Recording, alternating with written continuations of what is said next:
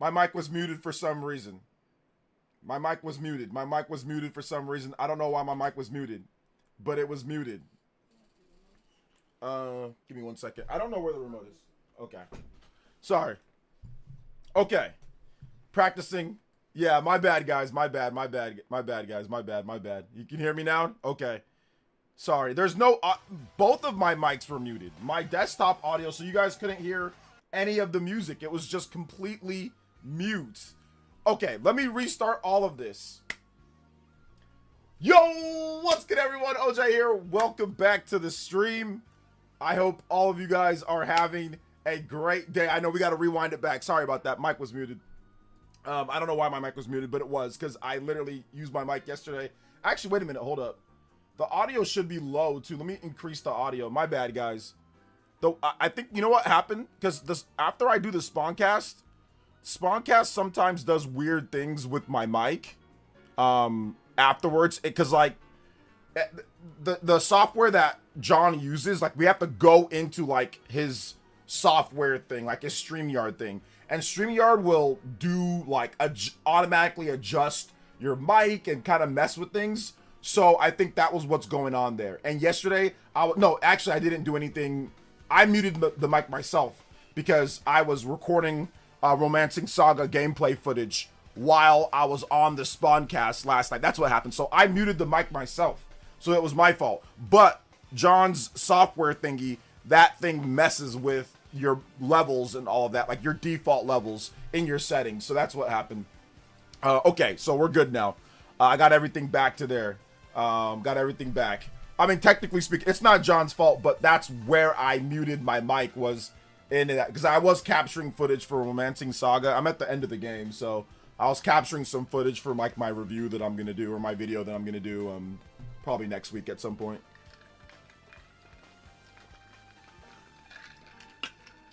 So yeah, there you go.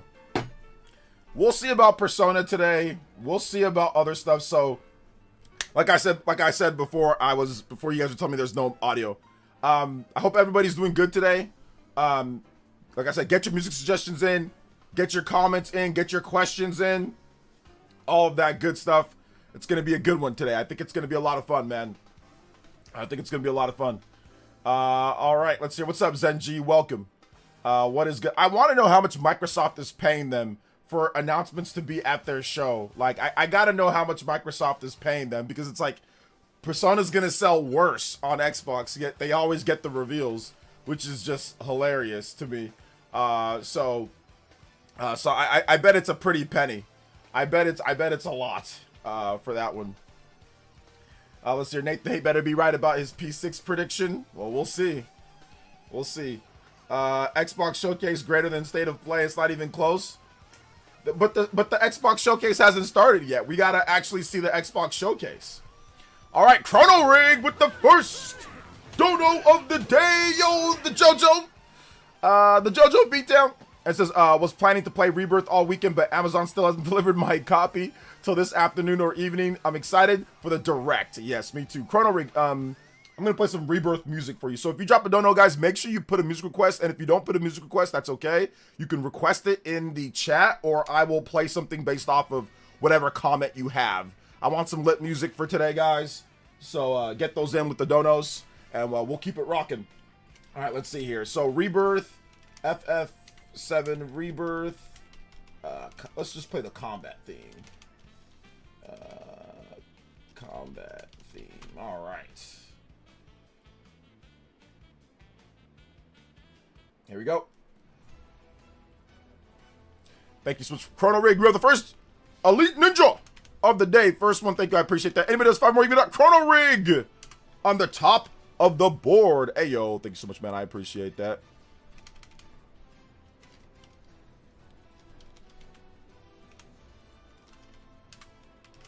All right. Really excited for the job system return in FF7 Revelations. Yeah, I heard about the job system returning. I kind of don't want to spoil myself too much on the game, just because I just want to play it myself and see all the different, you know, enhancements and stuff. But yeah, I'm looking forward to seeing what they do with the combat and with like the job system and other things like that. Prediction 24 first party games announced, 20 canceled, 3 flops, 1 with 20 million players on Game Pass for 1 week before it disappears. 600 jobs I think you meant wiped out. 12 dev studios shut down. I mean it's possible. When Rebirth came out for PS5, Amazon actually gave me my copy 2 days before release. So there you go. 2 days before release from Raspberry.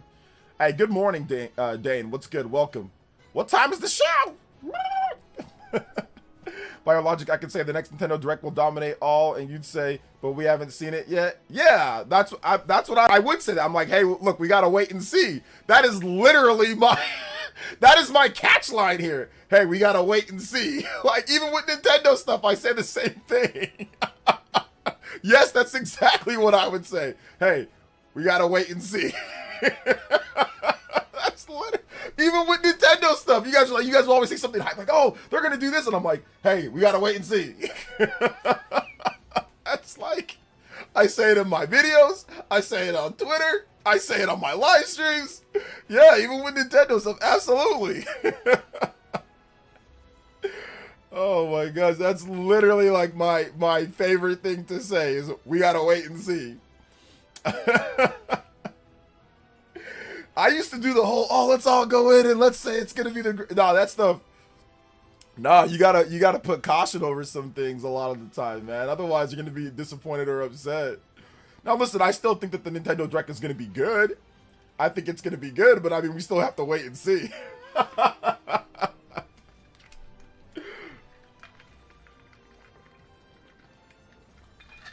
Excuse me.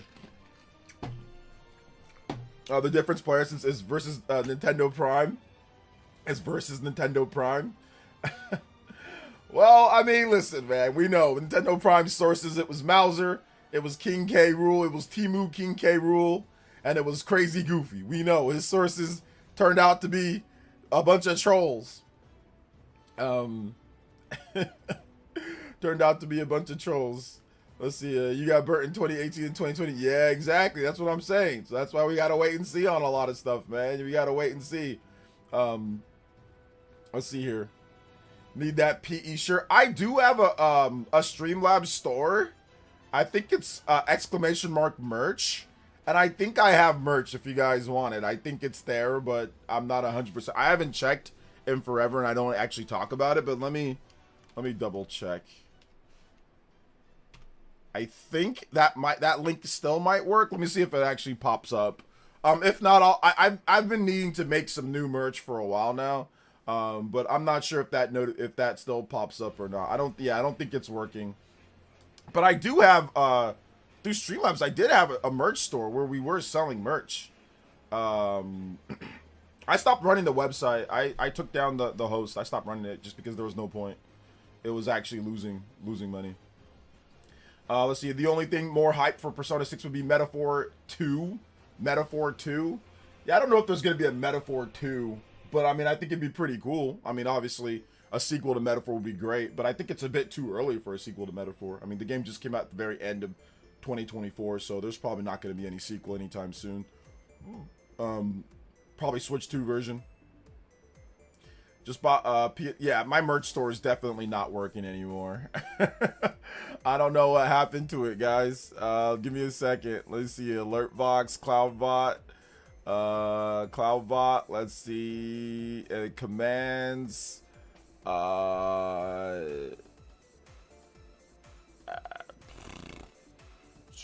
giveaway member. Yeah. Oh, I think it's shirt. ! Shirt. Okay, I think that's that. ! Whoa! Hey, what's up, Kevin? Shoutouts, man. Welcome to the stream. What is good? Xbox is LARPing with Persona. Kinda, a little bit, yeah. A little bit they're LARPing with it. A little bit. Yeah, I don't. You know what? That command, even though it's saying that it's supposed to work, it's not. Something's not popping up with that. So yeah. Either way, yeah, I'll get it fixed. Dan Dips. Just bought a PS5 Slim like an idiot. I need GTA 6, Sorrows, Bloodborne, Demon Souls, and Ghost of Yotei. Are you gonna be able to have time to play all those games? So, I don't think that's being an idiot buying it. But I mean, yeah, I mean, if those games were all known well beforehand, I mean, you definitely should have bought it like before if you wanted to play all those, because Sony, I mean, those games are either already out or have been known for a while. So yeah, definitely you should have bought it before, and if you thought all those games were, you know, were your thing. But it's okay, better late than never, I guess, right? Morning OJ, I gotta wait and see. That shoutouts is a classic. Yeah, shoutouts gotta wait and see, you know. Let's see here. I stopped dating that woman, so yeah, I have time. Why did you stop dating the? What happened? I thought everything was. I thought everything was working out good. What happened?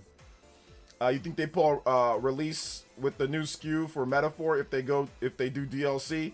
I don't think they do that this time around. I think they learned their lesson, but you never know, right? You never know with Atlas. Turn on and off the bot. Yeah, I don't think it's the bot. I don't know. Let me see with the bot, bruh. Let me see with the cloud bot. It's I'm gonna turn it off and then I'm gonna turn it back on.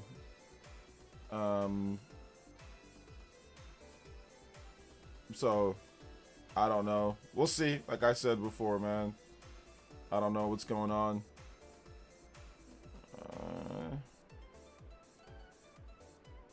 Yeah, there we go. So it might work, it might not. Who knows? It started becoming more a platonic friendship. It was going too slow. Dating for a month and never kissed. I ain't having that. So dating for a month, never kissed. But did you try to kiss her and she was like, I don't want to, or what was going on there? Did you even try though?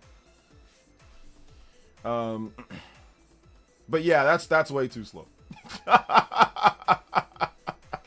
That is way too slow. If that's the case, that's way too slow. I did. She wanted to instigate the kissing.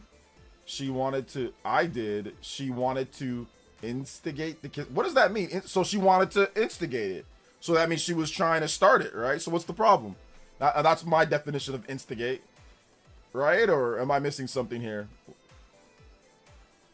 To be honest, I forgot we had a showcase today. Yeah, because it's Sunday. I mean, so people aren't thinking that there's going to be some type of big showcase on Sunday. But Microsoft has had Sunday shows before. So, okay. She never started the kissing. Oh, okay, she never started the kissing. Oh, okay. Yeah, well, it is what it is. Was she okay with you guys stopping to date or what? Plus, she's an extrovert, and I'll never be able to keep up. Old man Jeffrey Tucker. Yeah, she was okay with it. Okay, cool. Well, as long as you guys, it was mutual, it was all good. There's many fish in the sea, Jeffrey. So, you know, you say that you got time now. I don't know, man. You might meet somebody else later. I meet somebody else later.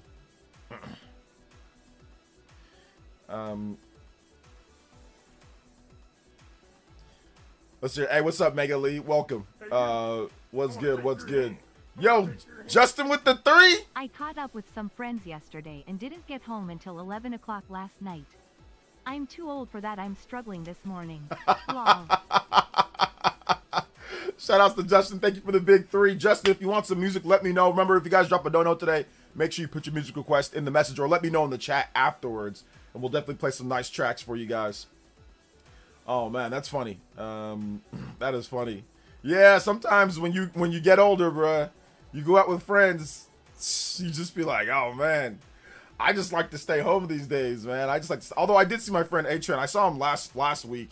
I'm gonna hang out with him again. Like, we're gonna hang out again maybe in the next couple of weeks. But yeah, man, it's good stuff.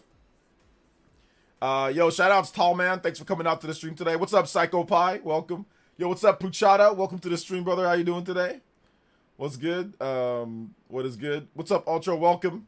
I don't think there's gonna be any Skylanders reveals, man, but we'll see. Super hyped to play Fire Emblem 3 Houses for the first time before the new one this year. Nice. Get started on that one because Fire Emblem 3 Houses is not short. It's long, so it's like minimum. Maybe if you put it on easy, you can beat it like in 40 hours, but like, it's not a short game at all. It's got like 2 whole games packed into one game. You've got the first part, and then you have the Shippuden time skip, and both parts are like, the first part's probably longer than the second part, but Yeah, it's not short at all. So definitely get going on that, because I wouldn't be surprised if Nintendo dropped Fire Emblem Fortune's Weave like in the next 2 months. Like, I wouldn't be surprised if we see it in like August or September. So I think that's coming up very soon. Yeah, hit that like button though too, guys. Hit that like button as well.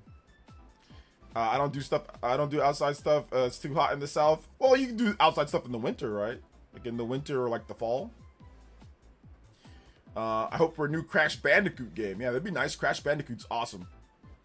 Crash Bandicoot is awesome. Dig my head out of the sand. Why are we expecting Persona 6 to be announced by Xbox?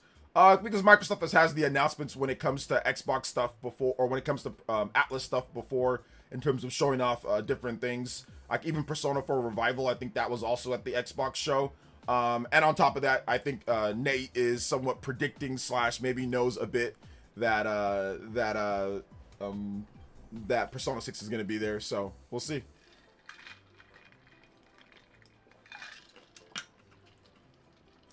Let's see here. Hey, what's up, Monolith Soft Ninja? I'm glad Stellar Blade 2 is getting backlash. It's at some point it's got to stop. It's getting backlash from people that are being crazy. Not A-Train from the boys. This guy's white. well, the original A-Train's white, so we're reverting back to the original party, man. Oh man, kind of has the same hairstyle as the original A-Train too. Nowhere near as a jerk or douchebag though. But anyway, what was I about to say? But no, there's nothing wrong with Stellar Blade. People are being crazy. Y'all gotta stop being weird.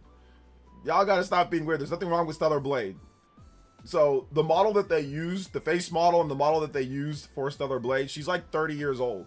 So, and she looks like the lady that's in the game. So y'all gotta stop being weird, man. Let's see here. Does A-Train in the Boys comic do that thing to Starlight? In the Boys comic? Yeah, A-Train in the comic does, but not in the show. In the show, he doesn't. In the comic, he does, but in the show, he doesn't. The show, it's just the Deep. Let's see here. What about Starlight? Some people are complaining. They're saying that the girl looks too young, the main character, and she's like sexualized because of her bodysuit. But the lady who's doing like the face model for the lady who's doing it, she's like 30 years old, and she looks the same. She just looks real young, you know, because like a lot of Asian women look younger than they are. Yo Peeps with a $10 dono. And he says, sorry for last night. My TV cast was acting up. Not your stream. I know Xbox had the marketing rights for Persona. I still feel like it's a PlayStation game. Yeah, I mean, I think it's going to sell best on PlayStation, and if it comes to Nintendo Switch 2, it's obviously going to sell way better on those platforms. But, I mean, Microsoft is giving Atlas tons of money for it, so there you go. I mean, the dollar rules out in this case. I think Sega knows that that obviously it's going to do better other places, but why not take the money if they're willing to give it? Thank you, Yo Peeps 85. Thank you for the big $10 dono. Thank you for the big $10. I appreciate that, bruh. You're the new stream that just stream Hulk Hogan.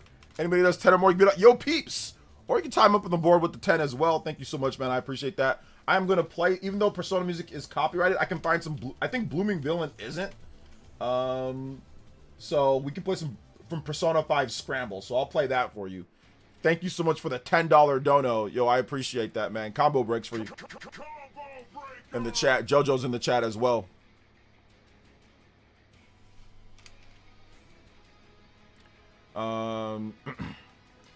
Let's see. You looked the lady up, my man? Well, she was on Twitter, so my timeline showed me that. So yeah, like somebody put like, you guys are acting weird. The lady's 30 years old. She looks young. So it is what it is, you know? Let's see here. Man, I ain't making no damn tier list for Skylanders, bro. Let's see here. Persona 6 on Switch 2 day and date. You think? I mean, maybe. Let's see here. I couldn't sleep at all last night. Love Persona 4 so much. I'm excited for today. Nice. Let's see, a lot of self-reporting. Yeah, a little bit of self-reporting going on, man. A little bit of self-reporting. Is it possible that we get a new Need for Speed announcement? A new Need for Speed. When was the last Need for Speed? Let's see here. Still see people call P5 not mainstream and Expedition 33 is. I think it's because of the rate of sales. Expedition 33 has sold a lot in a very short amount of time compared to Persona, which needed multiple platforms, multiple versions, and multiple years to sell what it sold. So I think that's the reason why. Because Expedition sold 8 million in 1 year, so that's really good. Like that's good for even normal AAA games. I mean, but for Expedition, for a turn-based, you know, their first game, turn-based RPG, that is incredibly good. That is very, very, very, very, very good. That's actually better than pretty much, I mean, outside of Pokemon, and I guess you can say Power World to a degree, but Power World, that's not a turn-based RPG, so outside of Pokemon, that's quite possibly the most impressive that we've seen recently when it comes to turn-based RPGs. I haven't seen anything that good, you know, with that rate of sales in that short amount of time. So I think that's the reason why some people put it more in, you know, like, oh man, that's kind of like more mainstream. But like I said, I don't know if they're going to be able to do that again. Like that's going to be very hard to emulate.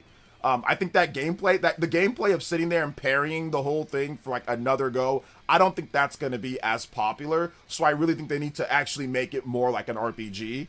Like they need to actually make real in-depth mechanics and not just kind of like Picto slop, you know, like, oh, you can just smash a bunch of Pictos on people and like do crazy. Like they need to actually flesh out the mechanics, and you don't need to sit there and parry everything. They need to actually make it like, oh, the classes matter, you know, aggro matters, things like that, right? I mean, it was a cool way to not have to do any of that.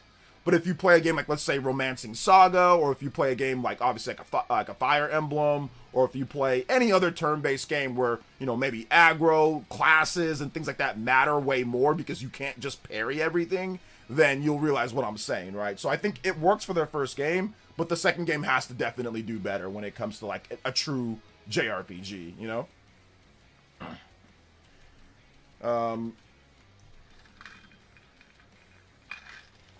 Let's see here. What's up, guys? Welcome. What's up, Epic Globster? Yeah, the gameplay definitely needs to be refined. And maybe it needs to be to where sometimes, like, you can parry the biggest attacks, or maybe it's like parrying doesn't do outright nullify damage. It like maybe it just reduces the damage. Like they've got to do something, because you can't just do that whole thing where you're just sitting there parrying all game like again. So they gotta vary it up. Like I've been playing, like I said, Romancing Saga, and gameplay perspective wise, Romancing Saga dookies all over Expedition. It's significantly better. You got 5 characters that you can use. You've got multiple different weapons per each character. You've got aggro, you've got different abilities per each one of them. There's different slots, there's different classes in terms of like martial artists. You can mix and match, you can level up each individual skill. Like it's just way better if you're an actual RPG fan. Now if you don't really like turn-based RPGs, then yeah, Expedition is going to be great because it's got the graphics, the cinematics, it's got the ease of play, the ease of use. Okay, we'll just press this button, you know, and try to parry it. It's like a little mini game within a full game, you know. So for the more casual consumer or RPG fan, I think Expedition's phenomenal, and I love Expedition. I think it's great, but yeah, you know, I think, what was it? Romancing's my first turn-based RPG that I really played in depth outside of Trails in the Sky, which is kind of like a hybrid action and turn-based. It's my first one that I've played after, and I'm like, oh man, there's a lot of a lot of flaws that they have to fix for the next one. So what's up, Viper? Thank you for the subscription, man. Well, not flaws, just I think that they just need to add more depth, you know. They just need to add more depth. Let's see here. I do like sword combat in Stellar Blade, so hopefully the brawling style in the new one feels good. Well, they did. She's gonna have swords as well too, so they did state that. They are gonna have swords as well. So she's just, you know, they just showed her more brawling style. Hey, what's up, Vice? What's up, Vice195? He says, I love this time of the year. So much gaming news. I think this will be better than the last day to play. We'll see. Yo, Matt G with the $1.99 says, is Conquer ever coming back, or a Switch 2 version? Probably not. I mean, maybe, but probably not. Conker's one of those old school franchises that just, I don't know, just might not be a thing anymore. But we'll see. We will see. Thank you for the 2, man. I appreciate that. Combo breaks. Hey, what's up, Lucette? Welcome to the stream. How you doing today, young lady? What's up, the Great Wah? Shout outs to the Great Wah. He's here as well. What is good? Ego Maniac. What's up, Ego? I don't get why they single out games, look at Persona 5 characters, and they're celebrated. I don't know. I think maybe because of the graphic style of it, and like the cutscene, or like the shots of them and all that. Maybe that's the reason. Although I don't think there's anybody in Persona when it comes to the main cast. I mean, maybe Anne, but I think, aren't they like 18? I think, or are they not? Or maybe they're under. Either way, yeah, I don't think they're. Yeah, I don't know. Yeah, I think you're right about that. I think it's because of the graphics. I think that's why, and because of the Stellar Blade IP. Let's see here. What's the appeal of Stellar Blade? It can't be the gameplay. The gameplay is great in Stellar Blade. The gameplay is great, but I would say, as somebody who actually played the game, I played all the way through. Stellar Blade is the gameplay is fun. It's good gameplay. It's got good graphics. It's got good music. It's got fantastic music. So yeah, I would say gameplay, graphics, music, sound design's pretty good. Upgrades, leveling system, it's fun. Boss battles are fun. So yeah, it's a good game. I'm not saying it's like the greatest game ever. Not saying it's like a 10 out of 10. I mean, but I think to me, like, Stellar Blade's like a solid, 7 or 8 out of 10 game. I'd probably give it like an 8 out of 10. The first game. Let's see here. I'm hoping Spyro 4 gets revealed in the showcase. I've been a Spyro fan since the originals on PS1. Yeah, we'll see. Yeah, the vibes are impeccable. I think the music sets the vibes or the tone of the game. So the vibes are really, it's got really cool vibes too. Yeah, I agree. The music, like I said, the music's really good. The music is like so good. The Raven boss fight was dope and stuff, but yeah, that was pretty cool. It's got a parry system. It's got a little bit of Souls elements. I mean, it's not necessarily a Souls game, but it's got a little bit of that Souls elements in it. Like I said, it's not perfect, but it's fun.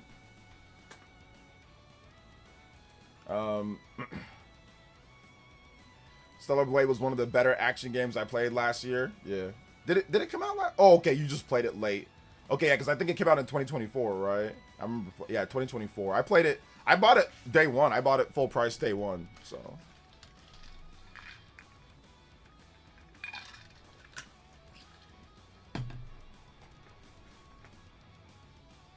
All right. Shout outs to Shaw X. What up, Shaw X? Welcome to the stream, brother. I'll play some Conker music for you, Matt G. You didn't request any music, but I'll play some Conker. Conker's Bad Fur Day. Conker.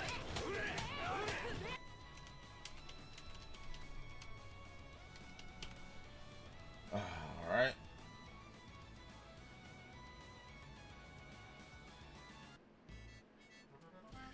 Shout outs to Matt G with another $1.99. Let's go. Stellar Blade 1 going to Xbox and Switch 2. Yeah, that's going to happen.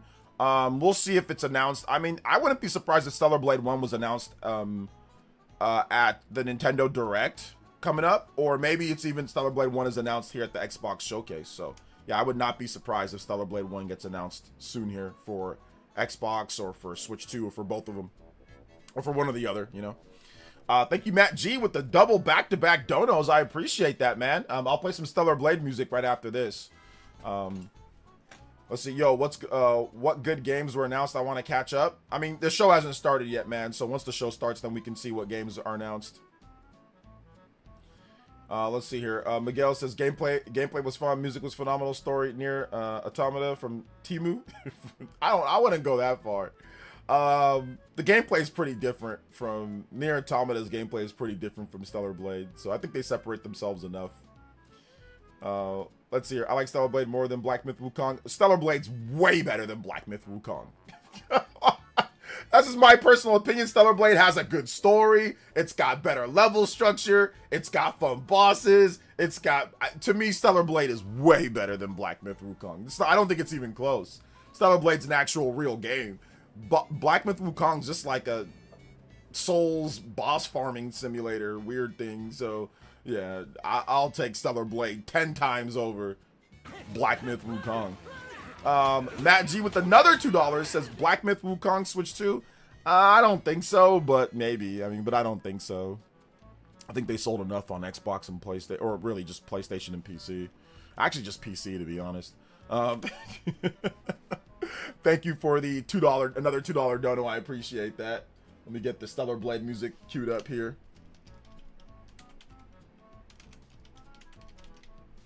Then we'll get maybe some Black Myth Wukong music. Hey, what's up, Ranavir? Welcome to the stream, brother. Hope we get a Switch 2 port of Stellar Blade. I recently picked it up for 20 bucks on PS5, but I'd really like to be able to play it handheld mode. Yeah, that'd be nice. That'd be nice. You don't know? I know about that. I know about. If you like story, if you like vibes, if you like music, if you like actual real level design, Stellar Blade is better. Now, if you like just like, if you're like a core Souls player and you just like combat, then okay, I get you. I get why Black Myth will. But if you actually like story and characters and vibe, Stellar Blade is way better. What's the vibe of it? It's just a Journey to the West boss fighting thing. That's what Black Myth Wukong is. It's a Journey to the West boss fighting thingy. The vibes are not good at all in Black Myth. It's just, okay, we have some of the Journey to the West stuff, some of that, like, you know, you got tigers with nunchucks, you know, and like, but Stellar Blade actually has characters and depth and vibes and like the backstory and like, I mean, like, it's just not, okay, here's Journey to the West adapted again for something, you know. I'll take Stellar Blade over 1,000,000 times, bro. I'll take Stellar Blade 1,000,000 times over. I think it's way better. Let's see here. Low-key, Black Myth Wukong was an industry plant. Maybe the Chinese government industry plant. Maybe. I don't know. It could be. Oh, man.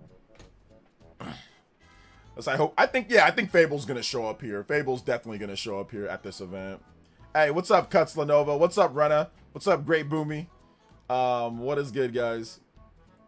Stellar Blade is a way better game. I had more fun than Wukong. Yeah, like I said, if you like a game to be a complete game, I kind of equate Black Myth to like Pal World. It's like that. It's kind of like there's just like a shell of a type of game, like a Pokemon game or like a Monster Tamer game, and like they just kind of make a shell around it and say, hey, if you like this style of game, then this is for you. But the substance is just missing, and that's how Black Myth Wukong to me. Hey, this is a Souls game with Journey to the West theming, and there's not much else to it, but this is what it is. And if you really like that archetype of game, then Black Myth is definitely for you. But Stellar Blade is like an actual game where, okay, the visuals, the gameplay, the story, the characters all vibe together, the music, and it puts together an emotional experience through all of those phases. Black Myth does not do that. It just seems like they just threw together Journey to the West with a Souls game and said, all right, let's do it, and then pumped a bunch of marketing behind it, you know? Which is fine. Nothing wrong with that, but I mean, for like a full, complete game, yeah, like I said, give me Stellar Blade. Give me Stellar Blade.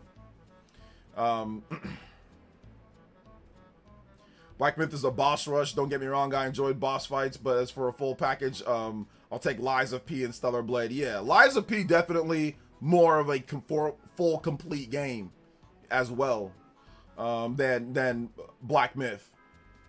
Are you excited about the Xbox showcase? If not, you may be in for a treat. Am I excited about the showcase? I mean, I'm looking forward to seeing what they have to show. Sure, yeah. Let's see here. OJ just hates Souls archetype games. That might be true, but I just said that Lies of P is a better game as well, and that's a Souls game too. And Stellar Blade also is like somewhat of a Souls archetype. It's not a Souls game, but Stellar Blade copies some elements from those games too as well. Kind of like it has a little bit of Sekiro, has a little bit of Souls, it has a little bit of, you know, Nier, has a little bit of everything kind of put into its DNA.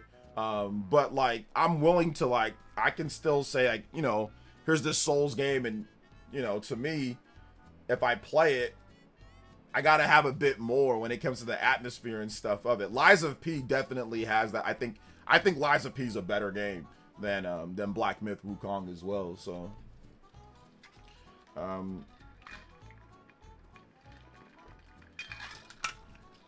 Lies of P Switch 2. That'd be cool if they put Lies of P on the Switch 2. I mean, I don't know if I'm gonna sit there and play it, but that'd be cool. I think it would be fun. All right, let's get the Stellar Blade music up next. Let's see. I hear Liza P is good. Might check it out. Yeah, Liza P is pretty good. I actually wanted to buy it, but for some reason, I don't know what happened. It was in my cart. I thought I bought it, but then I didn't. So I thought I bought it on PS5. There was a discount, like the physical version. Then it never. I don't know what happened.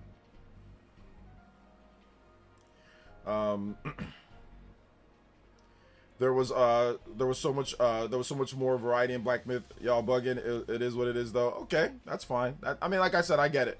If you feel that way, that's fine. Let's see here. I played Liza P demo. It was not and I was not great at it. LOL. Probably need to play more. Yeah, you just need to practice. I mean, it's a Souls game, so you're supposed to die over and over and learn the different, patterns. It's like I said. To be honest though, guys, I'm so tired of Souls games. Like, I'm already done. I've checked out. Anytime that I see like the Souls gameplay, I just check out. So I'm kind of done with Souls games, so yeah, it's all good. I kind of checked out because there were a few Souls games that were showed off at the Summer Games Fest or Summer Game Fest, and I just checked out whenever they came on. So yeah, I'm kind of good. Are you getting Death Bloods? Yeah, I'm getting it for work related stuff. Yeah, I'm gonna get it. I don't know if I'm gonna like it though, but I'm gonna get it for work, so just so I can check it out for work. But am I like, oh my god, Dust Bloods, I can't wait? No, not really. Notice how I don't talk about it much on my videos. I don't make individual videos like hyping it up or nothing. I just talk about it like, oh, whatever Nintendo's upcoming, like they're gonna show off, but I don't hype it up. I just gotta say it might be good. We have to wait and see. Ever played Minecraft Dungeons? Yeah, I played Minecraft Dungeons. Am I hyped for number two coming out? No. Let's see here. If Xbox had remaster Banjo-Kazooie and Conker's Bad Fur Day, it both did well. Make Banjo Conker game dip. I don't know what the heck you're talking about there, man. But yeah, Banjo and Conker coming back, sure. Starblade and Metaphor were my two favorite games in 2024. I played and beat Black Myth as well. It was a good game, but definitely too Souls-like for me. Yeah, Metaphor was my game of the year in 2024. I thought Metaphor was really, really, really good. I thought it was really good. Let's see here.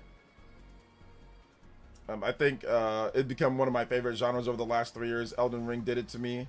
After that one, I went ham and went the backlog, just fell in love. I feel you, man. I get it. A lot of people like those type of games, but yeah, I'm good. Elden Ring was where I realized that, okay, I think I'm done completely with Souls games. I think I'm completely done. That's actually what broke my back on Souls games. That's when I said, you know what? I don't think I'm ever going to really get into Souls games anymore, was Elden Ring. I mean, I put about 20 to 30 hours into that game, and I'm just like, yeah, I'm good. I was making progress, and it was fine. And all of that. So yeah, but it just, like I said, it's just not for me anymore. So, give more Souls-like characters, action games like DMC and Bayo. I'll take those over more Concords. Yeah, I mean, I think anybody would take it over Concords, yeah, over those weird live service games. Mina's the closest Souls experience I can't get into. Mina's okay. I need to play more of Mina. I think it's good though. From what I've played, I think it's pretty good. I think it's pretty good. So, new Smash Brothers game, Blood Rain would be a great character. Nah, Blood Rain definitely would not be a good character for a Smash Brothers game. Why? I mean, why should that character get into the game? Like, what's the history connection there? Blood Rain isn't a notable character to get into Smash Brothers. No, I disagree with that. Let's see here. Says lack of skill. Elden Ring is easy. Lack of skill, bro. What? I know you're not talking about lack of skill with me, Davey. Let's stop that, bro. I literally beat all these damn RPGs and everything on hard modes. What are you talking about? It's not lack of skill. I just didn't feel like playing anymore. I mean, I just don't like it. I just don't like it. I beat Demon Souls back in the day. I beat Dark Souls back in the day. I just don't feel like it. What do you mean? Lack of skill. Fudge out of here. Mina the Hollower is easily best game of the year so far. Maybe. let's see here. I'm about 3 to 4, 3 to 4, 3/4 of Dark Souls. I'll probably play Elden Ring. You're allowed to not like something. Just because you don't like Souls game, that doesn't mean it's like oh, you can't beat them, you're bad, you lack of skill. That doesn't mean that. Just like there's other games that you don't like, and that doesn't mean it's a lack of skill if you don't like X or Y or Z game. I mean, it's so people are allowed to not like something, and that's okay. You know, you're just as long as you're allowed to like it. Everybody's not gonna love Elden Ring, like. So anytime you come here and you say you don't like something, you don't like something, I'm gonna say lack of skill. Okay, I'm gonna say that. Every single time.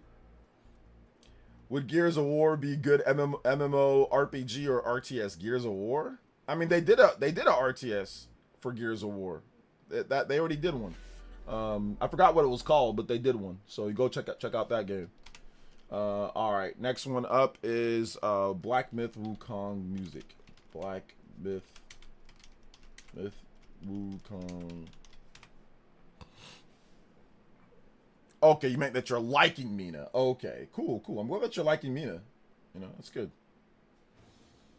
Everyone should love Elden Ring. Apparently, man, if you say that you don't like Elden Ring, you'll get attacked mercilessly on Twitter and stuff, man. Like, if you say you don't like it, they'll attack your skill. They'll attack your whole gaming history. They'll tell you you're trash. They'll just, it's like, bro, it ain't like, listen, I was test case for these type of games, bro. I beat Demon Souls on the freaking PS3. And that crusty frame rate and resolution. Like, I beat that game back then, bro. Like, they're not... And that game's hard as hell. So it's not a problem in terms of that. I just don't feel like playing the same Souls game for... I'm done. I don't feel like playing it. Just don't feel like playing those games anymore. Yeah, clearly suck at games, no skill. I'm telling y'all try to play some of these RPGs on the hardest difficulty when you get crushed on like the second boss battle. Let's see. No one cannot like Elden Ring yet recognize that it deserves to be praised because it does, obviously. Yeah, like I've praised Elden Ring. I've said, oh man, it's a good game. But just because it's a good game doesn't mean I have to like it. You know. You guys can like it. It can win Game of the Year. It can do all. That's fine. It's a good game, but that doesn't mean I gotta like it. Just y'all can like it. Sekiro is still the best. I don't care what anyone says. Sekiro's good too, but I mean I'm not a huge fan of Sekiro either. But you know, y'all can like that too. I see. Rage baiting. Okay. Let's see here. I can't button mash my way through.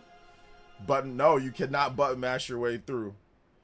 What up, OJ? Did you already say what you're excited for announced today? No, I didn't. I mean, maybe Persona 6, if that's a real thing in this showcase. We'll see if that happens. But I mean, I don't know what else to talk about when it comes down to it. Like, I don't know what they're gonna show. I honestly don't know what else they're gonna show outside of the stuff that we already know about. I'm not big on Xbox, you know, like, so I'm not big on Xbox, so I don't know all the Xbox stuff that happens. Let's see here. I don't know all the Xbox stuff that happens, man. So we'll see though. We'll see what's happening here with Xbox in about a little bit over 30 minutes. But OJ, if it's not from software, I'm cool on Souls for the most part. Lords of the Fallen and Mortal Shell ruined it. Yeah, did you see Lords of the Fallen 2's coming out? So, you think we'll get Tomb Raider gameplay? Didn't they already show Tomb Raider a couple times now? We'll see, maybe. I hope Revelation improves upon Rebirth. I had mixed feelings about Rebirth overall. What were your mixed feelings about Rebirth? Why? Did you see how Jez was getting fat shamed? I didn't know he was that big, but that's messed up. I did see that, Nintendo. I talked about it. I quote tweeted it on Twitter. I was like, what is Jeff Keighley doing, bro? But yeah, Jez was definitely getting fat shamed, man. Yeah, because he was, my man, he was looking like a big picture of black raspberry Kool-Aid. Like, oh, Kool-Aid, man. He was looking hefty. But he's working on losing weight. So you got to give shout outs there. Big love to Kevin with the dollar dono, and he says, I wish Microsoft would go back to their old IPs on the original Xbox and remake Crimson Skies and Mech Assault. Can I get any music from Fable? Yeah, sure. Fable. Fable music.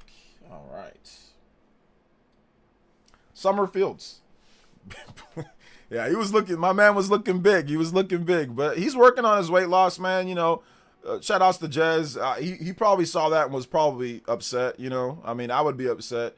I don't know why Keely took that picture. Like I said this before, like if you're going to take a picture of someone, two people, it was of him and it was of Asha Sharma. He didn't even get Asha Sharma's face. It was just the back of her head.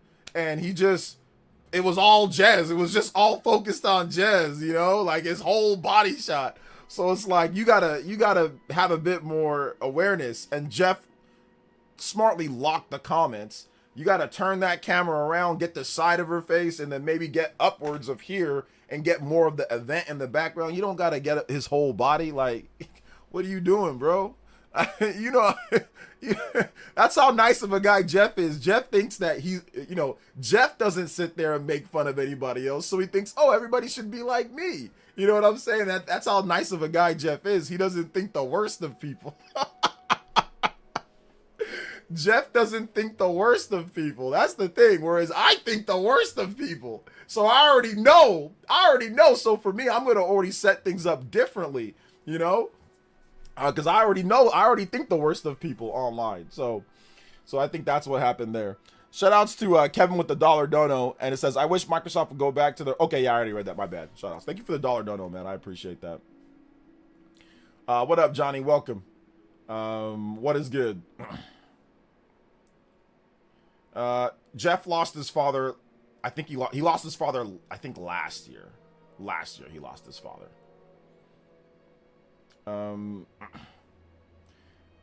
OJ, I appreciate you. Thank you, Maggie. I appreciate you too. Thank you for the support, man. We need a backwards compatibility refresh on lots of 360 games. I think people just need to move on from the Xbox 360, man. we just go buy a 360, bro. Just go buy a 360 and do the emulation thing, or just go buy the games yourself. I think we just need to move on. It's been a few gens now. I think we just need to move on, or you just need to collect it yourself or emulate. I think they can just move on at this point, man. I think they can just move on. It's time to let it go. It's definitely time to let it go. Or just get the system yourself and just play the games that way, you know?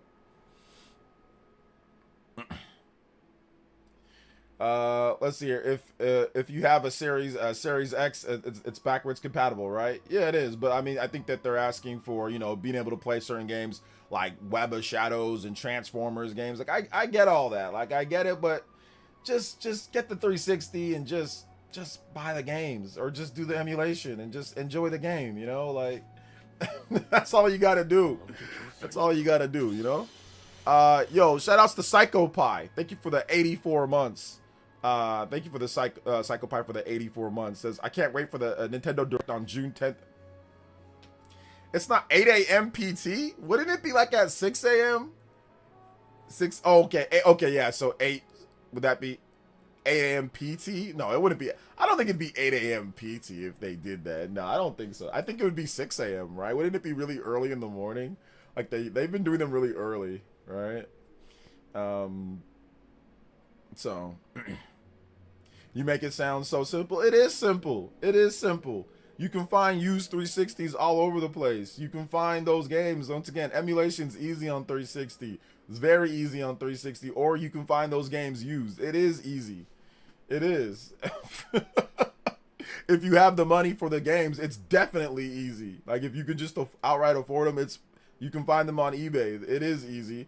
Or like I said, if you don't have that, if you want to do emulation since they're not doing it in new, like then you can do it that way too.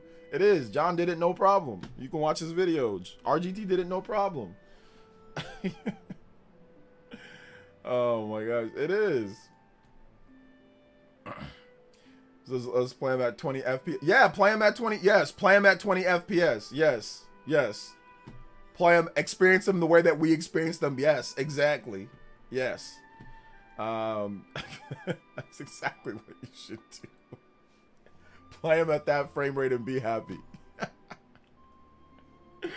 Atari announced to be master of Godzilla Destroy All Monsters and retro collection of Barbie games. Yeah, I did hear about the Barbie games and the retro collection of Godzilla. Yeah, we'll see. We will see. The games will be tough to port on modern platforms because licensing and dev studio changes over the years. In my opinion, emulation dub equals W. There you go. Emulation equals W.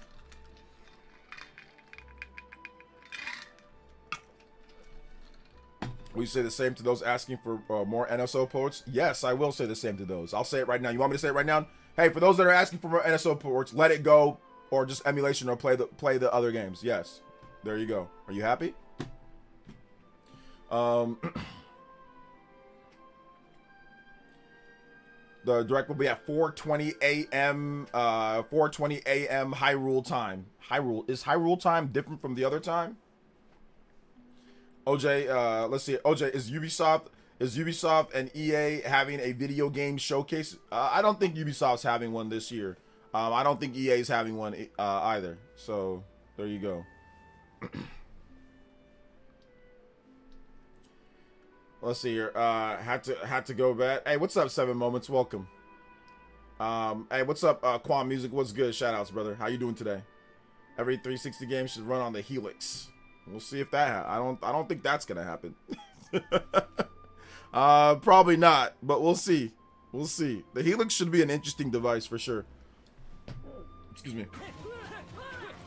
Big love to Deported Sicilian with the $10 dono. Hey, yo, appreciate that, man. And he says, do you think the Xbox showcase would communicate better with fans if they use the same language as the typical Xbox lobby, screaming and mouth breathing with profanity and slurs at an 8th grade level? Yeah, I don't know about that. Yeah, definitely should not emulate that. That wouldn't be a good thing to emulate. So, no. But I will say this. You guys communicate very well here, Deported, especially you. Thank you for the support, brother. I appreciate that. Let's get you up on the board. Deported Sicilian with the $10 donor. You were tied up. Yo Peeps got a two-way tie between Yo Peeps and Deported. Anybody does 10 or more, you can tie up, or you can beat out Deported Sicilian and Yo Peeps. Thank you guys for your support. I appreciate that. Thank you for your support, guys. Shout outs. 35 on the combo board, too. Let's go. You ever played WWE Day of Reckoning on the GameCube? I think I did. Imagine Hyrule Time Zone being MST for some reason. I know. I thought Hyrule would be like Central Time Zone or something like that. Like somewhere like in like Montana or like Idaho or something. Somewhere with like grazing fields like Hyrule or something. So I'm thinking it's like a Central Time Zone for some reason.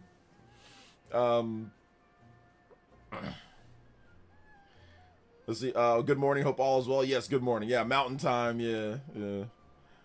But Xbox will be streamed, so but Xbox will be stream or will be Steam. Well, we'll see. OJ's Assassin's Creed Odyssey, Mirage, Valhalla, and other games coming to Switch 2, Far Cry 7. Nope, none of those are coming. They all suck. I doubt that they're gonna bring those old games over. I mean, they could. I mean, they might maybe do like a collection. I mean, there was definitely a bunch of Assassin's Creed, like old Assassin's Creed games on Switch 1, so they could do it for Switch 2. Maybe they do a collection. We'll see. We will see. There's no Far Cry on Switch 2 yet, but I think they'll bring Far Cry over at some point. There was no Far Cry on Switch 1, so I think they'll bring over Far Cry at some point. I'm watching to see a possible PS and Switch 2 logo at the end of each trailer. I haven't played since the 360. They might have removed the logos. I'm not gonna say anything more than they might have removed the extra logos and all that. I think Asha Sharma, she's really listening to like people on Twitter, you know? Like, I think she's actually listening to people on Twitter and stuff. So I would not be surprised if they start actually reverting back to exclusivity. And start removing logos and all that type of stuff. I mean, she's just listening to people on Twitter, it seems. So we'll see.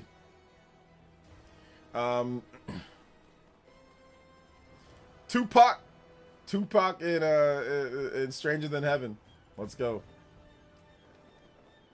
MW4 is coming, so I don't see why not. I mean, well, yeah, I think Call of Duty, that's legally obligated to put on PlayStation and Switch 2. So yeah, Call of Duty, yes, they have to actually show that and market that for other systems, because that's for like the next decade. So till, 2030 something, they got to do that. But I think for the other games, they might start pulling the plug and start. But like I said, hey, look, it's up to them. If she doesn't have to worry about the margins anymore, Phil Spencer had to worry about margins. Apparently, she doesn't have to worry about margins as much anymore. So I think she's entitled to do that. Ready for the new Gears game. I think it's Gears Ide. It's a remake of the original Gears of War, right? It's like a complete, like, full remake of the original Gears. I'm only watching this. Okay, I already read that. My bad. Most Switch 2 had the most third-party support since the GameCube. Yeah, yes and no. Yeah. If Xbox goes back to exclusivity, what games would actually get people to buy the console? Halo, Gears, Forza, Fable. Halo, Gears, Forza, Fable. That's what I would bank on. They just messed up. In the era that they needed Halo, Gears, and Forza to be really good, they messed up in Fable. They literally messed up on every single franchise. That's what killed Xbox. Was the Xbox One era.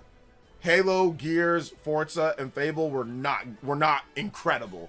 If Microsoft put out the quality that they put out in the 360 era with those franchises, the Xbox One would have sold significantly better, because it sold nearly 60 million without those franchises being incredible. So if those franchises would have been incredible and exclusive, the Xbox One would have probably sold 80 million plus. It probably would have sold another 20 million on top of what it sold, and they would have been in a much better spot than they are right now. But they messed up with those key pillar franchises. For the whole generation, they messed up. So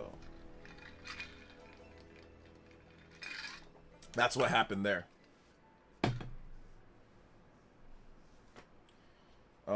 What's going on, y'all? Happy Sunday. Hey, happy Sunday, Hayes. I don't know. I feel like it would be very difficult now for them. People have lost faith. That's what I'm saying. They lost faith because the last two generations, between the Xbox One and the Xbox Series, those franchises have not been, outside of Forza, those franchises have not been incredible. They have not been, like, incredible every single release and consistent releases. So that's what messed them up, is they had two straight generations of flubbing their biggest franchises. So you can't survive that. That's hard to bring back, that's hard to keep the fans there, Gears of War Ide isn't a remake, it's a prequel. Oh yeah, there we go. It's a prequel. Sorry about that, guys. Yeah, prequel, not remake, prequel. Okay, yeah, good. Prequel to the original origin story. Okay, cool. My bad. I'm not a Gears of War fan anymore. I used to be a Gears of War fan. I played Gears of War 1. I bought that day one. One of the reasons why I bought a 360. Played that, thought it was cool. Played Gears of War 2, was bored out of my mind. Played Gears of War 3 with my friends, and I think that was the reason why I had more fun with it. So I did complete, like, the story and, like, see all of that. Played Gears of War 4, and it took, like, 10 years to download. It was, like, 100 gigabytes plus. And it kind of just copied Mass Effect a little bit. And I thought it was okay, but not enough for me to continue playing. I didn't think it was that great, so I just kind of stopped and fell off and never went back to Gears after that. So, but I did play the first 4 games. Let's see here. Hey, OJ, how is John from Spawn Wave doing? He's doing okay, I think. I don't know. I didn't check on him this morning. So, he's doing fine. I saw him yesterday in the Spawncast. He seems like he's doing okay. Yeah. The flip flopping is weird. They better off just dropping the game everywhere. We'll see.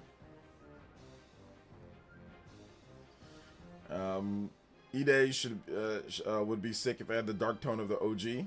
I'm pretty sure it will. It's a prequel, right? Leaning into the dude bro demographic didn't help Microsoft either. Well, they started on the dude bro demographic. That was literally their start, was a dude bro. So that was their original marketing campaign, was a hardcore dude bro system, shooters and online and Xbox, flexing and fake tough guy stuff, So that was like the whole identity of Xbox was fake tough guy, like kind of like, oh no, Alex, kind of like, that's like the whole identity, like bullshit, you know what I'm saying? Like lying, skate, like weirdo, fake tough guy, bravado, you know, kind of like that moron. That was like the whole identity of Xbox at the beginning. So weird lying stuff that they would say, like in their little magazine editor, they would sit there and like lie about GameCube at times and stuff like that, you know. But yeah, fake tough guy nonsense like him, you know. That was Xbox's whole identity. Makes sense that he was an Xbox fan, you know, or that that's where like he was really. It makes sense. Now it's all kind of coming together, you know. The line and the weirdo and the weird stuff that's happening, things like that, you know. He was an Xbox guy. He's LARPing as a PC. I mean, obviously PC guy now, but he's an Xbox guy. He started out as that. That's what he did. So he's a fraud though. He's a liar and he's a fraud. So at the end of the day, some people say Microsoft is a lying and they're frauds. Like Perfect Dark, that wasn't a real game. They lied about that game. That wasn't a real game. Freaking fraud, liars. So I think there's some parallels there. Let's see here. W, Tupac being in the new game. Do you think Faith Evans will make a cameo? If you know, you know. Oh man, I listen. I don't know if it's a W that Tupac's in the game or not. But no, I don't think Faith Evans is gonna be there. And yes, I know. Thank you for the dodo, man. I appreciate that. Yo, Combo Breaks. Let's go. Hey, what's up, the cool guy? Welcome to the stream. Take Gmod to church. Hey, man, take a Gmod to church. Let's go. Please play a song, original Gears of War game that made Gears of War famous. That song's copyrighted. I'm not gonna play that. That Perfect Dark gameplay was never real. Yeah, it was never real. Never real gameplay. They tried to say, come on, say, oh no, we worked on it. It was a vertical slice of a section of, like, bro, that was some fake gameplay, bro. That was some fake. You guys been working on the game for how long? And it was never real. It was never actually like real. So nah, I ain't believing all that, bro. I ain't believing all that.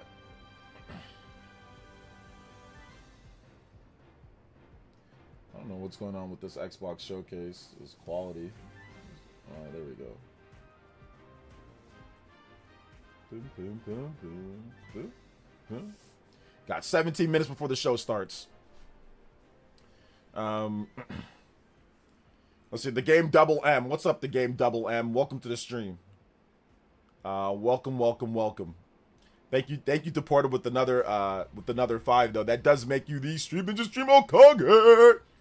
Yo, thank you, Deported. You are now the new, oh sorry, just the new Hokage. My bad. With the 15. I want to shake your hand. Justin with the 3 as well. Yo, Justin, let's go. I finished the bingo card for the direct when it's announced. I went for realistic with a touch of crazy. Lol. Okay, yeah. Show me the bingo card. I want to see the bingo card. I want to see the bingo card. So you can DM me it when you're ready. Yo, thank you, Deported, with the big 5. Thank you, Justin, with the 3 as well. We got the Soul Hokage board. Deported to slain. Anybody does 15 or more, you can beat him out. Still got to tie up on the Ninja board. Biggest dono of the $10 for Deported. And yo, peeps, thank you guys for your support. Shout out to Justin. Thank you for the 3 as well. Let's go. Appreciate that. Almost at the Noah and Mio. 17 more we got there. Let's go. Will we see a controller announcement? Maybe. Hey, what's up, Vadsent? Welcome, brother. How you doing today? How's it going? What's up, Nemar? Welcome. Good morning, boys and girls, or good afternoon. Send it to you on X. All right, I'm gonna check it out. I'm gonna check it out probably during the live stream. I'll check it out. I'll probably check it out during the live stream. I'll be like, all right, hold up. What's this about? What's this about? All right. I'm doing good. Just finished breakfast. Hey, there you go. The breakfast of champions. Let's see here. I'm doing shout outs though. Tupac Xbox announcement or else I don't want it. Oh man, the Tupac Xbox announcement. Is Xbox cooking? One way to find out. Xbox is cooking, man. They got lots of people in the stream. They got over 67,000, 67. So they got and rising. So I mean, people are excited, man. People are looking forward to the show. People are looking forward to the show for sure. People are looking forward to it. about to get the stuff soon. We're getting ready to take our grandma to church, but we're getting far with the blueprints. About to have the level ready. Hey, there you go, Vincent. Is this the first show with Asha being the boss? I think so, right? This is the first big show with Asha being the boss, or did they have something earlier? I thought that maybe they had something earlier. You know, if the video game War Dogs, I've never heard of War Dogs, so I don't know if it's coming to console or anything like that. Matt, 6-7 on 6-7 day. I hate it. Yeah, I know. I'm sorry, guys. I'm sorry. Let's see. This show will kill the state of play. I don't think so. I don't think so. But it might. But I don't think so. Justice for Phil.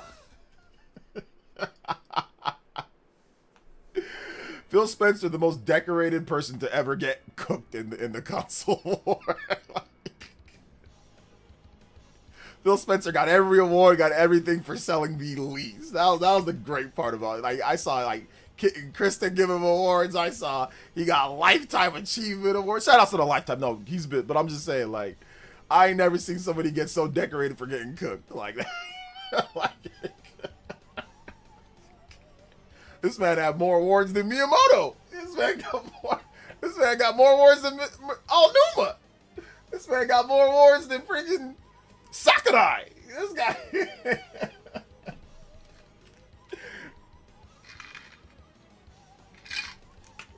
So, yeah, the effort. A for F. That's definitely the participation trophy award, right? 0 game of the year winners, too. 0 game of the year winners. Participation trophy award, for sure. Nah, he's done some good stuff. Obviously, he's done some good stuff. The Game Double M says, I wonder if Tupac's voice actor will sound like him. I mean, yeah, they're going to bring in, of course, they're going to bring in somebody that sounds just like Tupac. I mean, that's got to be of the utmost importance. So you can't get somebody coming in and he's like, hey guys, Thug Life, what? Like, what do you can't get somebody to come in there and sound like a complete bozo. Like, so yes, it's going to sound very much exactly like Tupac. Yes. Thank you for the 2 Game Double M. I appreciate that. So yeah, man, I appreciate that. Get some different Joy-Cons, Burger. Get some like the Nixie Joy-Cons. Get something else instead of using the actual Joy-Cons from like the Switch 2. Deported with the 5 says, what if Asha came put a hologram AI Tupac spitting bars together? How do you think this would affect the Xbox? Bro, what is going on, bro? What is going on? What is going on, bro? I don't know what you're talking about. Look, 5 more combos and we have the Noah and Mio. That's what I'm saying here. Deported, thank you. What are you talking about? Thank you for the video. My man Deported at the top of the board with the 20. Anybody's 20 or more, you can type or pass up. My man Deported, thank you for the support. Oh my gosh, bro. I bet they will use AI for Tupac. I doubt they're gonna use AI for Tupac. I doubt they are. I think they're gonna use a voice actor. Like they're gonna use somebody that can just emulate the voice. Let's see here. Forza was low key robbed for 2021 being in the running. No, I didn't say. No, listen. Microsoft has had games nominated. I think wasn't that one game? Psychonauts 2 wasn't that nominated for Game of the Year? So they've had games nominated. I'm talking about like actually winning it. Like they haven't had anything win it, you know. So let's see here. What if it doesn't sound like Tupac and they have a Canadian accent? I already told you that they're not going to do that. So I got angry in one game and scratched my Joy-Con with your teeth. Did you think it was a burger? No cease and desist from the estate on this one since it's not a Toronto studio. There you go. The Drake shots right there. The Drake shots.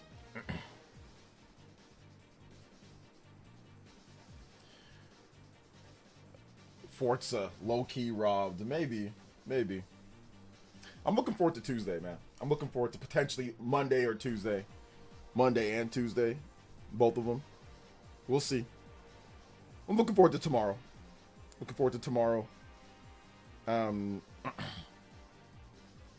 We also got some more information. The Lara Croft, I guess, voice actor says that Tomb Raider Legacy Atlantis is a complete reimagining. So it's going to play very different than what we saw before, you know? Very different than what we saw before.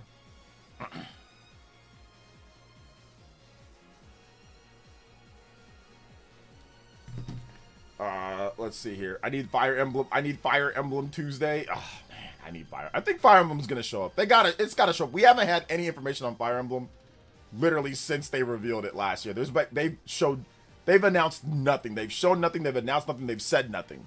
So we definitely need some more information on that game. We just need some more information on the game. Like, we haven't gotten anything yet. So I hope we get it. I think we're gonna get it. I think we're gonna get that. So all right, I think that's better with the. Hold up, let me see here.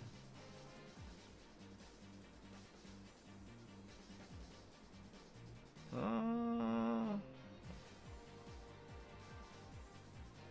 trying to messing around with this. I think that's kind of a good color. All right. I wish I could make the bold, like the outlines bigger on here, but I can't. It's up to 20, and that's the furthest it'll go. But hey, good enough.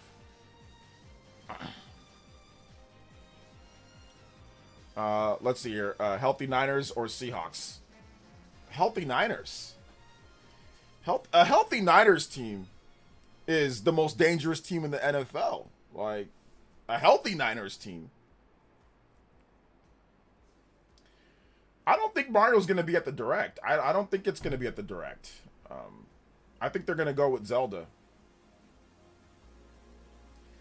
40th anniversary. I hope the ND is on Wednesday. Nintendo Direct is on Wednesday. It might not be. It might be the day before. It might not be. We'll see.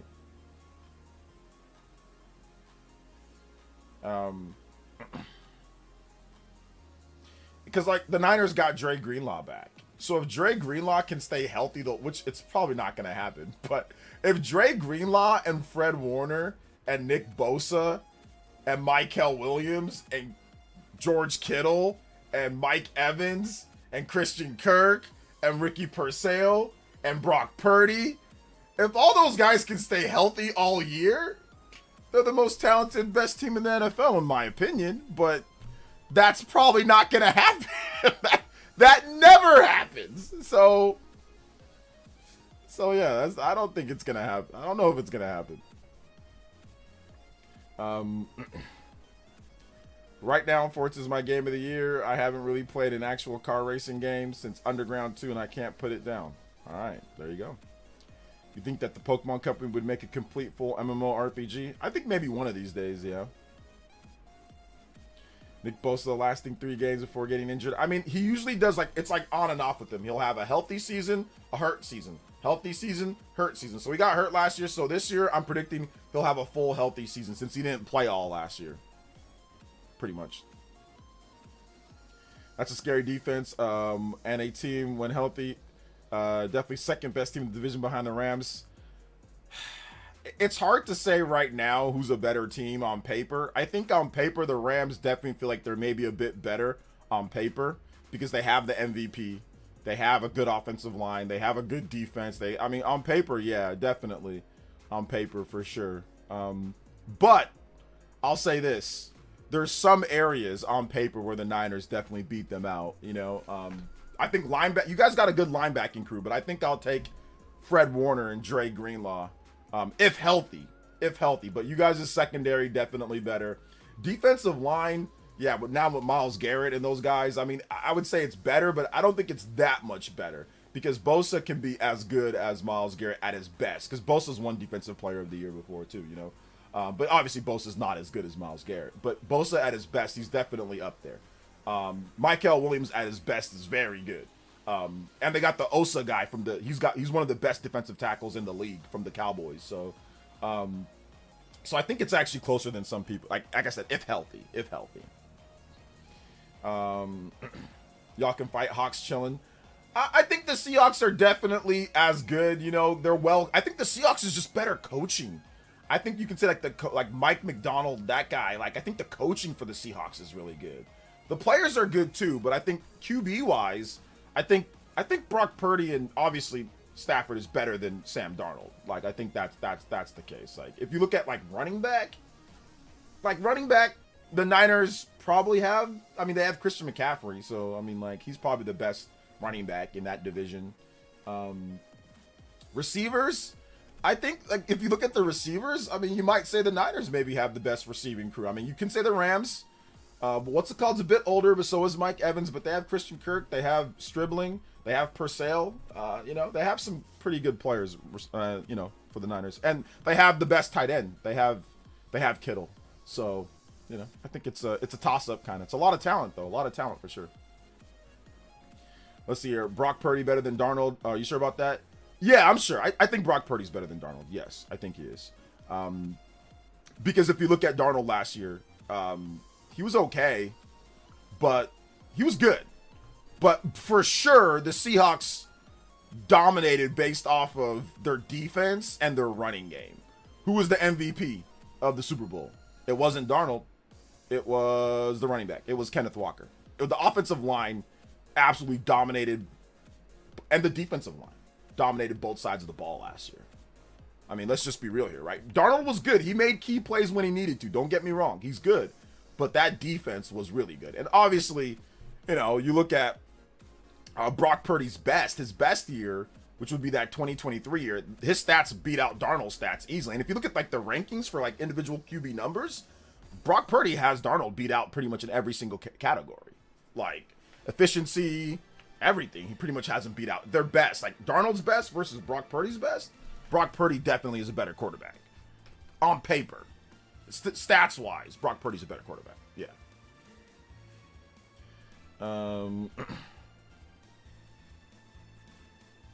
Let's see here. I don't think it's disrespectful to say that. The numbers back up what I'm saying. The numbers definitely back up what I'm saying. Like, that's not like, it'd be disrespectful for me to say that Brock Purdy's better than Matthew Stafford. That would be disrespectful. That would be disrespectful. That would be really disrespectful. I don't think me saying that Brock Purdy's better than Sam Darnold is disrespectful, because Brock Purdy's numbers are definitely better than Sam Darnold's numbers from a QB perspective. His numbers are better.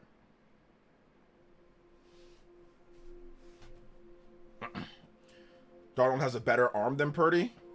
I disagree. I think Darnold has maybe a bit stronger arm, but I don't know about better arm. No. He has a stronger arm, sure, but better arm? No.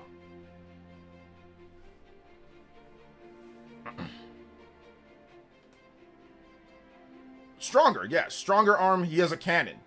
But better arm, like, in terms of, like, accuracy and touch and things like that, I don't think so.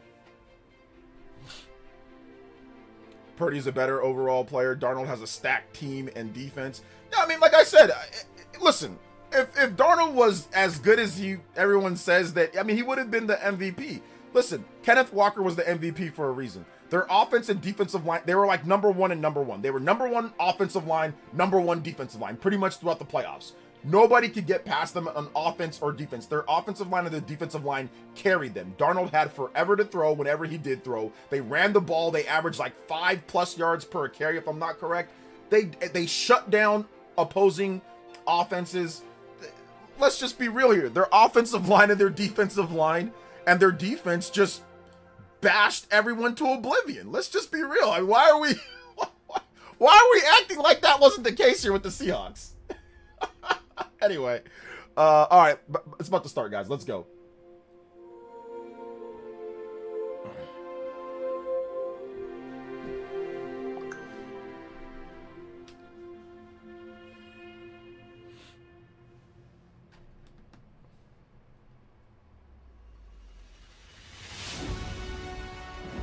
Lumentel worth a try, maybe.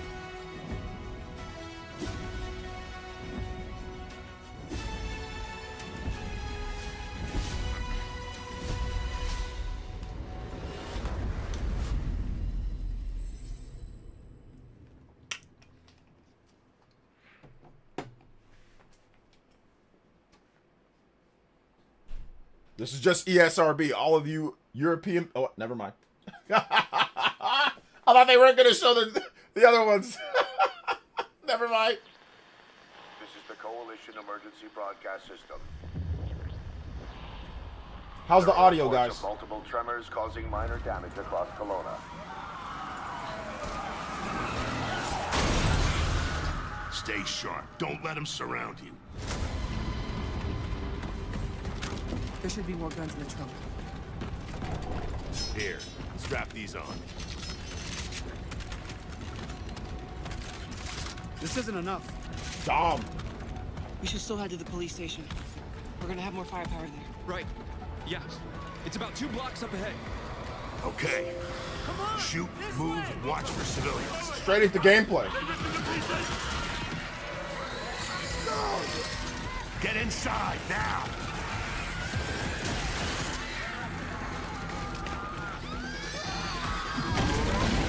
Ground's opening.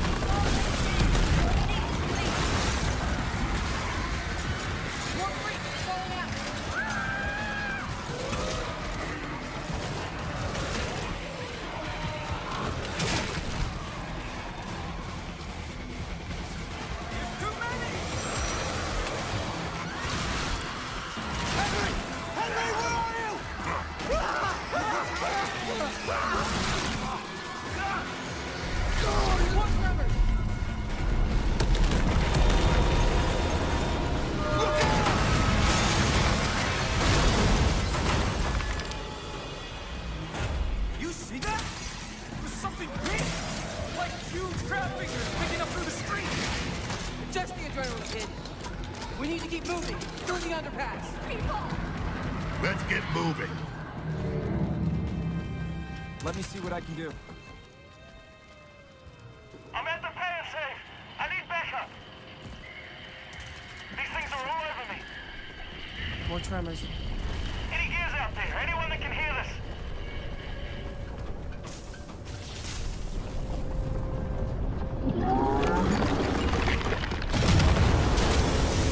Look out! Oh, shit!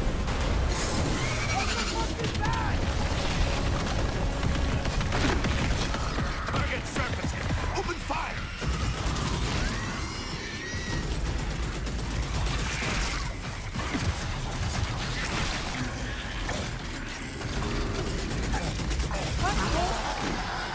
These are goddamn breach points.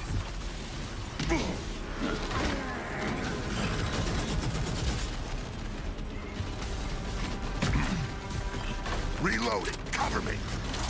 Why are they doing the perfect reload? The person's not doing the perfect reload.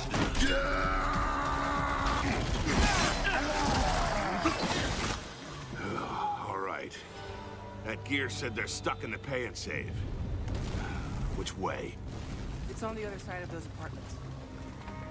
At least that thing carved us a shortcut. Through here.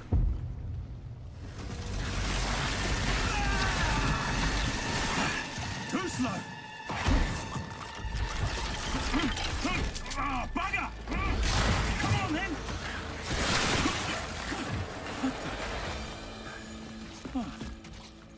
Nice shot.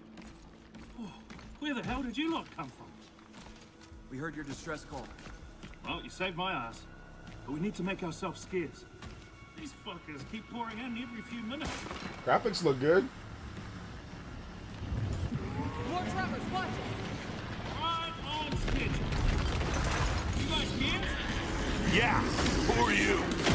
Private Marco Commander. Where's your squad? Hasty took out my squadron a couple of hours ago. We were into protecting some survivors nearby. I was about to get back when I got cornered in here. He's not doing any perfect reloads, and it's triggering me.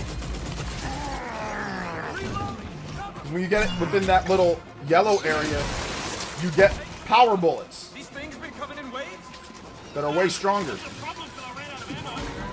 I'm gonna get scared. than all the individual fruits.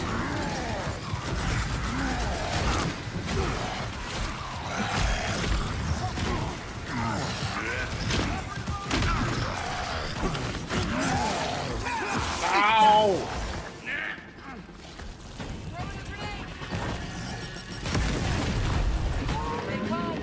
looks like Gears of War. Over.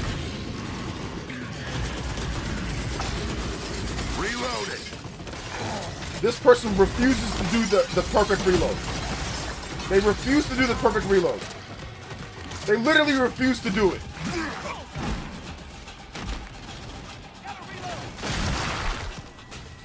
Anyone see him? Contact front! There's no end to these freaks!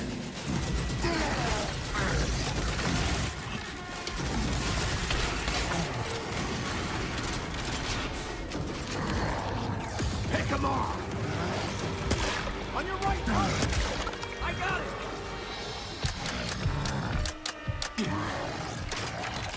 Jams. Damn it.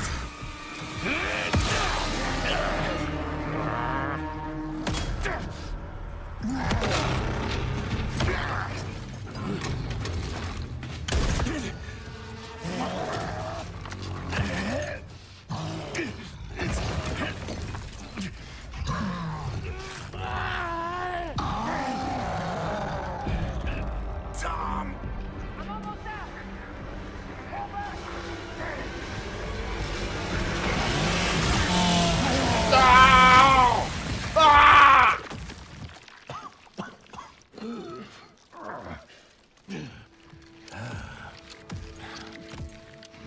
Our roads converge again. Marcus Phoenix.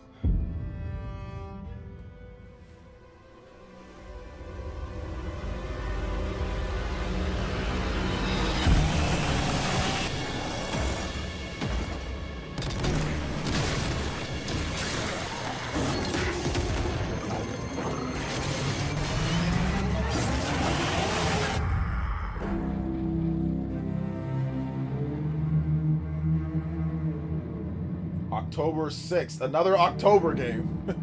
September and October. October 6th. There you go. Day one with Game Pass. Welcome to the Xbox Game Showcase. For the past 25 years, Xbox has delivered some of the greatest games of all time. Games that changed what was possible, games that brought players together, and games that defined generations. Xbox was built on the spirit of creativity and heart. And as we kick off the show with Gears of War E-Day, it's only fitting that as we return to Xbox, we return to Gears. So today, we're announcing that Gears of War E-Day will be an Xbox console exclusive. Oh, there we go. The core of Xbox is great games, and that's what today is all about. No PC. We're going to show you more than 25 titles from creators around the world, followed by our Gears Direct. Enjoy the show. No PC. No PC. They're done. At least no PC, just Xbox console exclusive. Well, it might come to PC, I guess, because it's a console exclusive. Do I remember the moment my powers came in? Oh, Tides of Annihilation? Well, I was being crushed to death with seawater and mud and manure, whilst holding onto my sister's hand. I remember her fingers gripped so tightly in mine that her nails drew blood. Until I lost her grip. But she stayed away. Oh, Fable. Never mind. Fable. I thought it was. It does stick in the memory bit, yeah. This is Fable.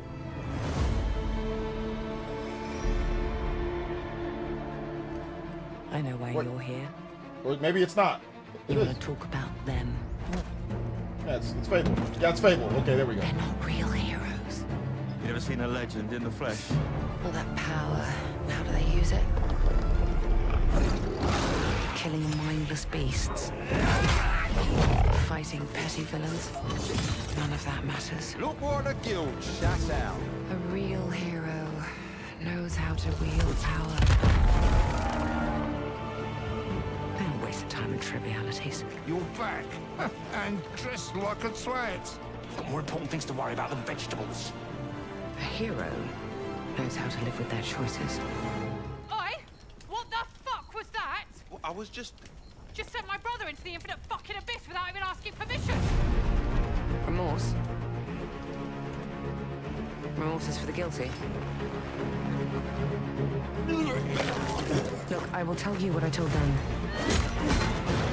Albion is broken, and I'm going to mend it. Albion doesn't need heroes. It needs a hero. You're a monster. And that hero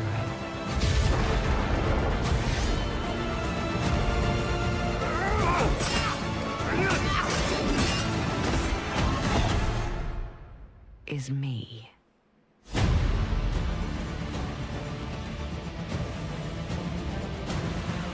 Fable next year, right? February?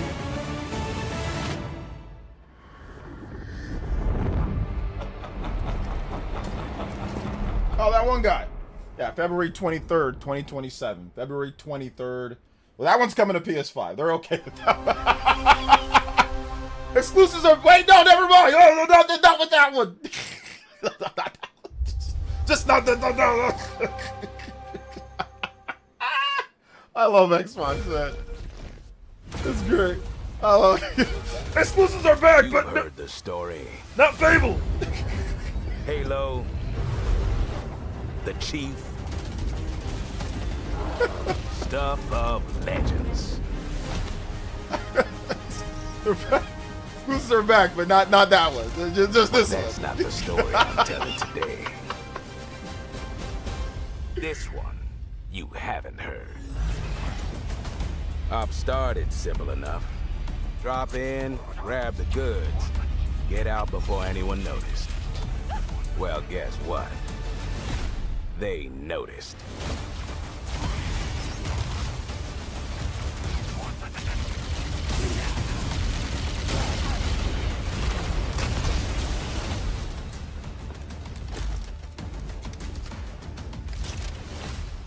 Now you ready to get to it? You serve long enough, you learn to read a battlefield. This place, more of a freak show. And trust me, I know freaky.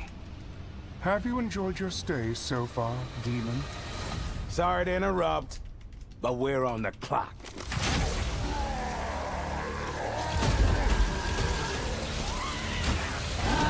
The thing with simple jobs is, they always get complicated. The plans change. Odds get worse. My advice, bring a Spartan.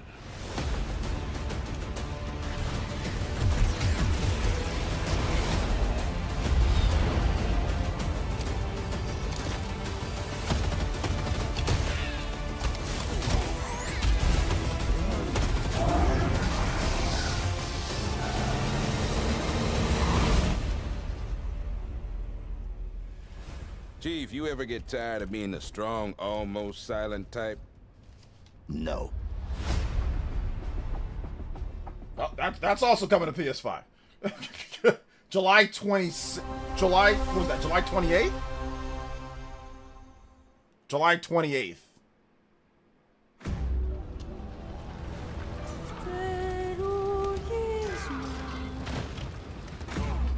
There's something on this island. It's like it calls to me.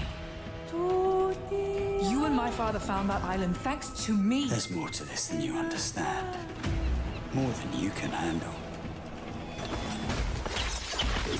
I've proven myself. Have you? Have you really? A sword keeps you alive. A dagger wins the fight.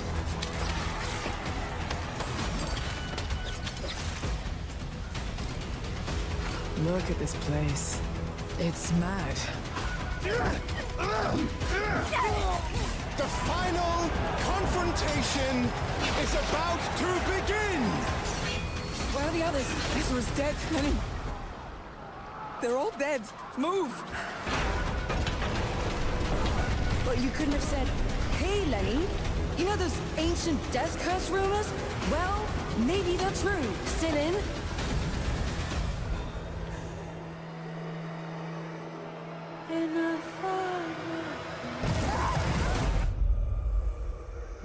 Oh, Plague's Tale. Okay, cool. I'm not into Plague's Tale, but I know like Evan likes Plague's Tale a lot.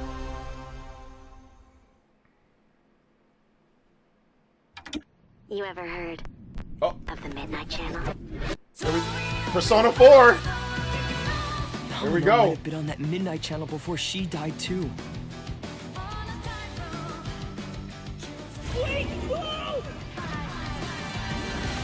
Now, where are we?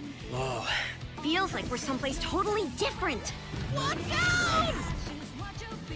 Now then, whatever's going on here, we're getting to the bottom of it. Yeah, it looks like To Reload. wield a persona is to wield direct control of one's heart. And the heart is strengthened through bonds. Doesn't it sound cool? Someone had to see that. I'm glad it was you. Was that supposed to be him? Good times never seem to last long, do they? I hate you, sneaky, stupid bully jerk! I can't wait! So, shall we? Really? Sweet! Come on, don't call me that. All shadows were originally born from humans. Well, then that means Senpai got killed by her other self. No! Get out of here! Don't look at me! Does that mean you're just gonna stuff me back in your head and pretend I'm not Rhea? I can't! That thing is not me! Persona! All right, which means that we also gotta catch whoever's tossing people in here. I think I'd like to help too. I'm not running away from this. Well, but I have no problem taking down shadows. It's over! So yeah, I'll be counting on you, partner. Then let's team up and catch this jerk. So like doesn't play like Expedition 33, not good. Persona 4 Revival, February 18th, 2027. All right. February 18th, 2027.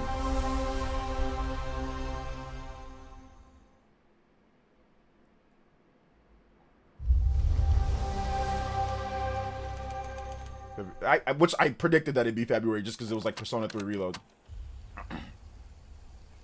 Switch 2 logo is going to be at Nintendo's event. At a Direct. Just like Persona 5 was.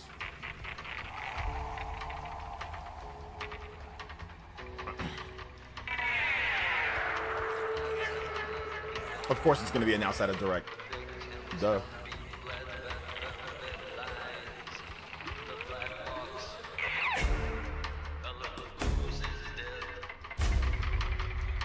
My friends and I used to argue about what ended the world.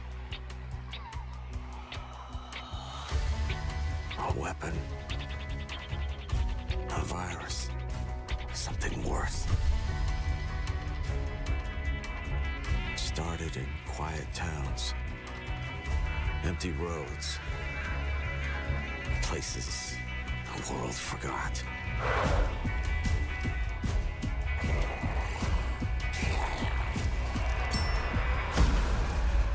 I don't think that's an Atlas thing. I think that's a Nintendo thing. Just saying we'll announce it at our show. Just like they did with Persona 3, 4, and 5. Guys, I found a nest. These survivors found each other, built walls, pushed back against the night. We'll always have each other's back.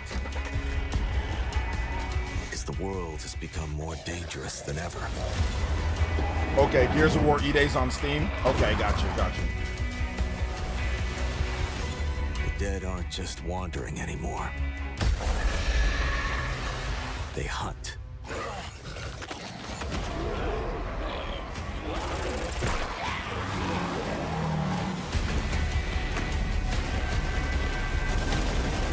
In the end, it doesn't matter what you believe.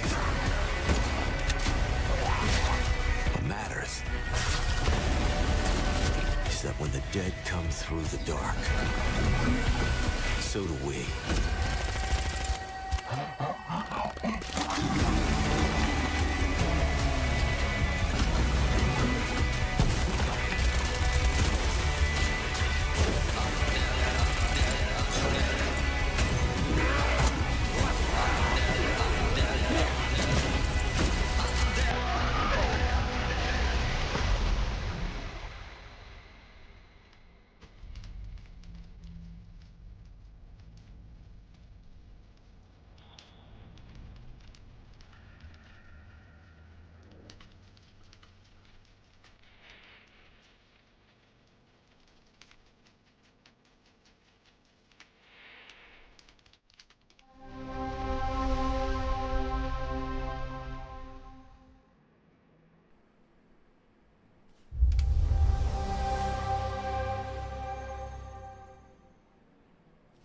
On the Sea of Thieves, there have been plenty of grand adventures. But what if you could make your own Sea of Thieves experience? With our new free update, Custom Seas, you can. Let me explain. You could create new ways to play. Like Rowboat Royale, where small but bloodthirsty crews duke it out in a furious battle to the death. Just remember to watch out for explosive barrels. Oh, I'm sure they're fine. Or Skeleton Snipe Hunt, where the sharpest shooter with the highest score wins. Or maybe you just want to spawn this, and these, and one of those, and absolutely loads of these, and, well, you get the idea. You could create I'm watching, guys. I can see it on here too. So with I have advanced it camera tools. You here could and show it's here, so I can see it on here. But you guys also got to realize that I'm also working, so I'm typing on Twitter just show the world as well, and I'm a whole watching. new So it's work for me too, guys. Or you could even right? just create a place to hang. Literally, if you want. Or you could come together for a party. Or maybe you want somewhere you can just kick back and relax. Whatever your piratical pursuits may be, we're giving you your own keys to the seas. There's a whole new world of possibility ready to explore. So dive in and unleash your creativity. The tools are now in your hands. What you do with them is up to you. Just try not to wreck the place.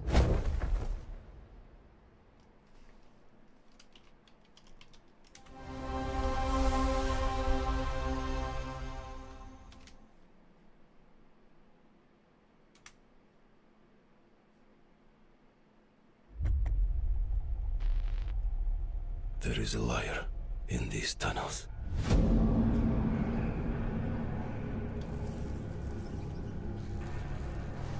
They call him Führer.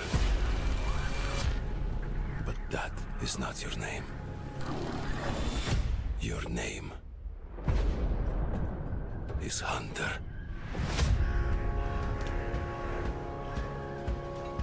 There's a Spartan. No, it's all good, Massive.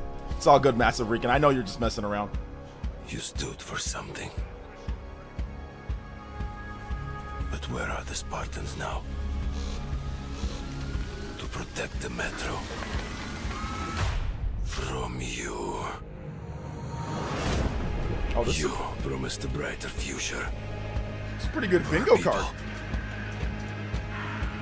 Now, the Norai spreads tyranny in your name. You swore to crush the enemy, to face them head on, and guide the metro to the light.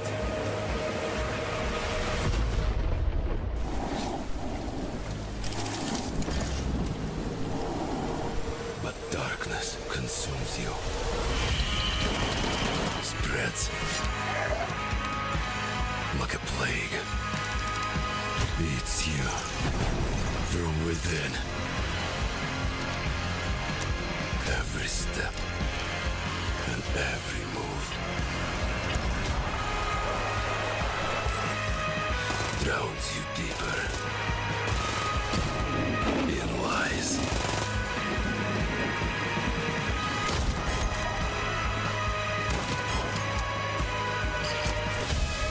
Your lies, and now, Hunter, that legendary Spartan is gone. Turn to ash. I won't stop.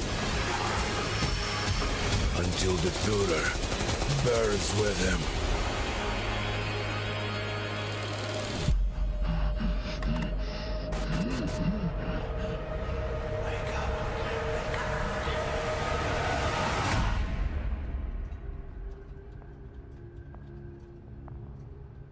Shout outs to Metro. I've never been into Metro at all, so yeah, I do not care about Metro. World premiere.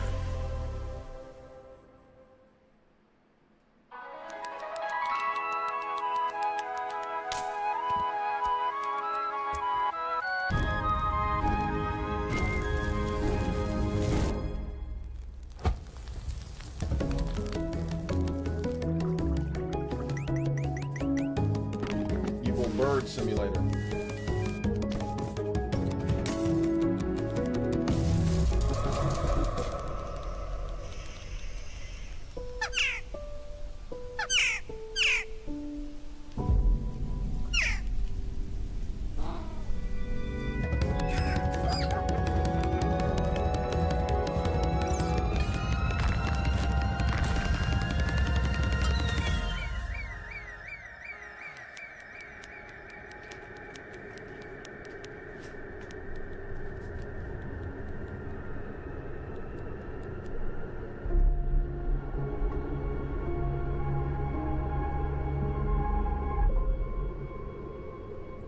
Bad Magpie?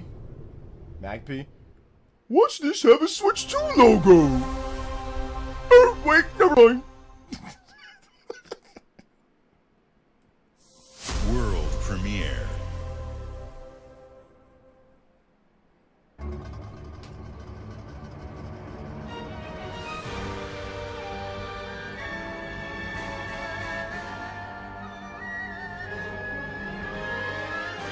Countless wars have been waged throughout history in pursuit of the elixir of immortality. A champion rises, destined to quell the chaos of this senseless cycle.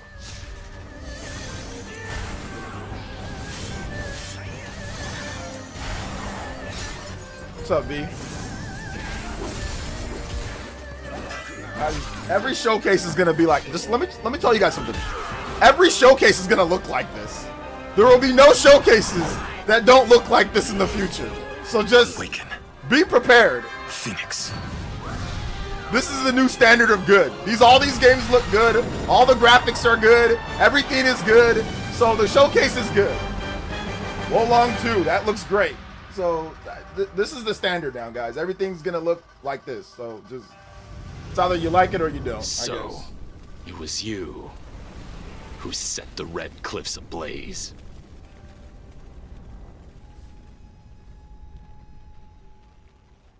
Wolong 2, Wings of Ember. I totally forgot about the first Wolong game. You're ready for the challenge and the reward of opening your very own cult. Nothing can beat us, nothing can break us, nothing can shock us, nothing can shake us. I know it's nothing. You'll be going to beautiful Bedford County, USA. Teaming with locals waiting to join our family. You scare me? You don't scare me. You better reevaluate your life choices. You pissed off a random person on the street. You want a trophy? Even if they don't know it yet.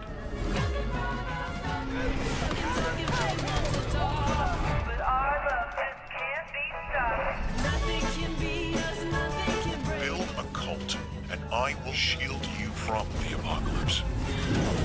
Join us. Join us. Nothing can stop our love. Looking for the owner of a severed human head. Come and collect it, or it will be given away on a first-come, first-served basis.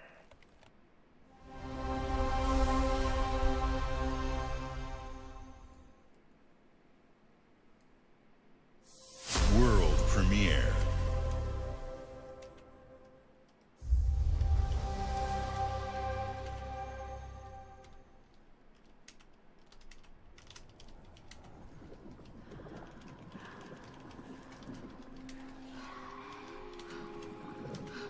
You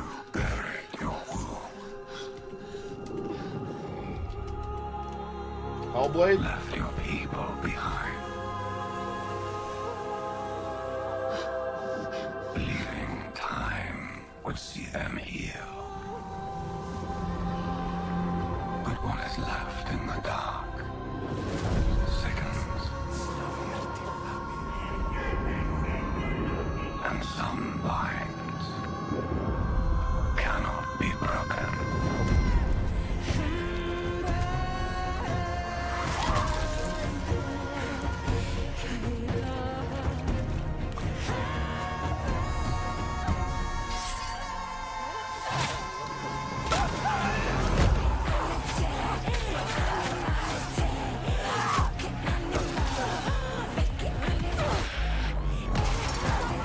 Actual, like, regular Hellblade game with combat and stuff?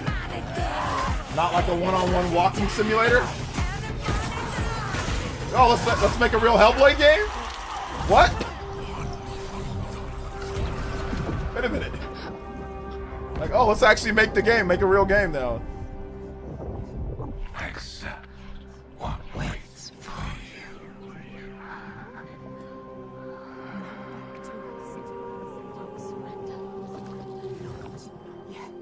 Maybe Hellblade DLC, or is it a brand new Hellblade game already?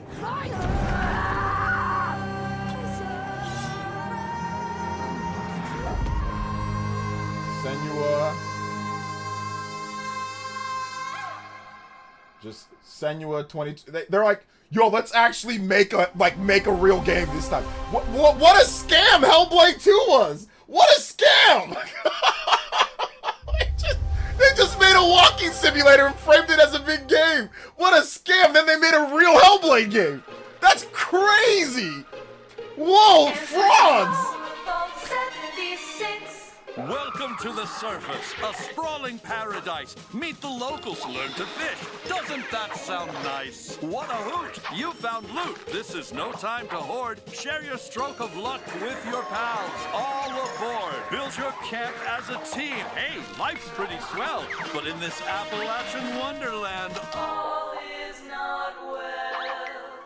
Gadzooks! It's worse than expected. Enemies are waiting in places undetected. So suit up, son, and defend our great nation.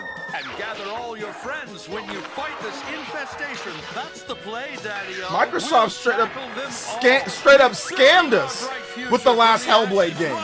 Legit a scam. Legit, like low-key a scam. Low-key a scam. What the hell was that? They made that. Wow. What a scam, bro. The last Hellblade game. That's crazy. All right, let's make a real game now, guys.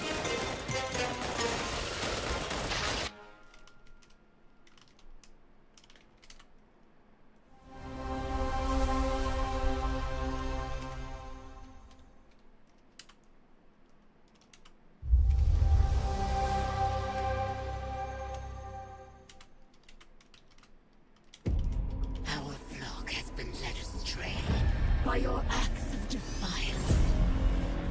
Argent Anor trembles in the wake of your actions. They follow you now.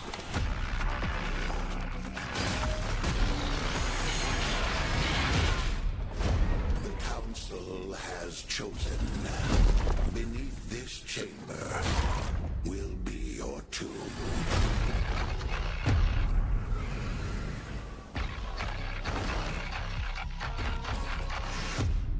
This place is your pain-given shape. It holds many secrets. Only a clan Hellblade 2 was a scam. Hellblade 2 was a scam. It was a straight up scam. Because they actually made a real, like, oh, here's combat, here's multiple characters, probably gonna be upgrades.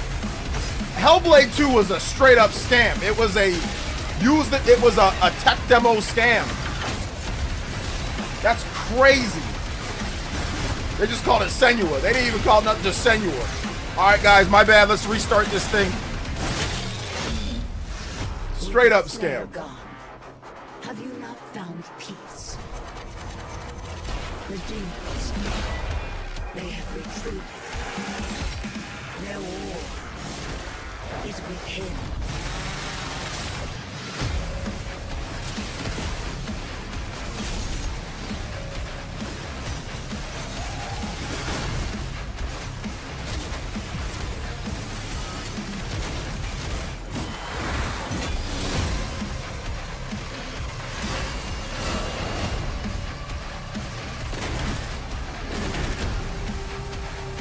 The Slayer is alive, and we're going to find him.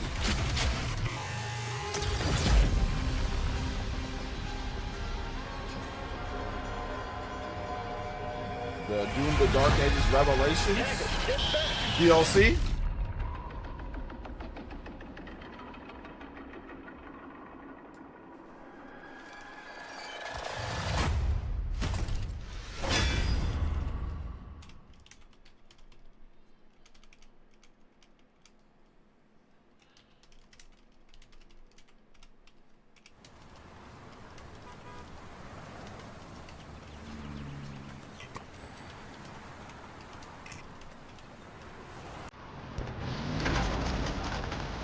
Crazy Taxi's back.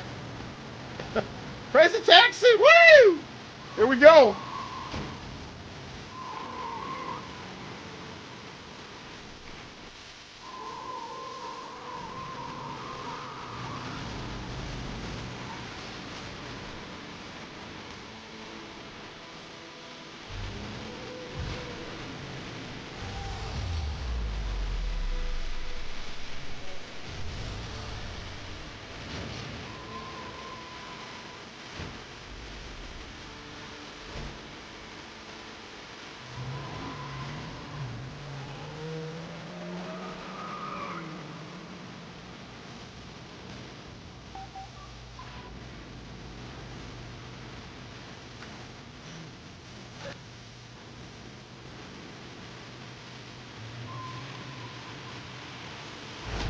Stream's gonna get copyrighted. Crazy Taxi World Tour.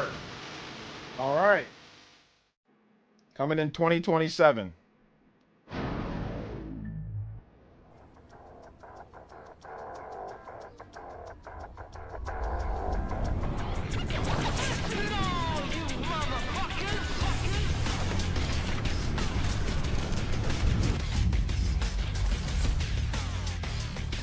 Oh, Xbox 25th Anniversary Edition Series X.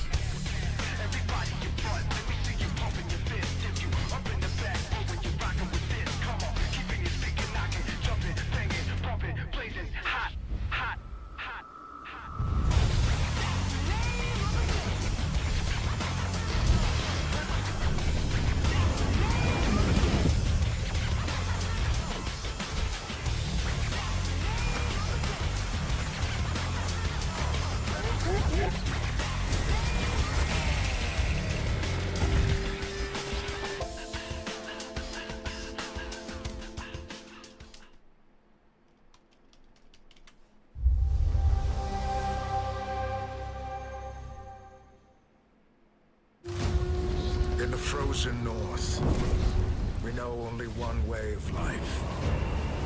We know the thunderous crash of the waves against our ships. We know the bite of cold steel. The roar of fires that consume our enemies. And that the moment of peace is only temporary.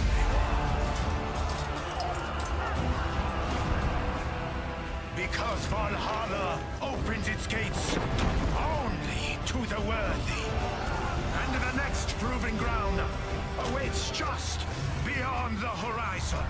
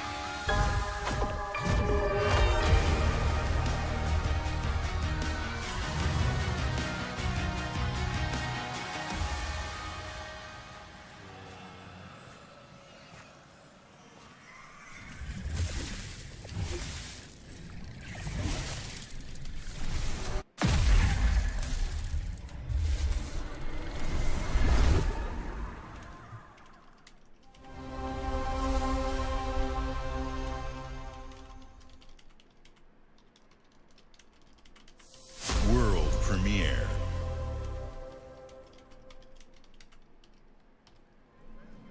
Ladies and gentlemen, admirers of the mysteries of magic.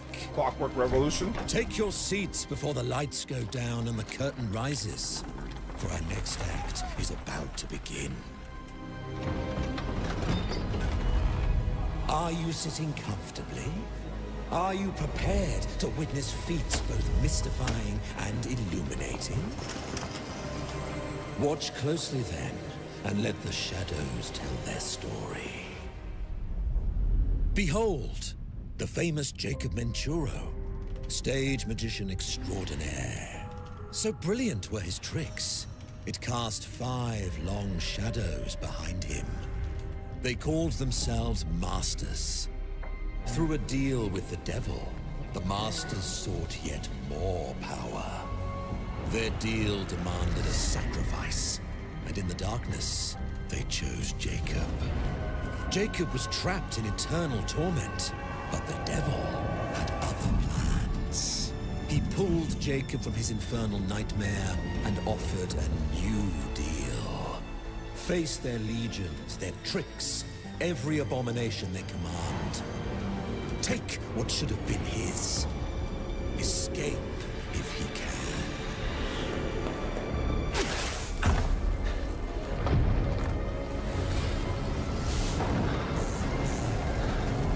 Oops.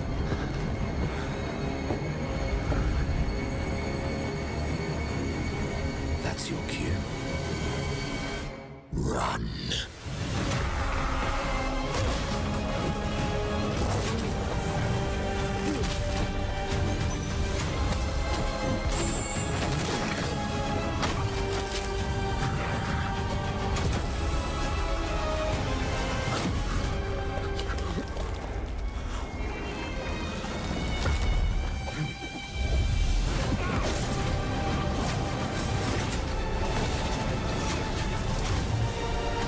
Game's gonna get me nauseous. Turning upside down, first person. They're freaking Houdini?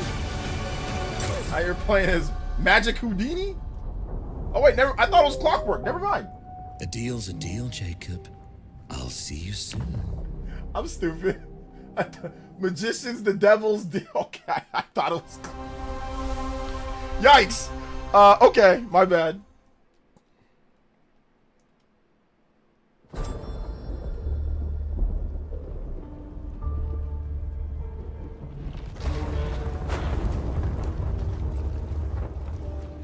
What would you give for victory? Your life? The lives of your sons?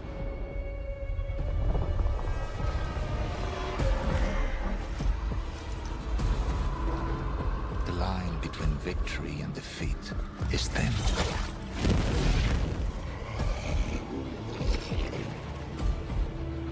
What if you had within you power, terrible and divine, to destroy your enemies, break their will? Would you have the strength, the resolve to wield it?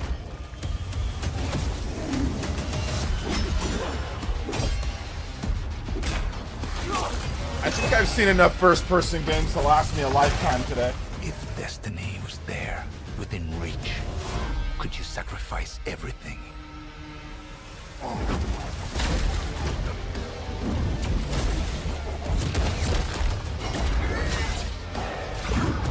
against colonial revolution people.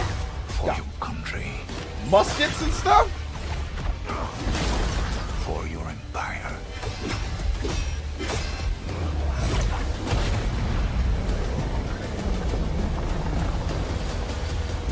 For your emperor.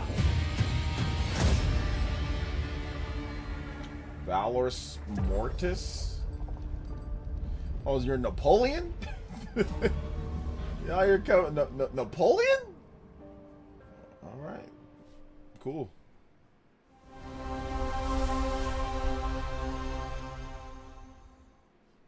A lot of Game Pass games, so if you're into Game Pass.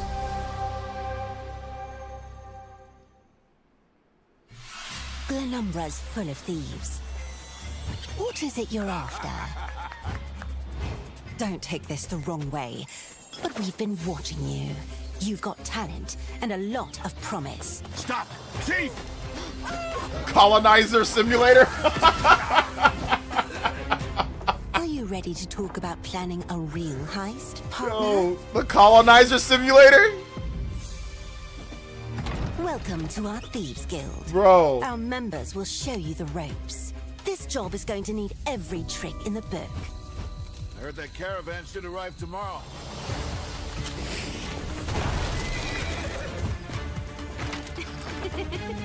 Some jobs call for slick distractions and quick fingers, but you never truly know what's behind a door.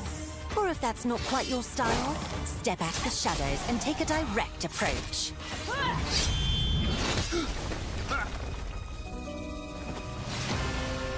There's other treasure all around the world, if you know where to look and are willing to fight for it. Whether it's fortune, adventure, or danger, the Thieves Guild has everything you need, as long as you're willing to take it. Don't mind if I do. Hands off the cheese. I got here first.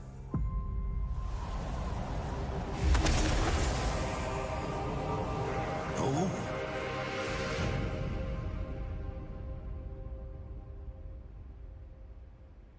All right, cool.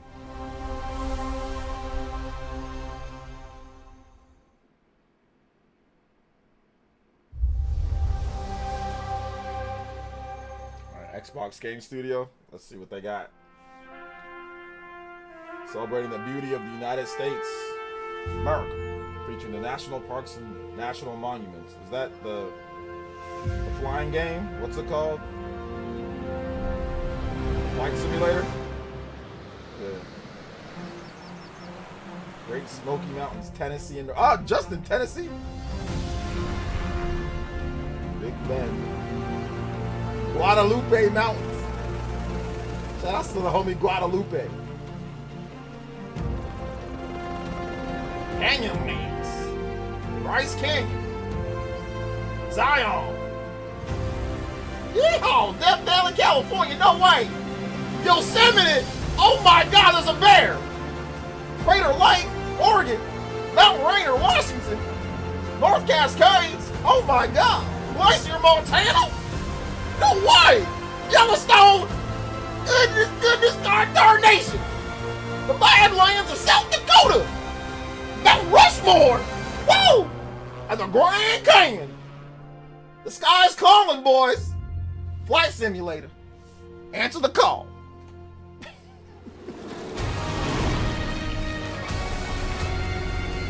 Yeehaw, America! Good old ow!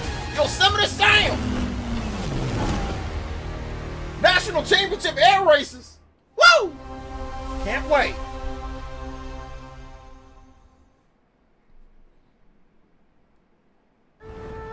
The mountain stands here, yet it cannot be seen. Wolong 3. The wind passes without a sound. People move within.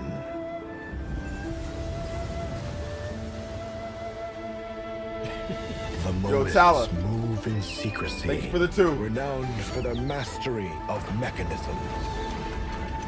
As the old order begins to fall, no one can remain untouched. when all is obscured, the battle has only just begun.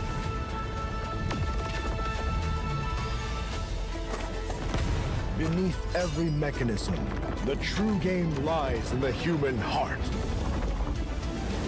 This is your game to decide.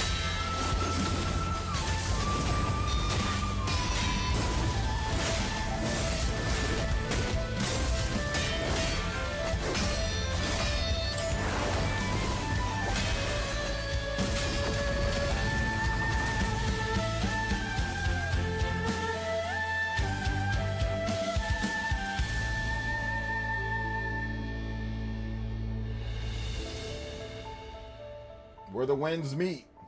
Hidden Mountain. Cool. Dracula's castle is just ahead. I have come here to destroy you. Just like my father, mother, and their allies before me. Castlevania. Maybe get a release date here for this one. I think the graphics look a little bit better here. Or do they, or am I tripping? No one believed Oh, no, it's the me same. when My I bad, said it's the the same. newest Belmont would be a girl.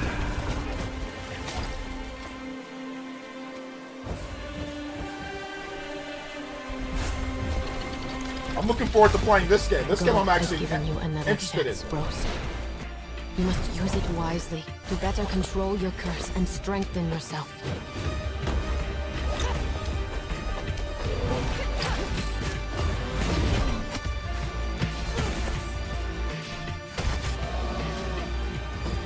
You are no more than an irritating thing. What makes you think you can stop me this time?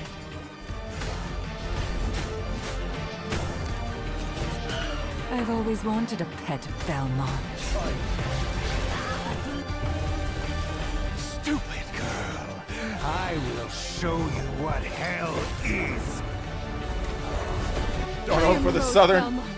Yo. And I will hunt the night. Thank you, man. I appreciate that, guys. All right, let's see if we get the release date. October. That makes sense. Halloween.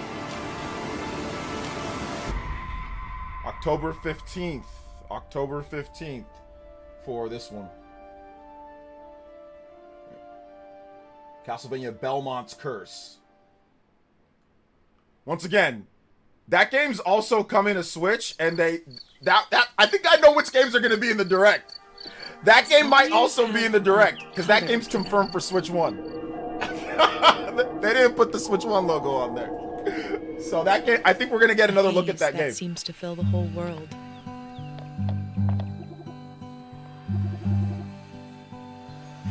Or maybe they're just going to make a Switch 2 version and cancel the Switch 1 version. You discover wonderful new places. Dear friends you always needed.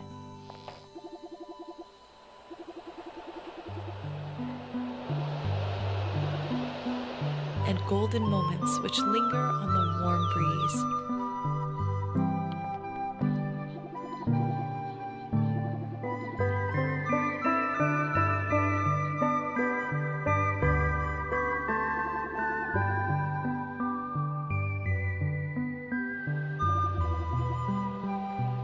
As you live your days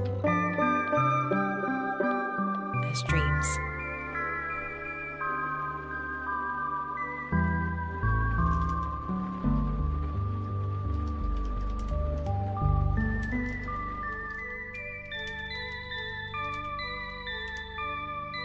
Vivarium? I don't know what that is. Cool.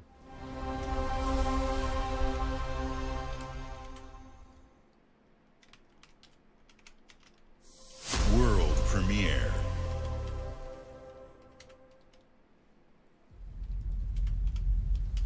Oh, here we go. Here we go. Persona 6. Persona 6?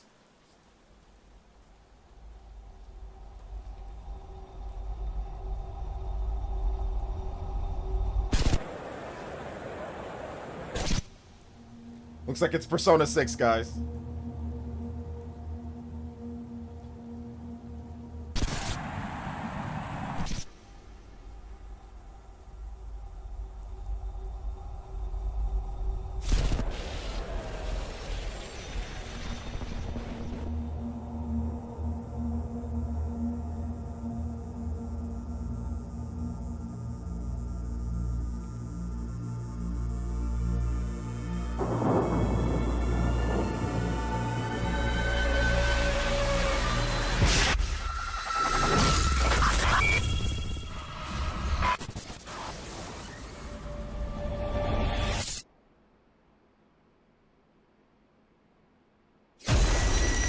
we go. Green color scheme, which people predicted. Persona 6. All right. Persona's... Well, they didn't give us much, but it's a thing. But it's a thing. That was pretty much nothing. World premiere. It's real. There we go. It's real. that was pretty much nothing. Literally nothing. All right, there we go. I mean, it was. I guess it was something. I don't know. Oh man, Persona 6. Let's go. I guess.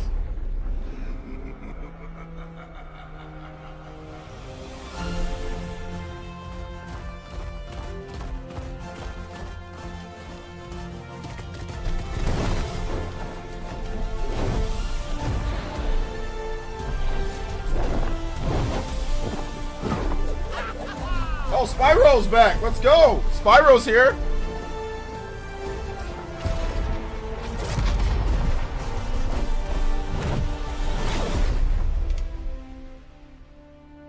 A realm beyond.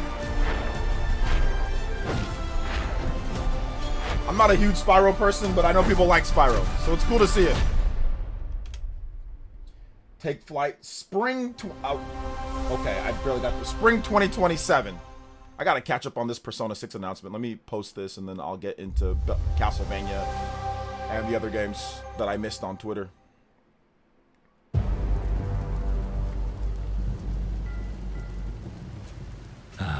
It's my kind of night. Alarms are ringing. Bullets are flying. What you do that for? My fingers slip. And every copper in the tangle is on my tail. Hooligans, come to order. Piss off! Let me introduce you to some of my esteemed colleagues. Even my schemes have schemes. Me, I prefer to make it up as I go.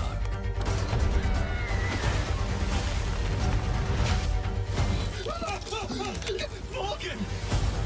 Oh, you'll have better odds getting through without me. Everyone knows you're easy pickings for someone with any sand. Then give my regards to the Sandman. Cheap rubbish. A corpse in hand is worth two in the grave, as they say. Look at the bloody airships. We're not here for you. Not here for me. I'm Anne fucking Darrow. Time to lay our hands to mischief. We've been preparing to rob Griswick's vault for months now. So put in the heist tonight, yeah? Morgan, get to that crane to lower the ship. Greetings. I am the Miracle Industries auto-loading crane. If you have the authority, I am at your service. What happens if I fired a few holes in you? The lift is now unlocked. Ah, defeat. How sad. You were all doing so well. Do you expect us to go quietly? Well, I certainly don't expect any trouble from some of Avalon's most disposable citizens. Hello, frightened human. I can get you out of this.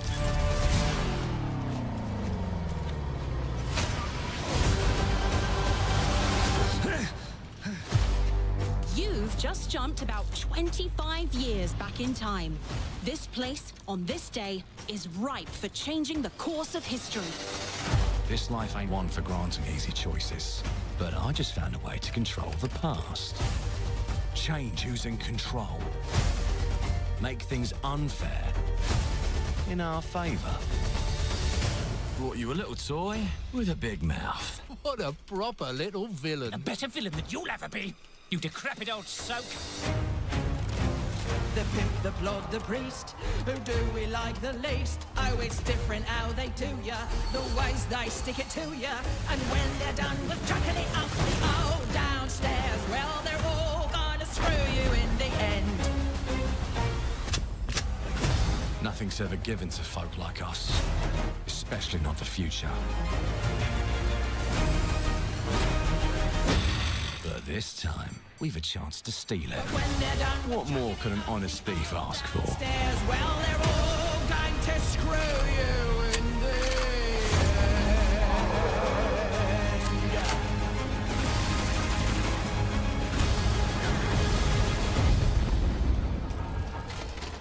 Oh, there's Clockwork Revolution. My bad. Oh, coming into... Oh, wait. Okay, never mind. All right, there we go. 2027. They said due time last time. Oh, there we go. Xbox console exclusive. All right, there you go. There's another exclusive.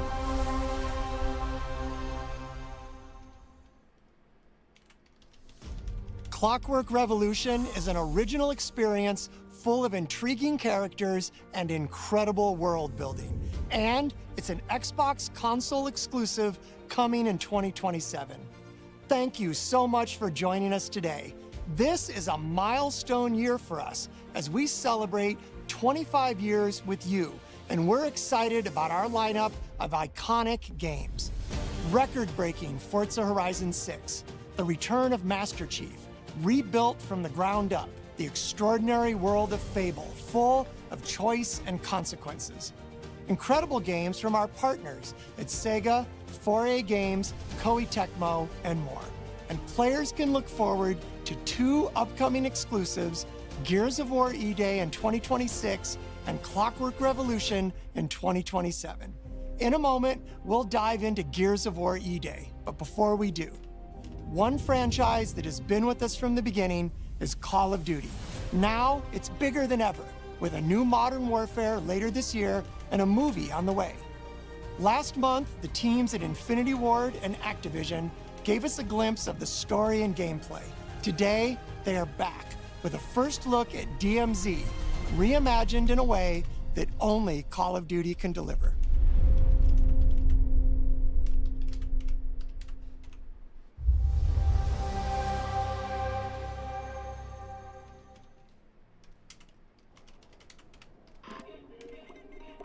So when Microsoft says console exclusive, it's still coming to PC. It's just only coming to Xbox.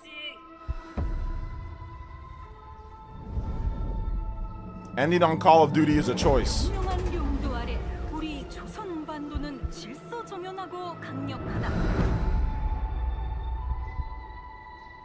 남부 차단 구역에서 발생했던 산업 사고는 우리 공화국의 용적 투쟁으로 이미 수습되어 조국의 안전엔 흔들림이 없다. 차단 구역은 안전하다. Inside the mall is a set of black files carrying bounty intel on a high-value target. I mean, they've ended on Call of Duty before. Actually, I think this is like the second or third time they've ended on Call of Duty. Call of Duty's big, so I get it, but, you know, whatever. Clockwork was nice. I'm gonna head downstairs real quick. See if there's any weapons or gear laying around. No, that's a negative. That's not why we're here. I'm gonna be fine. It's only gonna take 2 seconds. I say again, that's a negative. Okay, get your ass upstairs.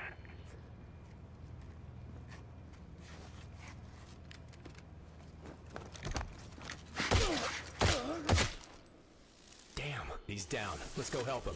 Hell no. That's on him. I told him to get his ass up here. Copy. Where are we at on the intel? Got it.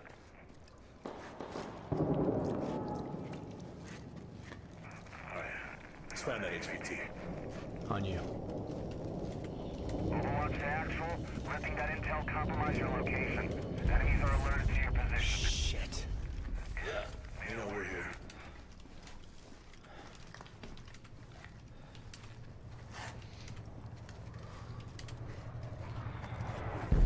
Damn. Okay. Alright, let's just find that HVT.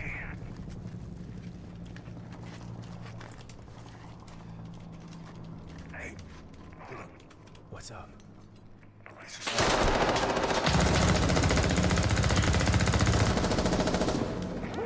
Hey, you good, man? Fuck. Yeah, you're all right.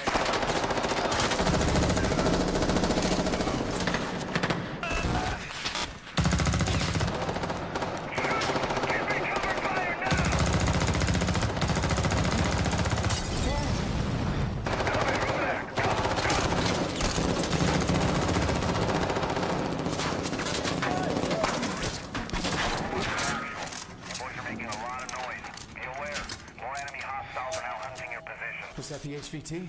Hey, fuck the HVT. Let's just go to exfil. Fuck!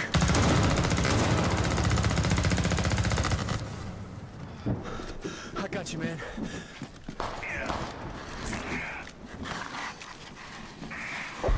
You good? Yep. Let's just get out of here. All right. Let me get some ammo. Yep.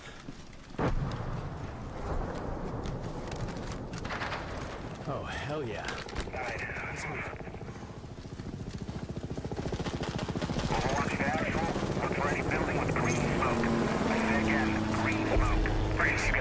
Yeah, I got it.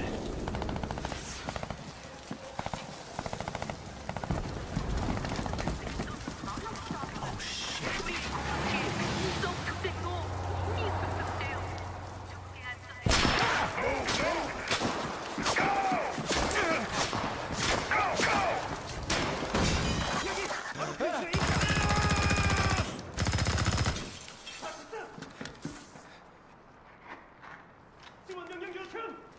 It's cool to see Spyro come back.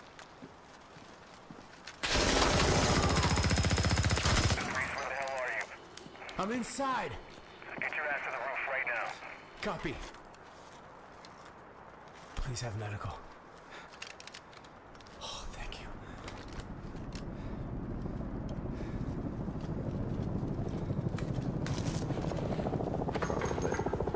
Hey, Locker, you downstairs?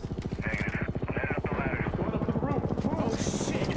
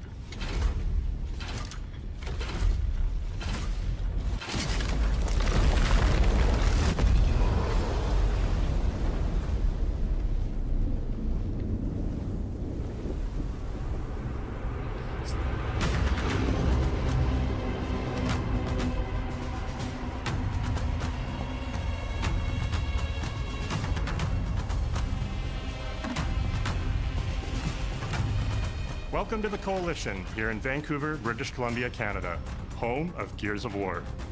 When Gears debuted in 2006, it instantly redefined the genre.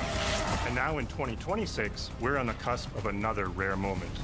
A chance to honor where we've been, celebrate with our fans, and lay the foundation for where Gears is going next. To get there, we're taking it all the way back to the day the world changed and the fight began, Emergence Day.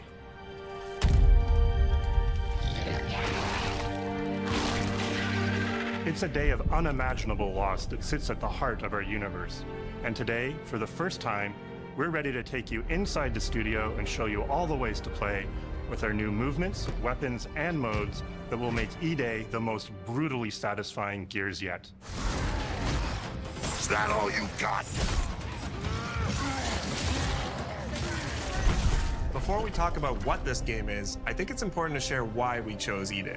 When we started this project, we were moving to Unreal Engine 5. It was a new foundation with a blank slate.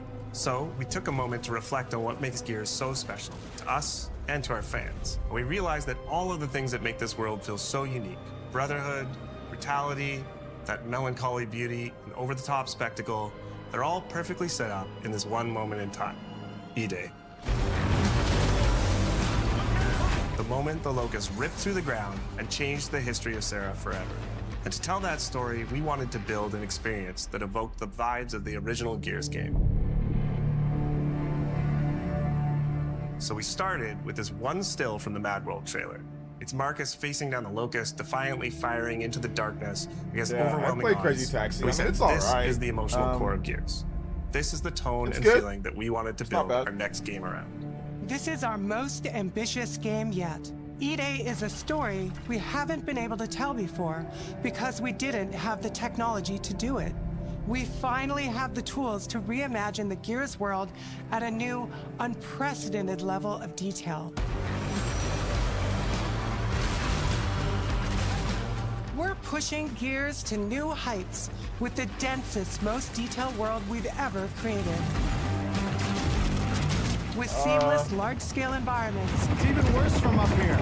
Let me check. Fully dynamic ray trace lighting. Now there was a few new announcements. Spyro was new. Starting with an empty hard drive, Persona we literally 6. rebuilt everything from scratch. Crazy Characters, enemies, Senua, weapons, animation, Wolong. sound, the world itself, and then we tear it apart in front of you.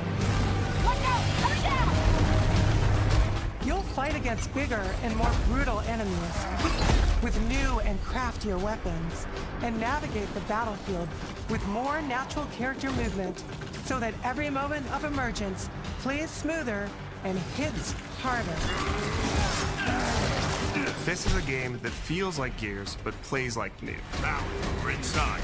It's a return to the feelings that we had when we played the original games, but now reimagined, evolved, and enhanced with the power of a new engine.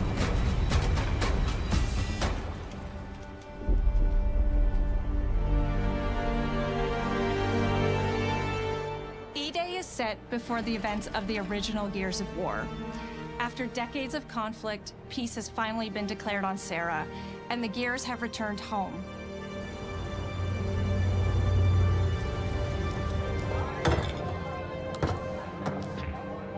Love you, baby. Marcus Phoenix and Dominic Santiago are young veterans Yeah, trying you to know, adjust to civilian life. I actually don't while want to grieving watch the loss this. of someone they both So loved. I'm going to Carlos link it Santiago. for you guys that want to Dom's older watch, brother. but I actually don't want to watch this. It's pretty boring. So if you want to watch it, let me not post that. Then I will. I'm gonna link it for you Ended, guys. and without him, Marcus and Dom's relationship is distant. So there's the link. Sorry, but yeah, I don't feel like watching this. It doesn't seem fun to me. All right, so there's the link if you want to watch it. Sorry for those that were looking for it. Sorry, click over to that link. It's in the chat, and you can watch it on there. Or if you just go to the Xbox channel, you can watch it on there. But yeah, I don't feel like watching it. All right, let's. I guess we can decompress. I thought it was a pretty good show. There was a lot of different games, but you know, I think I said this, like, RGT made a post on Twitter, and he was like, "Oh well," he said something along the lines of, what did he say? He said, "This Xbox show rules booty. This Xbox show rules, and if you disagree, you are kind of weird. Not gonna lie." So I think my response was, I'll be honest, it was good, but all of these games are starting to look the same. I think I'm getting old, which I think it's a combination of some of them. Like I thought it was like I remember when I said, oh, it's Clockwork Revolution, but it wasn't. It was a completely different game because I thought it looked like Clockwork Revolution, but then Clockwork Revolution came out later. Then there was like a lot of first-person games, and that's fine. There's going to be a lot of first-person games. Like I get that. Or like whatever. There's a lot of third-person games too, but I don't know. Like I said, I don't know if I'm going to play all of these games, but I think that there was definitely some good games in there. Like Fable seems like it could be really good. I have to wait and see if Fable, like, I gotta play the game obviously, but Fable looks cool. Obviously, you know, we saw Dracula's or Belmont's Curse. We saw that, so I think that game's gonna be good. Obviously, a new Spyro game, that's cool to bring. I'm not a huge Spyro fan, but to see Spyro come back and it looks like very vibrant and lush, that's cool. Persona 6 getting an announcement, that's fine, I guess, but like it's been a decade since Persona 5's release, so like cool. And they didn't even show anything. It was a pretty bland teaser, and we already knew that it was coming, so that's great. I thought maybe they'd show the protagonist at the very least, but they didn't, so okay. Obviously Persona 4 Revival, we've been waiting for that one for more than a year plus, so we finally got a release date for that, so that's good. Got gameplay for that. Yeah, Crazy Taxi's back, that's cool. Senua's actually getting a real game this time, that's cool. They scammed us though with Senua Hellblade 2. This franchise is a scam. I'm convinced that Senua the franchise is a scam, because they literally used the second game as like a non-walking, like a 5-hour non-walking graphics tech demo engine simulator to sell us on the game. Then they used the proceeds from that to make a real game. So that franchise scam, that was a scam franchise right there. So whatever, but yeah, it looks cool. It actually looks like it's like Hellblade 2. This is like the real Hellblade 2, but I like that's not cool from Microsoft, because they set up Hellblade 2 as like a real sequel. It's called Hellblade 2. Then this one comes out and it's like real combat and characters and multiple enemies. It's not just a walking simulator. So yeah, that's really lame. Like, I don't like that at all. I don't like that at all. But it's cool that it's actually going to be a thing. But yeah, that's a scam, friend. They literally scammed you to get funding for the third game. So yeah, whatever. But anyway, yeah, Senua's coming out, looks good. Wolong, Persona, like I said, Halo looks cool. You know, Fable, like I said, that looks cool. I thought that was Tides of Annihilation because the lady, but I guess I was messed up on that one. Gears of War, Ide, that obviously looks cool for Gears of War fans. So yeah, I think it was a good show. It just maybe wasn't for me. Or maybe like I said, I'm just getting old. Maybe I'm just getting old. So yeah, it's all good though, man. It's all good. Shout outs to the Justin with the $3 dono. Let me replay it. He says the problem. Okay. I want to shake your hand. I want to shake your hand. The problem is I want to Fire Emblem so bad that I just don't care about anything else. I think that might be my issue too. I want to play Fire Emblem, and I want to play that so bad, and I want to play Ocarina of Time Remake, and I want to play Fire Emblem so bad. Maybe I'm just, like I said, maybe I'm just checked out right now at this point, you know. I'm just checked out. We're just gonna ban this guy. This guy's a weirdo, so we're just gonna ban him. Let's see here. 90% of these games were already knew about. Come on, OJ. I mean, I gotta go through the full list again. I mean, yeah, a lot of them we did know about, but I mean, you guys know how today's showcases are, man. You're gonna see a lot of stuff that you already know about, so it's like I've already adapted that into the curriculum at this point, right? Like, I see people online say that, you know, it's okay if they show the same game again as long as it looks good. Obviously, Sony showed a lot of the same games that we knew about, you know, already. You know, we already know about Wolverine. They showed it again. We already knew about a lot of stuff. They showed it again. Control Resonant. They showed it again, you know. So, I don't know. Like I said, I'm starting to grade on a curve now at this point, man. I think I'm starting to grade on a curve. Instead of, like, going off of, like, what I would grade a Nintendo Direct on, I'm going in based off of like what I would grade like their shows on, like an Xbox show or a State of Play. So I'm kind of like grading on a curve at this point, you know.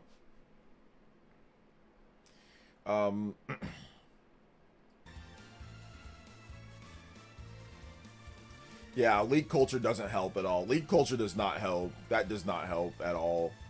Thank you, Justin, for the 3 though, man. I appreciate that. You think there'll be more Xbox exclusives in the future? I think so. I think they're going to bring back certain... I think maybe... What I think is that if a game is single player, like highly hardcore single player Microsoft, like console identity type game, I think that might be exclusive. If a game is more of an expansive game, more of like a multiplayer game, more of like a whimsical game, I think that they're probably going to go multi-plat. So I think they're going to go for franchises that they feel they can go head-to-head, like Game of the Year type franchises for like single-player experiences, or like there's like a deep story or whatever, right? I think those games are going to be exclusive, whereas more of the multiplayer style games and all that, or like games that have the history of multiplayer, those are going to be more, you know, multiplat. Hey, what's up, TH3? We were just talking about you the other day. I'm glad that you say that you're doing good. It was 3 out of 10. Pacing was horrible. Shouldn't have shown Fable and Halo so early. Games beyond just look mid to trash for the most part. TH3, man. Shout outs, brother. It's good to see you here. Welcome back. People watch this in theaters, by the way. Did they watch? Was this in theaters too? Was this one in theaters as well? Was it? Do you Atlas will release a game this year? Do I think Atlas will release a game this year? Maybe. I don't know. This had better reveals than State of Play. I mean, I guess. Sure, yeah. Which are the best to worst between the State of Play, Summer Games Fest, and Xbox Showcase? They were all like the same, right?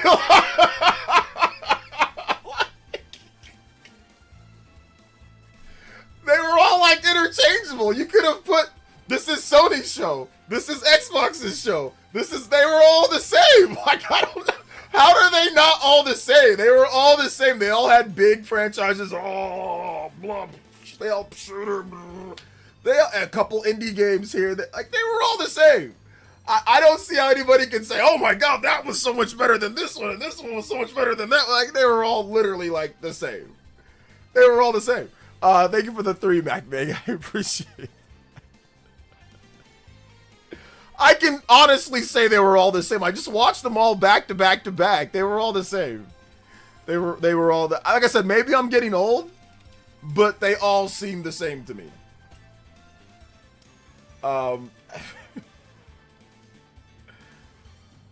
Apparently, maybe it's not as widespread as State of Play, but I just was watching it in a theater.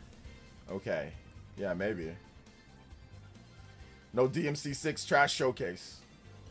Summer Game Fest, Xbox, State of Play. Sure, I guess. Hey, you. I want to shake your hand. Casual Noob with the $3 dono. Shout out to my favorite Xbox YouTuber. Apparently Gears E-Day Xbox exclusive is still listed on VGP with PS5 box art, so maybe timed exclusive. By the way, Crazy Taxi looks amazing and they got the music so day one for me. Yeah.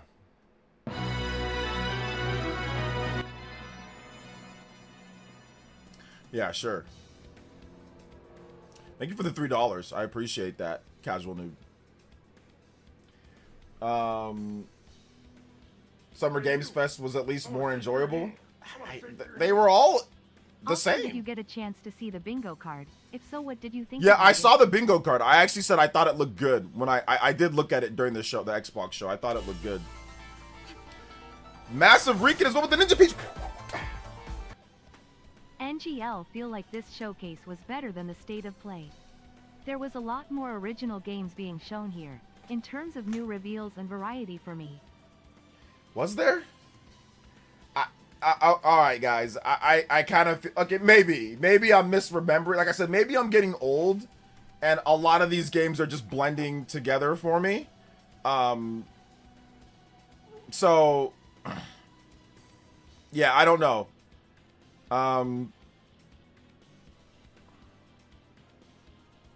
I don't know. It just seemed like a lot of the games are it's like, oh, this is way better than Summer Games Fest. Well, Summer Games Fest had Resident Evil, it had Final Fantasy, it had shooters, it had Souls, sword games, Asian sword Souls games. Like, oh, the State of Play was way better. State of Play had God of War, that's a big game. It had Wolverine, blood. Like, I don't know, guys. It seems to me like they're all just good. Like, if you like modern games, they're all good. Like, I guess, yeah, you had Persona 4 Revival. You had Persona 6. Those are 2 big games. Persona 4 Revival, we've known about that for a hot minute. We got a release date, that's good. But they announced that way too early, in my opinion. Because I think they announced that 2 years ago or a year ago. Like a year ago, or yeah, I think they announced that like a year ago. So, I mean, I don't know, 2 years ahead of time, I guess. That's fine. But for a remake, I don't know. Should you announce a remake 2 years ahead of time? Like a faithful remake 2 years ahead of time? Like, Persona 4 is good, but I mean, like, I don't know. That might have been too early for that one. But either way, I get why they do it. Shouts to Lingering Will with the $10 says, thank God for Nintendo and Japanese devs. Yeah. Thank you, Lingering Will, for the what's it called? Thank you for the $10 dono, man. I appreciate that. Summer Games Fest. I think all these showcases are interchangeable. I'll be honest, man. I'm not happy with exclusive. Why make E-Day exclusive to Halo from other platforms? Not sure how this show is great. Well, then get an Xbox. If you're upset that Gears of War is exclusive, well, pay up. Get yourself an Xbox Series S or an Xbox Series X, and you'll play the game. Listen, guys, it's their business. It's their business. It's their game. They can do what they want with it. You know what I'm saying? Like, you're not entitled to it being on other platforms. I get it's weird, and I think that's part of the management problem. But at the end of the day, they're going to make the decision. But their decision is their decision. It was their decision to make it on PlayStation. It's their decision to... They giveth, they taketh away. So, it is what it is. So, if you want it, pony up. Pony up and go buy an Xbox, and you can get it. So, that's all it comes down to, man. We're not children here, guys. We're adults. So, if you want something, you work for it and you go get it. If you can't afford it, then you can't afford it. Play what you got. That's how life is, man. That's what my mom and my dad taught me growing up. You can't afford that? Oh, well. So what? You gonna die because you can't afford it? No, you work for it and you work for what you want. If you're upset that something's not coming over, oh well. Who cares? Like, life goes on. So that's what I gotta say to people that are upset with that. Oh well. What are you gonna do about it? Cry? Let's see here. Super Christian Me World with the $2 says, "Okay, OJ, what was the trashiest showcase for you?" They were all fine. They were all just good. They were all just fine. You know. Nintendo better show some turn-based RPGs or OJ is cooked. I know, seriously. I need to see some good turn-based RPGs. I really do. Why are people choosing lesser trash? Both Xbox and Sony were not even mid, just disappointment. I mean, I think it was okay, guys. I think all of them. I think, like I said, a lot of these shows are starting, like, I think maybe it's Unreal Engine, or I don't know what it is, but a lot of these shows, like the big games, are all starting to kind of just like blend together. There's big reveals at every single show in old school franchises that people love. I mean, I don't know. It's hard for me to say, oh my God, this one was so much better than this one, when they all had big reveals and big games that people like, franchises that people like, you know? So, you know, I think it's it was just good, you know? I've seen some Sony-centric accounts swearing up and down that Gears, and they never updated their accounts. Yeah, Crazy Taxi is I think it meant cool and all. You ever played Emergency Ambulance? I've never played that, no. You have no interest? Yeah, that's fine, Ovi. That's fine. If you have no interest, then you have no interest. Not gonna lie, don't hate my job yet, but I hate how busy I get. This showcase was the first gaming thing I've watched in a hot minute. Too bad everything just looked mid to trash. Alright, yeah. Well, let's wait until Nintendo has their showcase, or their direct. Yoshi with the 2. Says no Tupac. And the Xbox gets an L, yeah. Yeah, if you guys drop a dono, make sure you put your music request in there. We got a lot of donos, but no music requests. So make sure you put your music request in there, and I'll play your track for you. So, yeah, no Tupac. I can't play California Love, so. Shout out to TH3, though. Thanks for showing up, man. CO says, exactly, we didn't grow up privileged. Yeah. I didn't grow up with a damn thing, man. I grew up with freaking nothing. My parents got me an NES, and they got me a Super Nintendo, and that was it. That was and they got me a 64. They got me an NES, Super Nintendo 64, and that was the extent of what my parents bought me in terms of systems. And we always got them after. I never got them before. From the GameCube era on, I started buying my own stuff. My mom didn't buy me any. She stopped buying me. Oh, my mom got me for Christmas. She got me a Dreamcast. She got me a used Dreamcast, like in 2001. So like 20-something years ago, 25 years ago. But yeah, that was the extent. After that, I was on my own buying systems. So if I wanted to play something when I was younger, I had to go to a friend's house, or I had to go to like this mom and pop gaming store where they had different systems set up, and you can pay like a couple dollars and you can play whatever game that they have there, like per an hour. You pay like $2 or $3, you can play the game for an hour. So that's it. That's how I grew up. It's understandable. You are not a ball and gun gamer, and yes, these games do look similar with graphics and innovation, status quo, and all that. Just happy Xbox is trying. Yeah. Ashoka with the 5 says that Ghibli art style game looks great. Wish more JRPGs would go the graphic style. Yeah. Ghibli art style is really nice. Like that's like Ni no Kuni. I don't want to see it get played out though. I don't want to see it get played out. But yeah, it looks good. It looks good. Xbox says Gears of War E-Day and Clock Revolution will be Xbox console exclusive, not time exclusive. Wario posted the whole quote. Yeah. Those are going to be console exclusives, but it's coming to PC as well. So, I still have the Dreamcast with this memory card and the screen. Nice. It's time for Nintendo to show Athena or 3 or 4 or 5. Let's see. Play Ni no Kuni. Yeah, I played Ni no Kuni. It's good. I would kill to be able to go back and buy all the Dreamcast games that were all dirt cheap. I know.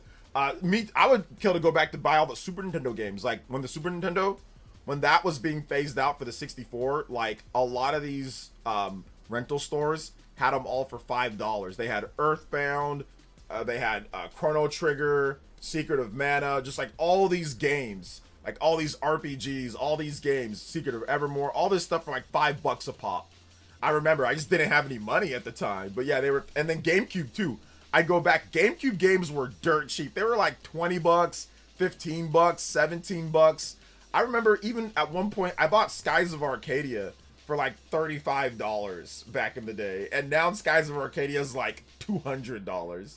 So yeah, I would go back and buy a bunch of Super Nintendo games, Dreamcast games, GameCube games. Yeah, but like I said, I just didn't have the money for it at that time. Well, GameCube I kind of did, but not really. Like I was working minimum wage at the time when GameCube was going out. I mean, I didn't have a ton of extra money. I mean, I had like, you know, FAFSA money for college, but I mean, I can't spend that all on video games. So, so yeah, I couldn't really do anything about that. But yeah, I wish I would have bought more. I do have shout outs to Shamsa. She did get me like a Chrono Trigger complete in box from the like a US. She doesn't live in the US, but here we go.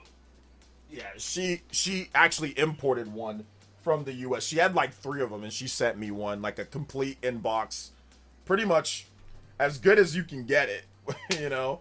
Prime inbox Chrono Trigger, complete CIB. So shout outs to Shamsa, she's the GOAT. Because I did have a copy of Chrono Trigger, but I think my brother has it. I think he because it was his copy. It was his Chrono Trigger, so it's his game, so he obviously he took it. Still mad that I let my brother talk me into trading Pokemon. Oh yeah, trading him. Wait. Oh, Pokemon XD. Yeah. Yeah, it was at my video rent. I mean, you didn't get the box or anything, but you can just get the loose cartridge. You get the loose cartridge. They were $5 a pop. Earthbound, Chrono Trigger, Secret of Mana, everything. They just clearanced out all the Super Nintendo games. So yeah, this CIB Chrono Trigger, I think it's worth around $1,000 to $2,000 depending on how the exact condition is, but it's got all the original packaging, it's got all the original inserts and everything. So I mean, it's a shout outs to Shamsa, she's the GOAT. But I mean, there is some wear on it because it's just old. It's 30 years old at this point, but there is some box wear, as you can see right there. So it's not going to get you top dollar for it, but that's not because she did anything. She just left it sealed. It's a box, so you just nothing you can do. But it's just old, but it's like super nice CIB Chrono Trigger. But like, yeah, it comes with all the original inserts and packings. She didn't do anything to it, she just left it, and she imported it. So like, you even got like the the Nintendo Super Power Club. You even got like the insert on that back when they did those, like where you mail it in, join the club. So it's like a little time capsule. I remember seeing all these inserts, but yeah, like Chrono Trigger, one of the more expensive games, but it comes with everything. Like here's the little poster that it came with, the little map and poster. Ooh, let me be careful. Oh, let me be careful here. Yeah, there you go. That was about to rip. So yeah, here's the poster for the game. Nice art. And then some of the different time periods. It's pretty cool. Shout outs to Shamsa once again.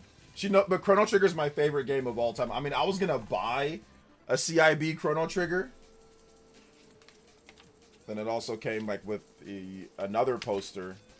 This is crazy. Yeah, this one's good because it comes with a lot of the CIBs don't come with all the inserts that you got, you know? Like all the actual inserts. Some of them they took them out or they just didn't come with them. So this one actually came with all. It even smells like new. Like it smells like an old new.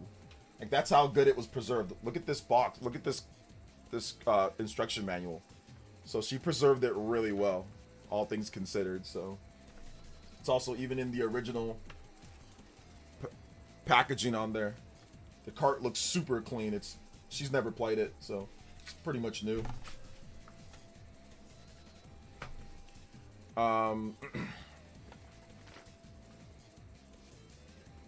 Mid-90s Toriyama art was peak. Oh yeah, mid-90s Toriyama art was so good. So good. Dragon Quest art and Chrono Trigger, obviously Dragon Ball Z. Hey you. So good. I want to shake your hand. Was a solid showcase even though we knew about most of the games. Spyro and Persona reveals were nice.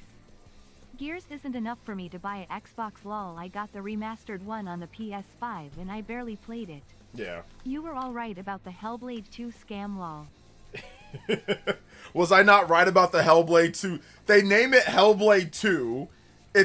We think it's going to be like combat. It's a walking simulator.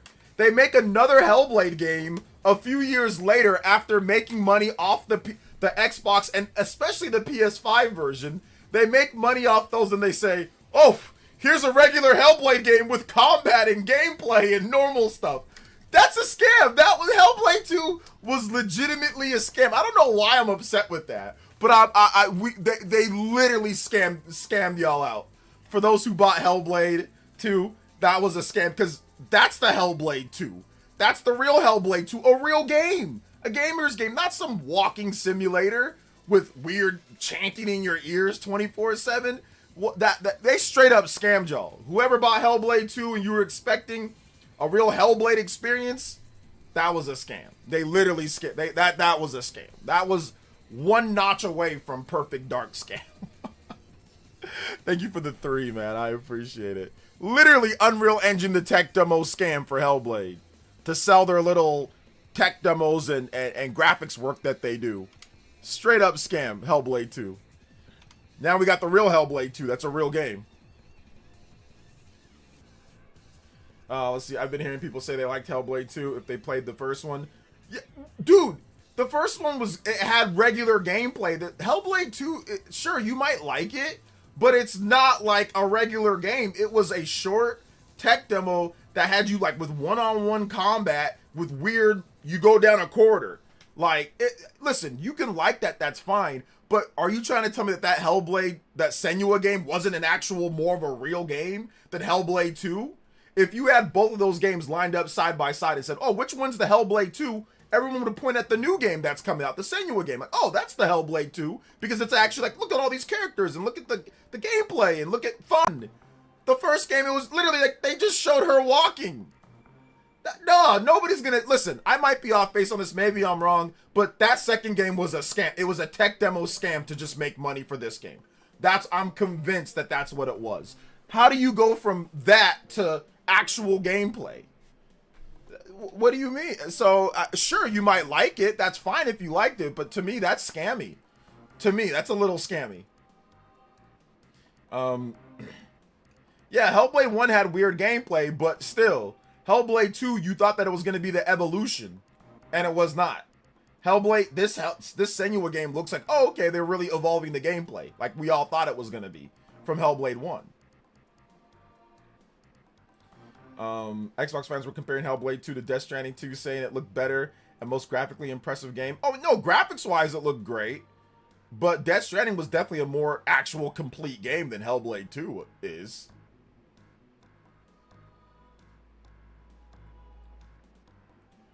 Is Crazy Taxi is using generative AI? Maybe. I don't know.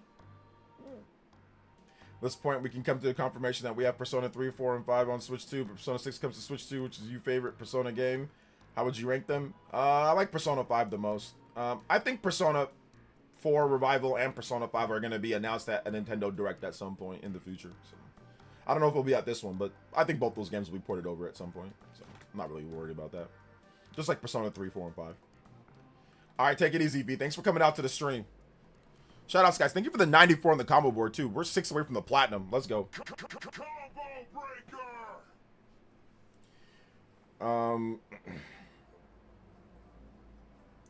If everything is an Xbox, what console exclusive mean? Well, that marketing is done. That marketing's done. They're not doing that anymore.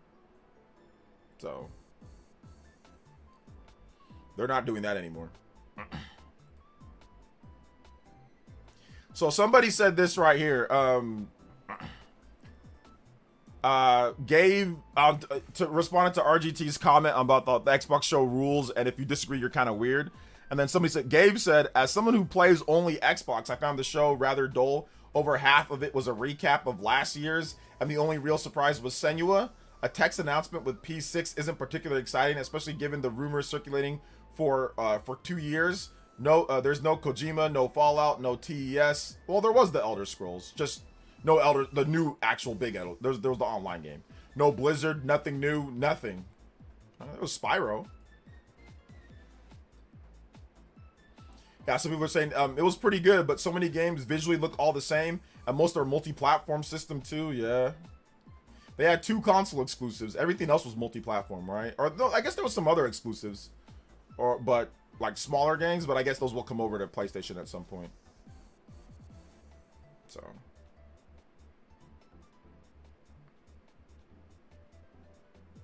Yeah, I don't know. Closing with COD just makes the show just like, you know, as well. Like I don't know about the closer with COD, but I get why.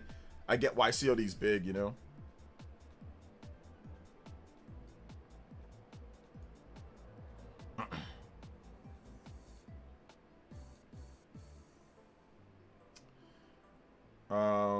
How would you rate it? I rate every show this year. I rate every show a 7.5 to 8.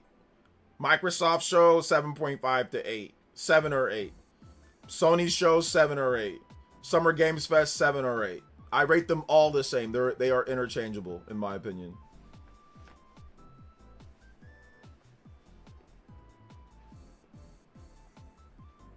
The question, is Fable going to be an exclusive? That's not a question, Donnie. You weren't paying attention. It's on PS5. They already confirmed the day and date PS5. So that's not the question. That's already confirmed for PS5. They have the logo on there. So it's coming to PS5 day and date. You just missed it. They should open with COD to get it out of the way. Yeah, I think opening with COD would get it out of the way. I mean, closing with Clockwork and that. But I mean, listen, the Xbox fans on Twitter can now be happy, right? Shout outs to Asha Sharma. She listened to the Xbox fans. They canceled the PS5 version of Gears of War E-Day. Gears of War E-Day was on PS5. It was going, they literally canceled maybe a complete version of Gears of War E-Day. So, congratulations. Despite Microsoft definitely being a multi-platform developer and publisher, you got your exclusive. You got your 2 exclusives. You got Gears of War. You got Clockwork. Even though Fable is a first-party big Microsoft game, that's not exclusive. Even though Call of Duty and a bunch of other games are not, but you got your couple exclusives. So I hope you guys feel better now.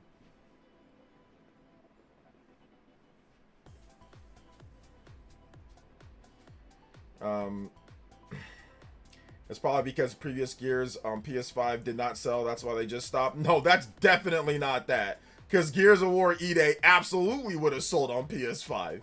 That's not it. That's not it at all. Asha Sharma decided to stop it based off of people on Twitter. That's really all it came down to. It was just people on Twitter. It was people on Twitter got into her ear, which is crazy, but that's really what it was. I think it was Cobriel, and it was that one guy, Jez Corden, and it was probably Randall and those guys on Twitter. They got into her ear and she listened. because those are like the big Xbox guys with the biggest audiences, and she listened to them. So they canceled Gears of War E-Day on PS5. Plain and simple. So that's fine. But to say that it wouldn't have sold, Gears of War E-Day absolutely would have sold good on PS5. Of course it would have sold good. It's one thing for like a remaster, like an old 360 game remaster, but another thing for like a brand new game, like a prequel. So if you're on PS5 or PlayStation and you never played the Gears franchise, obviously the prequel would be the best place to start. It's the first game canically in the series. It would have sold great. It would have sold really good. It would have sold millions on PS5. PS5 got 90 plus million. PS5 they're ball and gun gamers on PS5. How would this game not do well on PS5? How? Literally the biggest ball and gun console audience in by a large margin. It's like not even close. The biggest ball and gun gamers out there are PS5 gamers. This is a gun game. So why wouldn't it do well? I don't get it.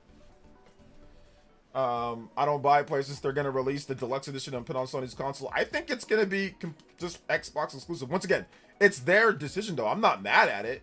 I'm not mad at, like, it is what it is. Like, if I feel like playing Gears of War, I'm probably going to buy that on Xbox anyway. Because, like, I just, you know, I started out on Xbox with Gears, obviously, so.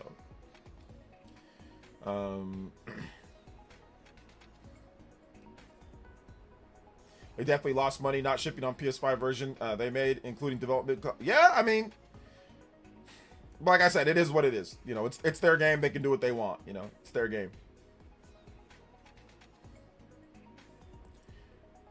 This plus no Banjo trailer is pure desperation. They just confirmed Gears and Clockwork will stay exclusive and not timed. Yeah, yeah, exactly. Yeah, I saw that. So yeah, it's gonna stay. It's not timed. It's gonna stay exclusive. Every console needs exclusives. Phil tricked people. Almost everything in the world run off exclusivity. She's doing what she needs to do, unless okay, and that's fine. You're right, DT Contra. But if the sales aren't increased here, then what'd you do it for? So you're right. You're right. Everybody does need exclusives. You're right about that. But if this backfires, like let's just say it doesn't improve console sales, and you just make less money, then after you actually have the game in development, then that's a big gamble. So I hope it pays off for them. Hopefully they have an increase in console sales.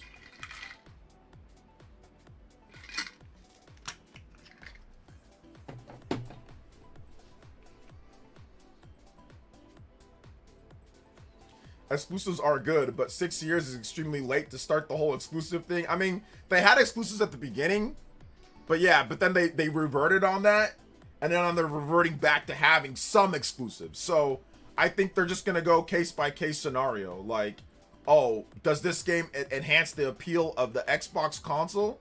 Well, if it does, then okay, cool. Then it's going to be an exclusive, you know? Then it's going to be an exclusive.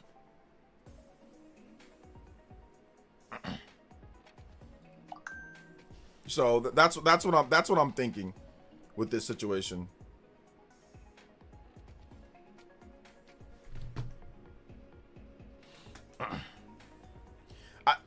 Which is crazy. Which I always expect people to dunk on me when I'm on Twitter when I say certain things that maybe seem controversial, but it seems like people are agreeing with me a lot.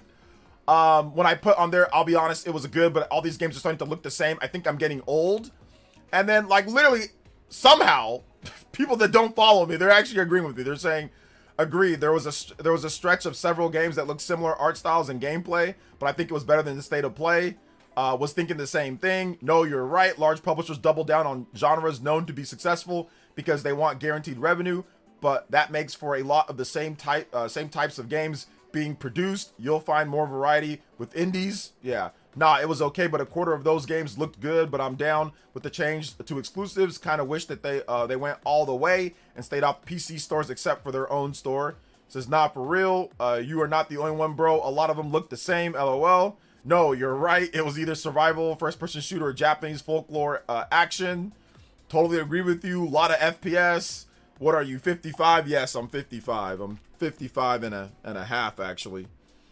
55 and a half.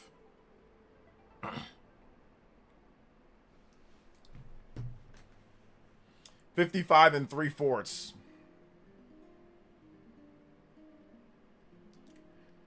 If Gears does not sell good enough, they will backtrack. I don't think they're gonna care. At this point, I don't think that they're going to care as much. I don't think they're gonna care. I think they knew that it would. I mean, they're smart people at Microsoft. Asha Sharma is more intelligent than all of us.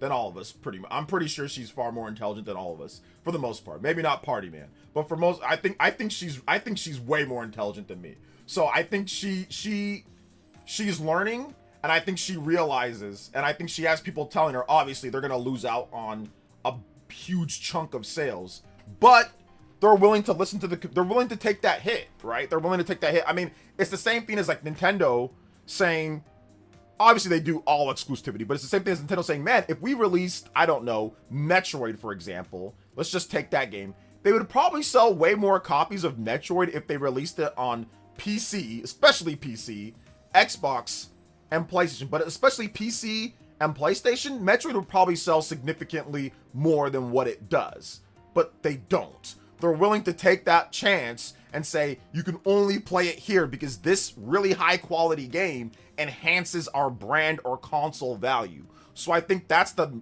thought process that goes into it. Sure, we could sell way more if we put it out on this, but we feel this game is a unique game that enhances the brand value more than other games because of the quality of the game. So we're going to make it an exclusive or keep it exclusive. So that's what I'm guessing is the logic or the thought process behind this, you know? Hey you, I want to shake your hand. Massive with the $2 and says, guys, Gears of War is one of the Xbox's biggest franchises. If not, make that exclusive. How else to bring people back to Xbox consoles? Y'all want competition or not? Yeah, I mean, the problem is that it's like, have you ever heard the song, there ain't no such thing as halfway crooks? I think when it comes to exclusivity, you got to go like all in, or you got to go pretty much mostly in. They just like dip their toe. It's like a dipping of the toe. It's not a definitive strategy, right? So I think that's the problem that people have. Either you go in or you don't. And it's like, and if you are gonna go in, like make it completely defined on what is and what it like isn't. Like Sony has their definition of like, okay, multiplayer, cool. Single player, no. Microsoft is kind of like sometimes single player, sometimes not, sometimes multi. It's wishy-washy, right? But they're doing a transition, so maybe they'll transition completely over to having exclusives. But you know, I don't know. But no, I feel you though, Massive Rican. Like I get you. I want competition. I have an Xbox Series X. It's actually right here behind me. So maybe it'll get me to plug it in. I agree. You know. I'm guessing P6 releases February 2028. I'm locking that in. Don't guess that because it might not. Don't guess that. That's a bad guess because we don't know if it's going to release February 2028. Don't say that. We have no idea. I'm guessing it's going to be in 2027 at some point. The rumor is late, but who knows where it's going to end up. We don't know. So while no one's gonna buy a Steam machine, you can buy one to play Gears instead. Xbox is the dumb part. By making IPs more accessible, in turn dilutes the value due to the lack of interest from the ease of access. MS has been diluting their IPs on other platforms for years now. Yep. Castlevania Belmont's Curse won't be on Nintendo Switch at launch. Released sometime in 2026. Nintendo everything posted. Okay, it won't be there at launch. Okay. I guess it'll be there afterwards. Konami and Evil Empire just sent the release date for Belmont's Curse, but those interested in the Switch version will need to wait a bit longer for the game. On most platforms, the title's coming out October 15, 2026. However, the most recent trailer posted on Bill Konami confirms the Switch version is launching in 2026. So it's just not going to be launch. I'm guessing they're going to do a Switch 2 and they're going to do a Switch 1 and Switch 2 launch at the same time. That's what I'm guessing. Oh, wait, hold up. Also, there's no plans for a Switch 2 version. The game will work on the console through backwards compatibility. Okay. Yeah, we'll see. I'm guessing there'll be a Nintendo Direct trailer where they'll go over the release date there. So I'm guessing that's gonna happen on that one, man. So yeah, man. Please do a Spawncast favor and just do your pre-show where you beg for money and skip the main show. All right, no problem. I don't ever beg for anything. I say, yo, if you guys want to support, I'll do this. I don't beg. I'm not Dark Side Phil. Shout out to Wavy Wave though. I appreciate you, man. And in terms of skipping the show, I know somebody deleted the comment, but you didn't need to. In terms of skipping the show, nah, I ain't gonna skip the show. So you're gonna have to deal with me. You're gonna have to deal with me. the whole time. I ain't going anywhere, man. So buckle up, sit down, get ready. Nothing you say makes me upset. I've been on the Spawncast for a decade now. I'm one of the longest members of the Spawncast. So I hope you guys didn't ban him. I want him to talk again. You're gonna have to deal with me, brother. There ain't nothing you can do. And the coolest part about being me versus being you is that you gotta watch me. You gotta come to my stream, and believe it or not, you give me money right now because I get money based off ad revenue. So you give me money right now and just watch it. I get money based off my metrics. So even when you're not giving me money, you still give me money. So no, I'm gonna be here. I'm gonna be on the Spawncast. You're gonna keep coming to my stream. You're gonna keep hating. And like I said, the best thing about being me is that I'm not you, Wavy Wave. I'm not just a pathetic fan that has to come to people's streams salty and upset over somebody talking about video games. Like, so no, I ain't going nowhere. I'm gonna make more money than you. I'm gonna look better than you. I'm gonna have more than you. I'm gonna be more successful than you. And there's nothing that you can do about it. So just, you're gonna have to deal with it, buddy. You're gonna have to deal with it. I'm gonna always make more than you. I'm always gonna look better than you. I'm always gonna be more successful than you. And I'm always gonna be on the Spawncast, which you're not gonna be. You're not talented enough to do your own content. So it's okay. Sit back, chill, watch me make money. Watch me be on the Spawncast. Watch me have great friends that want me on there while you sit back and, like I said, sit back and complain. Thanks for the support, buddy. I appreciate you. You banned him? Thought you sorry about that? No, you should have just... Oh, there was no need to ban him. No need to ban him. You gonna be too hard on the guy? I'm going a bit too hard? No, I'm not going a bit too hard. I'm not going a bit too hard. I mean, he started it. Let's see here. So, I'm not going anywhere, guys. I'm going to be on the Spawncast. I don't care if people don't like me on there. That's fine. I'm still going to be on there. You're still going to hate watch.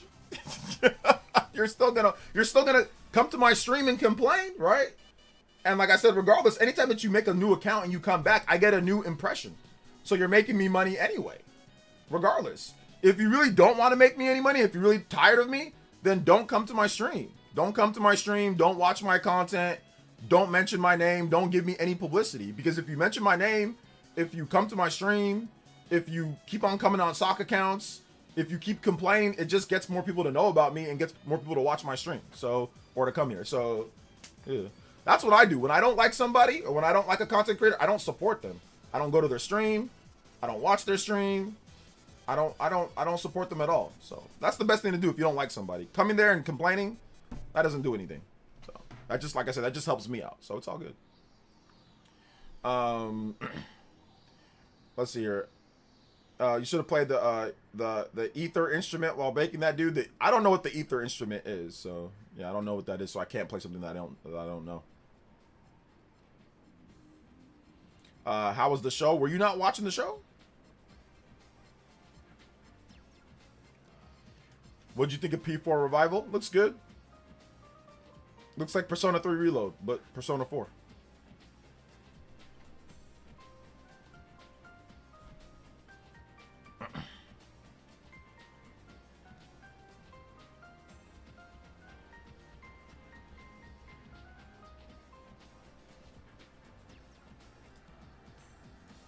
I didn't watch the show, barely did. Oh, okay, you barely watched the show? Alright.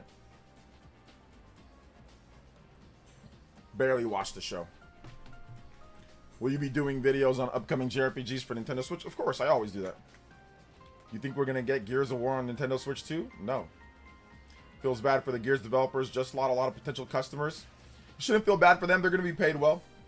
They're paid well. They're paid well enough. I think they're gonna sell well enough on Xbox by itself. I think there's enough Xbox fans, there's enough Xboxes out there for them to sell, you know, 4 or 5 million units probably. I think it's gonna sell really good on Xbox, or more like, sorry, it's on Game Pass, so they probably won't sell that much. But there's enough Xboxes for them to make enough in like new Game Pass revenue and people buying the game. I think it's probably gonna sell a couple million. And then there'll be new subs on Game Pass because of Gears of War. So I think they'll make enough. I think they'll make more than enough for the game. Tedo needs to come in clutch. Yeah. It's coming clutch, man. The song by Ether by Nas. Yeah, okay. I didn't know. Yeah, that's gonna get me copyrighted too, so I'm definitely not gonna play that. So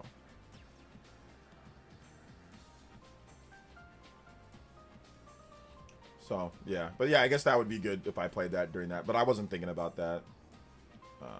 So was not thinking about it. I'm guessing most people think the show was pretty good online. So most people think the show was good. So yeah, there you go. There's that.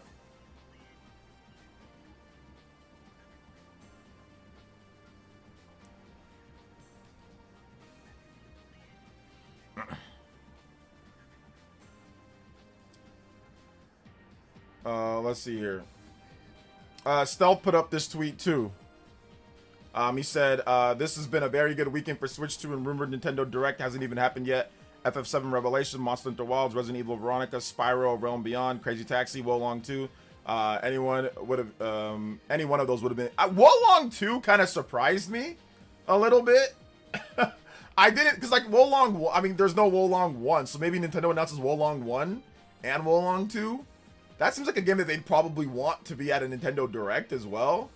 So yeah, getting those was interesting. Usually at these shows, if you look at like for the Switch 2 last year, there was like no Switch 2 announcements at the Xbox shows last year, obviously.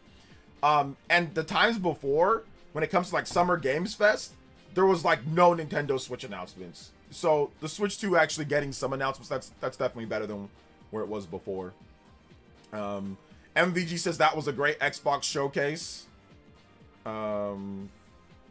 So there was that. Ninja Theory says, surprise, we scammed y'all a bold new action adventure game set in the Hellblade universe, Senua. Yeah, you scammed us out of Hellblade 2. Good thing I didn't buy that.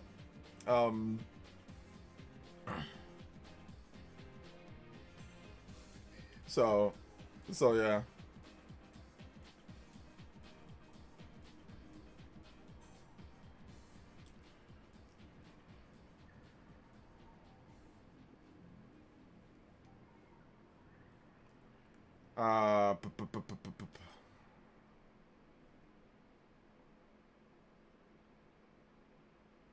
So I'm trying to go over some other stuff here.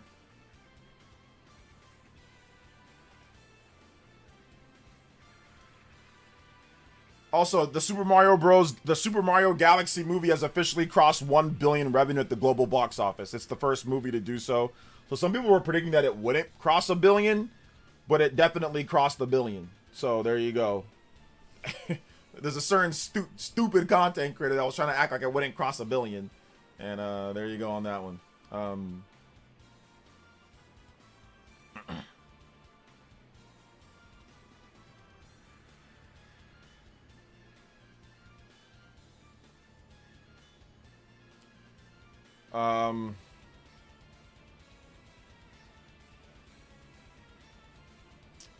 Let's see here. Anything else?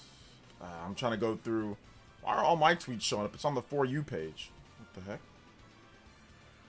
I don't know. Maybe it does that.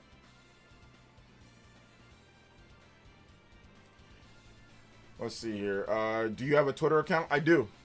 At PlayerEssence. No need to take those guys saying they want you out the Spawncast seriously. Come on, man. You better than that. Who says that I'm taking those guys seriously? I just felt like roasting him. It was earlier, too. Somebody banned him. But, I mean, I don't take it... Bro, I don't do the Spawncast for randos that get mad on me being there. I do it because John's my friend. I've been doing the Spawncast for nearly a decade now. Next year will be a decade. It's been... I think my first Spawncast was 2017. So, I've never been on any other show. And some people know they get kind of frustrated with me because they'll ask me to come on their show and I'm like, I don't feel like it. You know? So you know, I've got to be pretty, for me to show up every single week to John's show is because he's my friend. It's because I like him, he's my friend, and I like the people there. You know what I'm saying? That doesn't mean if you ask me to show up that I'm not going to show up at your show, but I've gotten invites for other podcasts, and I've just said, no, I think I'm okay, man. I'm good, you know? So the fact that I make the time to try to show up for John's show every time is because John's cool. If I didn't like John, or if I just thought he was mid, you know what I'm saying, when it comes to like as a person, if I didn't like Sean and if I didn't like the people that we did the show with, I would have stopped showing up a long time ago. I don't have to be there. And the guy was talking about money. I can make more money not being on the show. I can just stream. I can stream here, and I'll have a couple hundred people here watching me and supporting and doing like we always do. So I can actually make more not doing it. But I decided to do it because I like John. You know, that's it. So if this was about money, man, I'd be doing way more sponsorships. I get sponsorship offers all the time, you know, and all that. So it's not. I do it because I like it, and when y'all support, y'all support. You know, like we have some nice little incentives, you know, music, whatever the case, but we're not DSP out here. So, like, I felt like telling that guy off because I felt it was fun. But I like the fact that he doesn't like me on there, and that I like that because now it just makes me say, okay, well, I'm going to keep showing up every single time. So keep watching. You're going to keep watching. Oh, wait, you make money in the Spawncast? I mean, we make money now in the Spawncast. Yeah, now we do. But before we didn't. For like a long time, we didn't. But now we do. Like, now John's... I mean, which, once again, none of us asked for anything. John just decided to do it. He just decided to start. But, like, before, he didn't, and nobody cared, because whenever he would come on to our shows, we didn't give him anything, right? Or, like, when Sean had the Spawncast after show, RGT didn't give, you know... didn't give anybody else anything, you know? So, it was always, okay, well, if you're hosting it, that's yours. But John just decided to say, okay, well, we'll just split it now. So, you know. But once again, I was there almost every single week regardless of that, you know. So, yeah. No, it's okay, Firetype. You don't have to. You don't have to. You showing up to the stream and commenting is enough. Thank you. It's over. Nintendo announces the Kingdom Hearts collection and Expedition 33 for the Switch 2. It's over. People used to do things for the love of the game. Bro, like I said, man, I started doing YouTube. I didn't even know you could make anything, you know? The reason why I started streaming so much and started doing this is because people actually said, yo, OJ, we like your streams. Like, we used to do, back in the day, we used to do, like, the midweek essence, where I'd stream once a week. I'd stream, like, once or twice a week. Maybe we'd stream it, like Saturdays or Sundays. We'd stream, and then, like, we'd stream, like, one time during the weekend. I just edited videos all day. But as we started streaming more and we started getting more popularity, a lot of you guys were saying, OJ, you know, you should stream more. You should stream more. If you look at the midweek essence, like in 2017 or 2018, like people would be, oh man, it'd be cool if you streamed a bit more, OJ. Like you would see like people saying that. So it started, it's developed into like, okay, we'll stream 2 times a week. Oh, we'll stream 3 times a week. Okay, maybe we'll stream 4 times a week. You know, maybe we'll just stream 5 times a week, right? It just kind of developed into more. And then it got to the point where people just really started enjoying the live streams a lot and supporting the live streams a lot. So I'm like, okay, well, I'm going to go where people want me to go.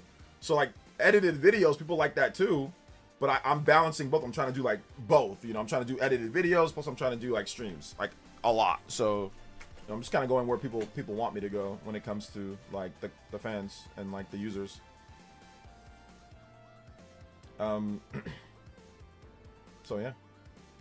See, I thought it was because you crashed his Lambo and you have to be on his show forever to pay him. Yeah, there's also that too. I mean, I didn't want to say the quiet part out loud or the hit. I thought we were over that. I have a feeling that Nintendo's going to obliterate all these showcases with the next Nintendo Direct. I think that the next Nintendo Direct, it's going to look so different with the games.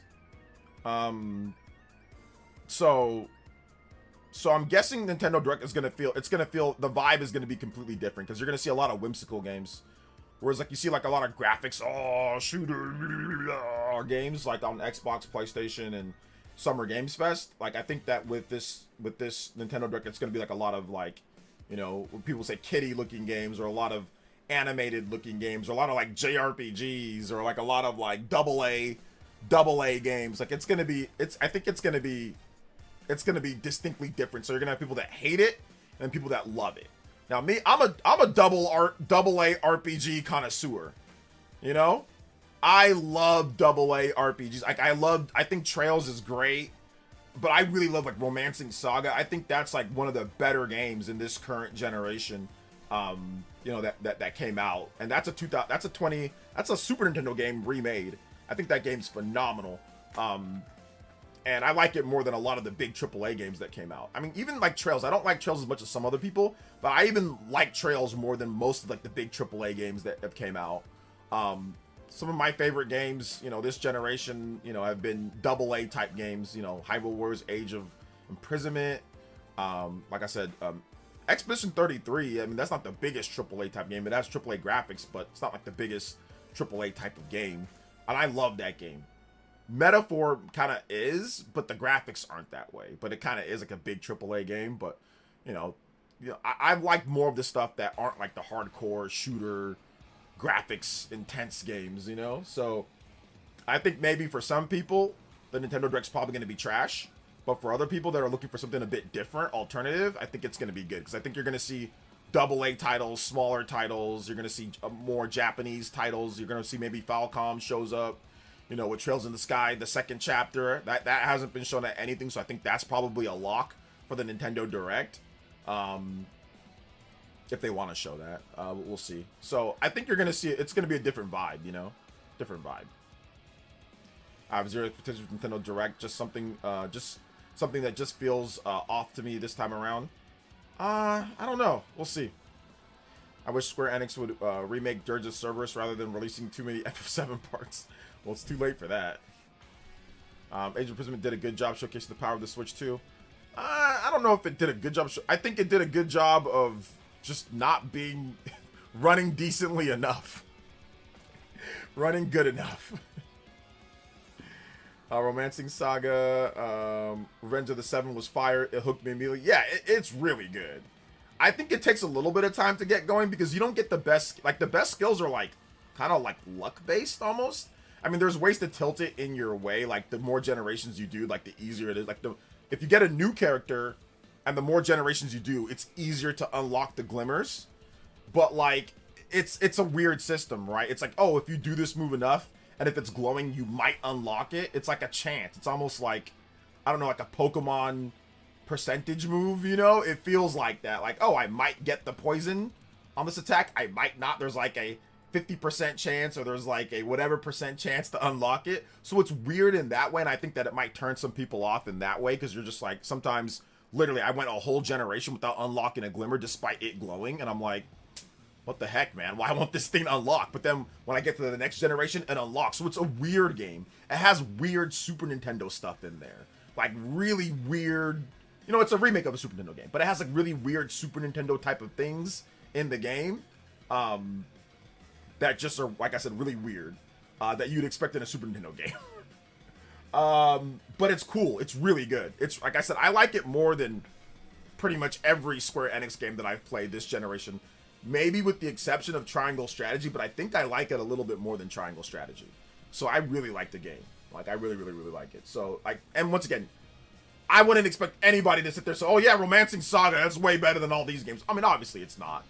But, like I said, that's what I'm saying. Like, just for me personally, I'm starting to kind of, like, check out on, like, a lot of the big graphics games, you know, and things like that. So, I don't know. How many Romancing Saga games? I think pretty much all of them are on the Switch 2. At least all the Super Nintendo ones. I think like the first one and the second one and the third one are. And like there's like one other romance, like a newer one that kind of sucks. That one's not very good, but it's kind of nasty looking. But you can start with Revenge of the Seven. Like it's called Romancing Saga 2, but it's a brand new story. So you can start there if you want. I don't know. The old school games seem like they'd be really difficult to play though, all things considered. OJ, what's your thoughts on the Xbox Showcase? Give it a grade. I give it C+, B-.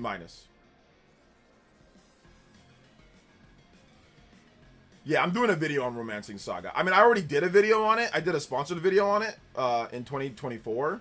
But I'll keep it a buck. Like, I didn't play it. Like, I played it, but I didn't play it enough. Like, I didn't really... Because, like, I didn't play it enough. I played it, and it's good. I knew that it was good. But I wanted a Switch 2 version of the game. Like, I wanted to be able to play it portable, but in not dookie quality. And like the Switch 1 version of Romancing Saga, it's not terrible, but I didn't want to play it in 30 FPS with longer loading times. So I knew that they'd do a Switch 2 version, so I just waited. The Switch 2 version came out last year, and I had to finish Xenoblade. So I wanted to finish that game first, and then once I finished that game, I got into Romancing Saga. So that's what I did.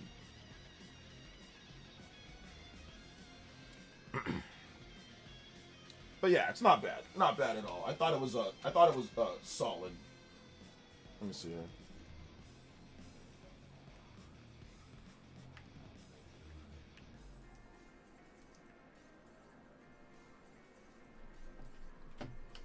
I can show you guys a little bit. Because like I said, I'm almost done with my video. So I've been talking about it, but I haven't shown a single second of gameplay footage. So if you guys want, I can show you why I like it a little bit. Give you a little preview of it. I mean, I have it right here on my Switch too. On my, only if you guys want. If you guys don't want, then I won't do it. But if you guys want me to, I can.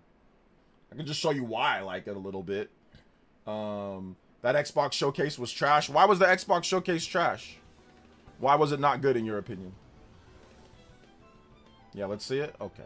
You guys know I never play video games on this channel, right? You guys know I never play video games on this channel. So, we got to actually play a game. We got to actually play a game to show people that I actually play a game. Word of caution, I am at the end of the game. So, I mean, nothing will really make sense to you. But I am at the end of the game, so there is that. But I'm not going to show you any story spoilers or anything like that. Story's actually not bad. It's actually not bad at all. It's actually a pretty good story. Let me just make sure I'm backed. I'm saving backed up. Okay.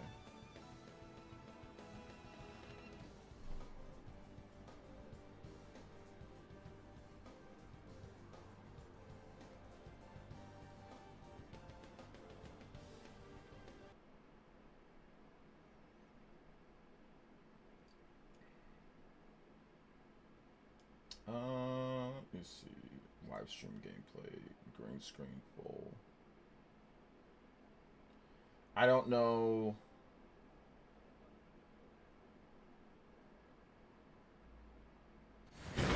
I don't know if. Okay, yeah, here we go. Merciless fiends. Their names were thus. I'm at. Let me see if I can load my save file. Yeah, I'm at 89 hours. So you guys know I wouldn't be saying that I really like something. I'm at 89 hours in the game. Let me see if I have a better gameplay thing here for this. Actually, I don't. I haven't made a better gameplay. I thought I made something better for gameplay. Let me see if I made something better for gameplay. Okay, I made this one, but that one's not good either. I gotta. Sorry, guys.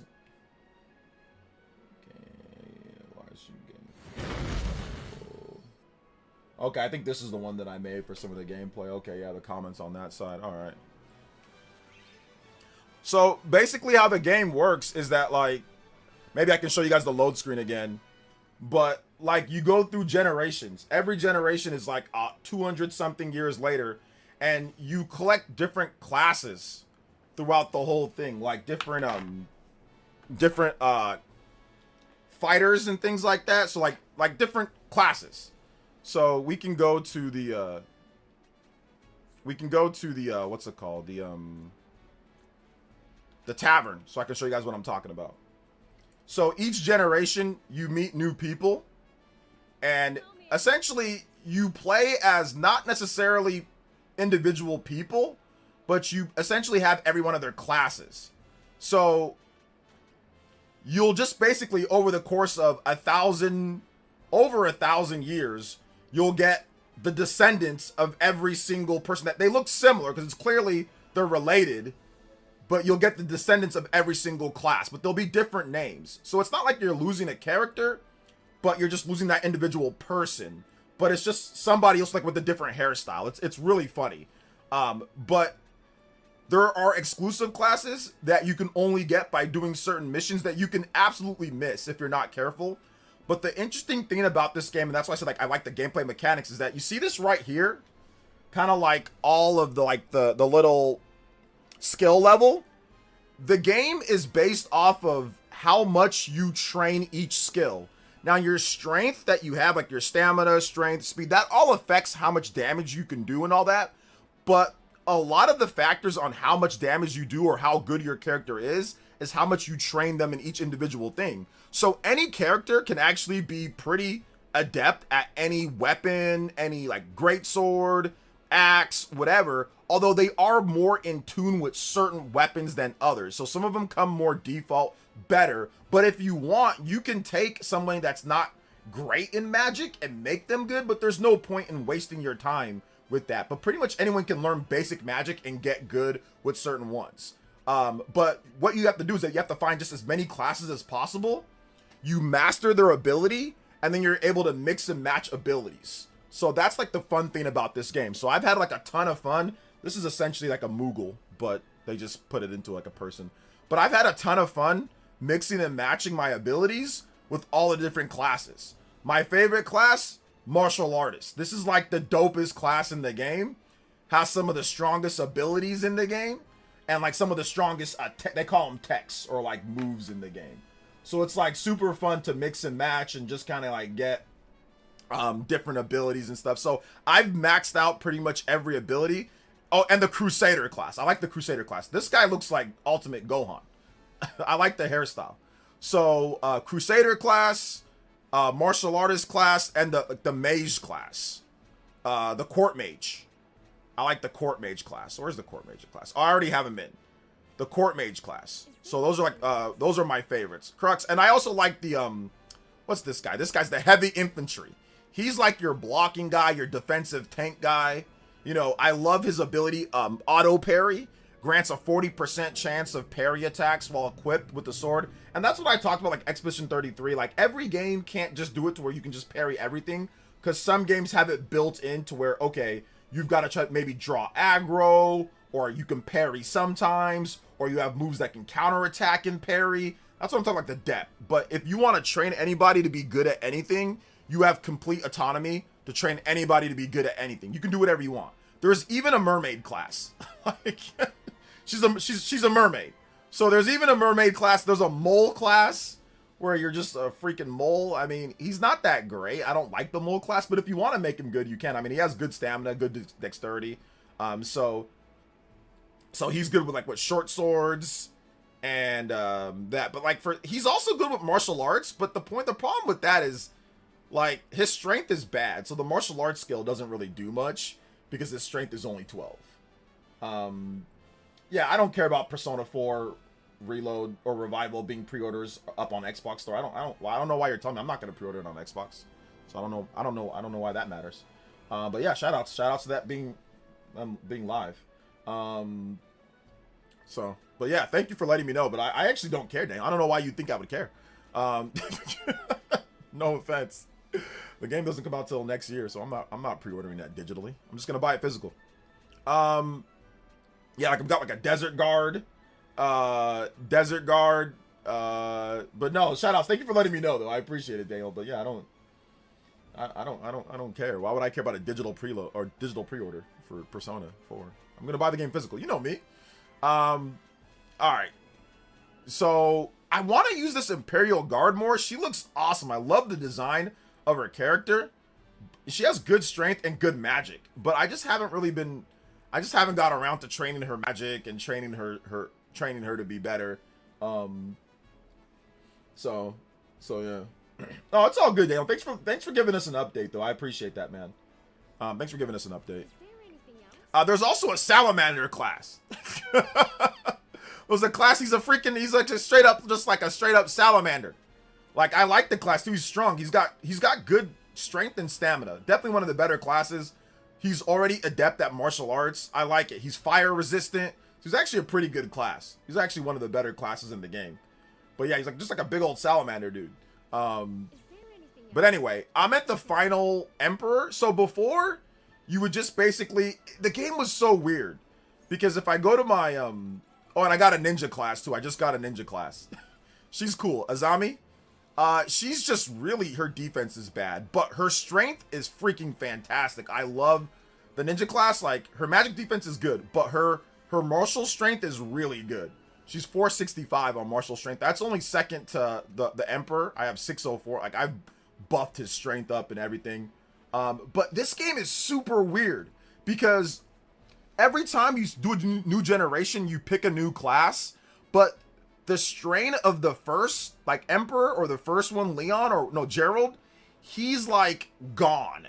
Like, you don't get anybody like him. And then at the very end, you kind of like get one that's like him. So there's like no voice acting like with the main characters pretty much throughout the whole game. The beginning of the game, your controlled character has voice acting. Nobody in the middle has voice acting as the new Emperors. And at the very end of the game, your final Emperor has voice acting. So it's really jarring because you play most of the game with your main character being a mute. Except for the beginning of the game and the end of the game. Then all of a sudden he's no longer a mute, which is hilarious. Like that's like Super Nintendo type stuff, you know? So it's pretty funny. Here's what I said, like mixing and matching the abilities, right? Like you can go in here and you can mix and match, like you have your normal innate ability that they have, like the auto parry, but then you can go and pick anytime that you master any ability, which is that means you have to do 60 battles. You have to do 30 battles to learn the ability, then you have to do another 30 battles to master the ability. Once you master it, anybody can have that ability. So you can mix and match your abilities as you see fit. A lot of depth. If they make a new one, you think the city should change this time? Yeah, they should. That's another Super Nintendo thing.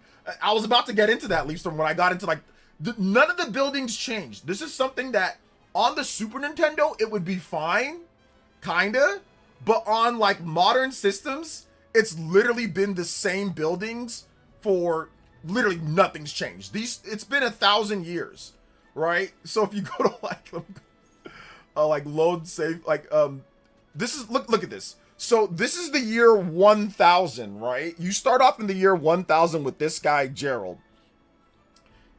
By the year 2311, everything still looks the same.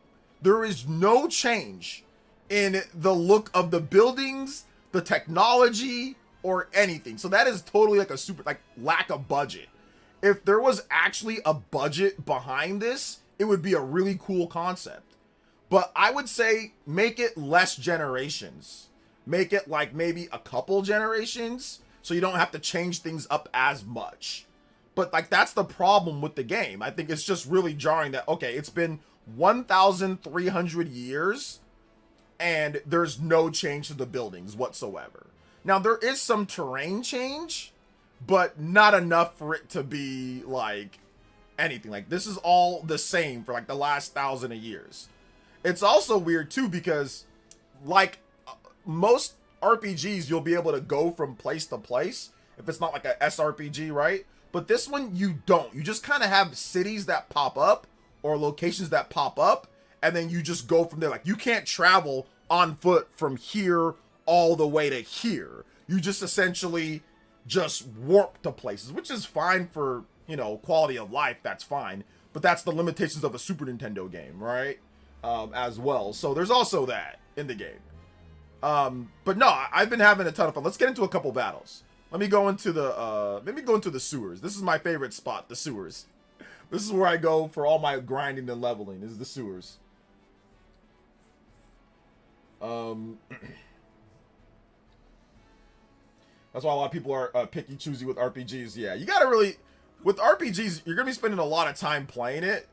So you gotta choose your time wisely on what you pick. So what I like about the battle system in this game is that like each character, like I said, you can customize the character to like your own, like what you like. I love martial arts, so I can pick I like picking the martial arts techs and just like blasting them away. My guy is super strong, so he just hits everybody in one hit. I have like this ninja chick. She does big swords and martial arts. So I'll use a big sword. A great sword. They call it great sword. Holy light, that only works there. Dark blade. We do dark blade. So let's see how much damage it does. Okay, that's not bad. And this guy, I built him up. My court mage, he's just super strong. So like, I learned this technique called Solar Wind. It combines two separate magics because you have different elements. You have water, you have fire, you have wind, you have light. So you have certain attacks that combine two of them. I know you can't really see it because I'm blocking it. So I guess I'll put myself over here. Let me make it smaller. So there we go. We'll make it smaller. So yeah, you can't really. Okay, now you can see it. So he has two. This attack called Solar Wind, it hits everybody and it's strong as hell. I'm just gonna wipe. Yeah, I'm gonna wipe out everybody. Yeah, it's a wipeout. But I'm playing on the hard difficulty. I will admit, I did have to change it to normal because I got stuck on a boss because I ran out of BP, which is basically like your magic points. But just for that one boss. But just so you guys know that I'm not lying, See, look, hard, classic. Hard mode. I changed it back to hard after that one. So, yeah. Games are 100% starting to look the same. Shout outs to my squad, though, man. My squad is the best squad. That's my squad, man. I don't know if I'm going to take a zombie into the final battle, though. I have the final battle that's down here. Where is it at? Yeah, I have the final battle right here, the final battle, but I have one more mission. Actually, I have some missions that I think I can do. Yeah, I can do like another mission here, and I still need to liberate this area here to add to my empire. So I still need to do that. So I'm gonna finish up all that before I beat the game.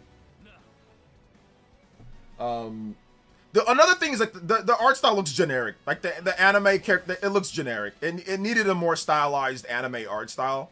So I will say that. Oh, this is one of my favorite attacks. This is one of the high-end martial arts attacks that you learn. You can tell how strong it is by the potency.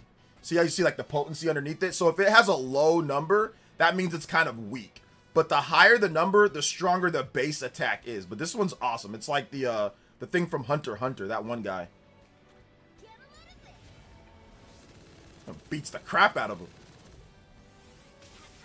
Yeah, she's super strong. I got her to be really strong. She's not as strong as the Emperor, but she's still strong. Here's the Cyclone Squeeze. That's a combination of two different ones. I like this one too, Dual Gunner. Hits him like 5 times. This is just my tank guy. I just use him for a tank. I don't really use him for anything else. Just do crosscut. Did you do all the ocean stuff on the ship? I think I did most of the ocean stuff on the ship. Yeah, I think I did most of that. There might be some more though. I don't know. Oh, real quick, let me show you guys the castle builder in the game real quick. So there's one little element to this game that's actually, it's not little, it's actually a pretty big element, but it's also part like simulation. You can level up your empire, your castle. So when you go sit on your throne, you have access to development, and then from there, I mean, everything's leveled up to max, but over the course of generations, you build up your administration. So if you want like your incantation, this is where you learn your spells. You got to get this built up. You learn better access to spells and all that. You have like a big tree that helps make you money, because everything you got to make money in this game. But I mean, I'm super rich. I have $84 million. So I'm already really rich. I got 84 million. But then you can build up like your university. You can build up like your smithy, like where you actually build up your like your weapons and like your blacksmith, your armor. And you can also build up like your Imperial Guard. Your Imperial Guard, that gets you an exclusive class. So you got to build that up too, like the Imperial class.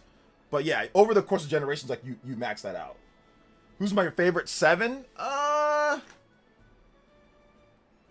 I kind of like Wagnus and I like Subier. I like Subier and Wagnus are probably like my 2 favorites. Rock Bouquet, she's kind of cool too. I don't know. They're all kind of cool. Everybody but Kaczynski is cool. Like they're all cool but Kaczynski. He's stupid. He's dumb. You can also go to like your training hall. That's what I said. Like there's so much depth within the game. Like it's kind of intimidating, but once you learn it, it's fine. This is what I was talking about here, like with learning different techs. So if you want, once you learn a tech, after the generation passes, you master it. And then once you master it, you can assign any tech to anybody that has enough skill in that tech to learn it. So any move that you've learned, anybody can learn the move. So that's why you have to just keep on learning new moves. I think I've pretty much learned everything. If you know that a move can be like, there's a variation of the move that can be learned, you'll have like a little light bulb over right there, and then it'll show you a question mark, like, oh, there's still something that can be learned from this. But if the move is done, like there's no other way to learn like more from the move, then I'll say no deviations or whatever that says possible. So I think I've pretty much learned everything. Yeah, from like every move, I think I've learned everything. So you can mix and match however you see fit. If you want somebody else to be a martial artist, you can learn it, and you can learn the strongest moves and give them the strongest moves in the game. You can completely customize your moveset. Anything else you wish to learn? Persona 4 Slung for 70. Deluxe is $84.99, then $99 for the premium. Remember when we keep complaining about Elden Ring for the Nintendo? Well, I mean, Persona 4, it's a new game remake, and it's 70, not 80, but yeah.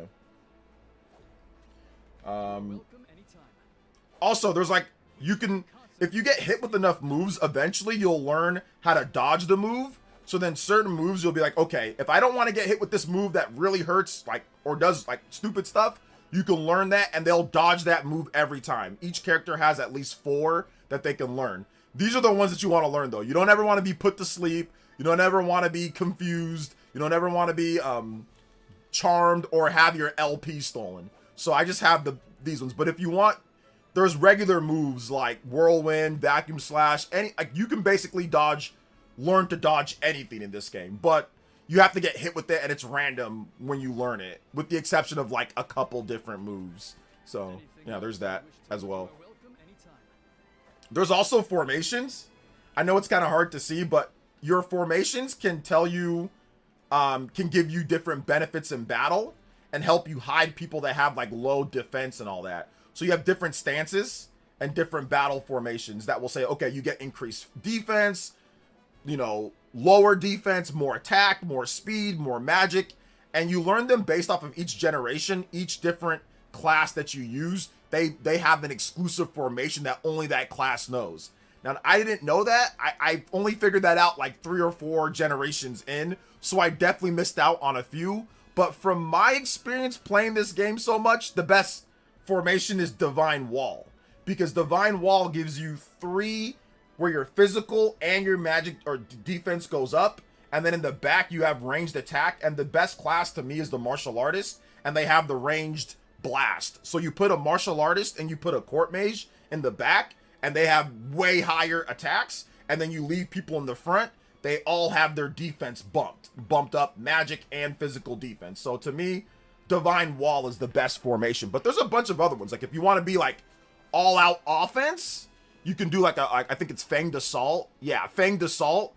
You can go martial arts class. You can put all the martial artists at the front and just blast people. Make them really fast. Make them with no armor, not as much armor.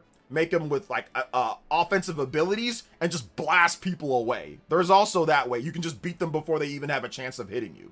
So there's different techniques, you know, whatever you want to do.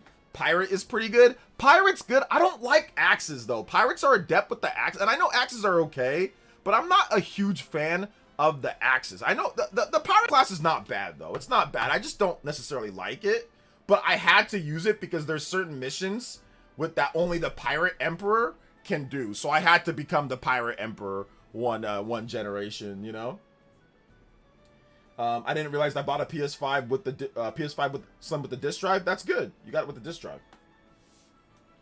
I don't know. Persona 6 will not show up at the Nintendo Direct. No.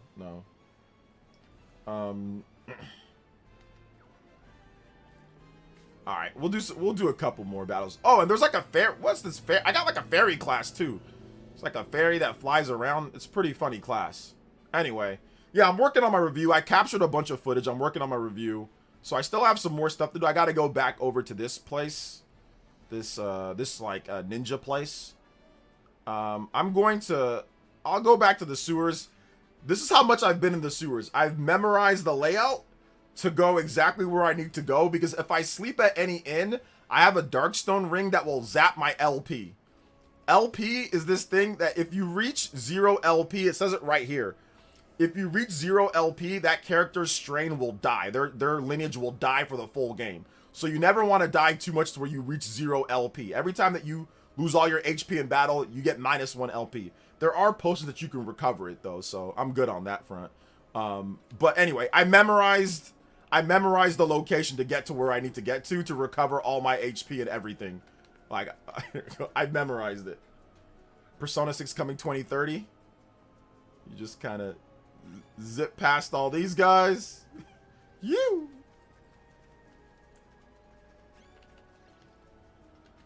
And it's right here. All right, right there. That's before one of the first bosses in the game. All right, I'm just going to save it here. I showed you guys a little bit of combat, showed you guys the game. I'll work on my review. All right, so that's that. Well, we're done streaming. I just wanted to show you guys a little bit of it because I talk about it so much. All right, let me turn this off.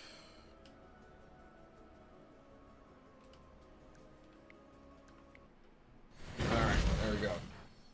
So that was that. Yeah, I know, streaming a game. Crazy, huh? Why would I stream a game? Why would I stream? Out of all people to stream a game, why would I stream a game? I know, it's crazy, huh?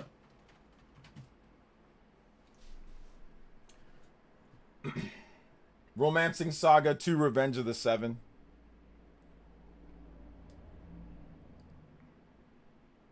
Yeah, the game is super good, man. It's really, really, really good. The generation changes are or the generational skips are really awkward at first. Literally, I could not believe it because I spent so much time with the first Emperor, Leon.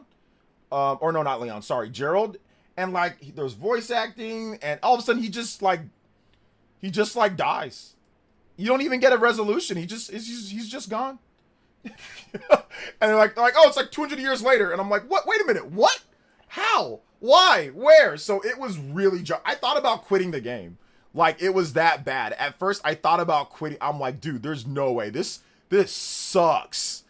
But then you get used to it. You get used to it, and then you realize that there's a story tie into it, and you're like, oh, okay. It's not so bad. Because the next Emperor, they learn all your abilities. They learn everything. So all of your skills, your abilities, your power, that gets passed down to the next Emperor. Their memories, everything gets passed down. So it's not as bad as I thought it would be. You know? It's not as bad as I thought it would be. Atlas Twitter confirmed PS5 pre-order start tomorrow. Okay, thanks, Daniel. I appreciate that. I'm not pre-ordering the game.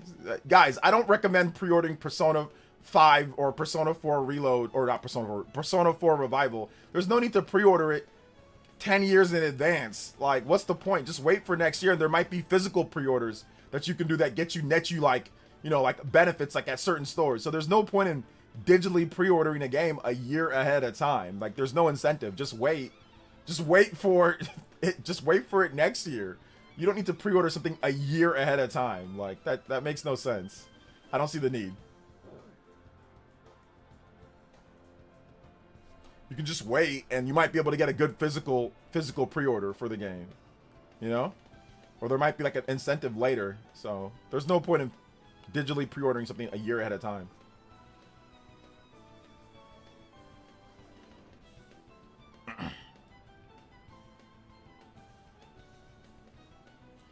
Let's see here. So yeah, it doesn't make any sense to rush out and pre-order a game digital. Like, it's not gonna run out, guys. It's not gonna run out of stock. It's not gonna run out of stock. There's no point in rushing out to digitally pre-order a game. It's not running out of stock. Like, I get that if it's coming out soon, okay, it's coming out soon. You want to be able to play it like right away, like as soon as like the game drops, like the Halo game that's coming out, Halo Campaign Evolved. Okay, like, I get digitally pre-ordering that. The game is coming out like next month.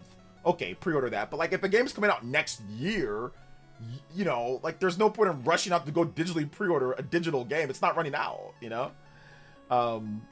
So, and that's just my opinion, at least. Let's see, I don't pre-order. I will pre-order, like, if it's like a special edition of like a niche game, I will pre-order those, yeah. But like, I'm not gonna pre-order a game, you know, 3 years ahead of time, a year plus, a digital pre-order a year ahead of time. That doesn't make any sense.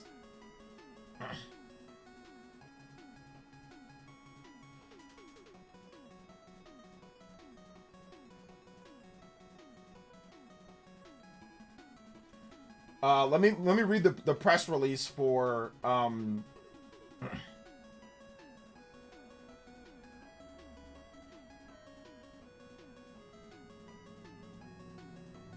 Let me read the press release for Persona 6. So, Persona 6 description. With over 30 million copies sold worldwide, the Persona series has defined a generation of RPG storytelling. Now, after years of anticipation, the next installment is finally revealed. Persona 6 brings everything beloved about the series into a bold new story. The signature blend of heartfelt daily life and pulse-pounding supernatural adventure returns, wrapped around a completely fresh standalone story and new cast of characters. Whether you've been with the series since the beginning or this is your very first Persona experience, you belong here. Unleash your persona, forge unbreakable bonds, awaken the power of Persona, a manifestation of your innermost self, and discover others who share this extraordinary ability. Every relationship you nurture makes you stronger. Every bond you forge becomes a weapon against the darkness lurking within. Live a double life in modern day Japan. So it's going to follow a similar structure. Navigate the rhythms of everyday school life and build friendships, pursue romance, and cultivate memories that matter. But beneath the surface of familiar streets and quiet neighborhoods lies something darker, strange rumors, unsettling urban legends, and occult incidents that only you and your closest allies can face. New to the series, learn about the journey. The Persona series has over 30 years of history, but every numbered entry tells its own complete standalone story, no prior experience required. Beginning in 1996 with Revelations Persona as a spin-off of the Shin Megami Tensei franchise, Persona has since become a flagship RPG series for Atlus. Now Persona 6 promises the perfect entry point into one of gaming's most beloved franchises for newcomers, and a haunting, profound new mystery for those who have been waiting. So essentially, yeah, it's the Persona that you know. It's the Persona that you know and love. It's the Persona that you know and love when it comes to that. So there you go.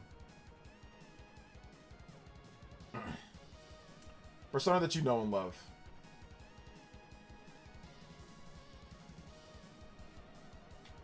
So yeah, the update on Castlevania is that Castlevania is still coming to the Switch in 2026. It's just not coming in October. So it's going to come in 2026 at some point, but it's just not coming in October. So there's that. Let me see. Any other things that we can talk about here?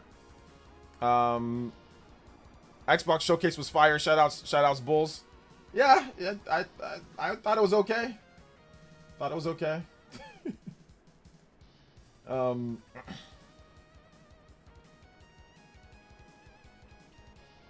So yeah. So I thought it was all right.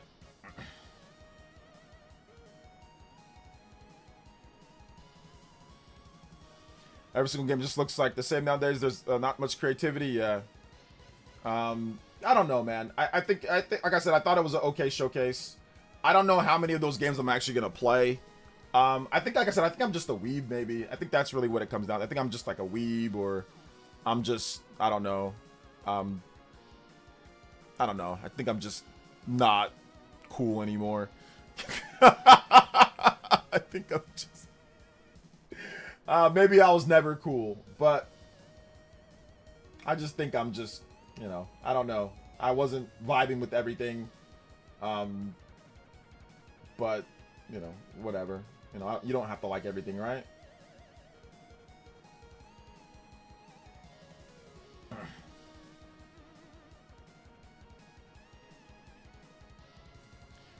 OJ would have loved it if they had Mass Effect 4. Yeah, that would have been great. I mean, I'm actually interested in playing this Senua game too. Like, it looks a lot more up my alley than obviously the first and second Hellblade games. So this Senua game,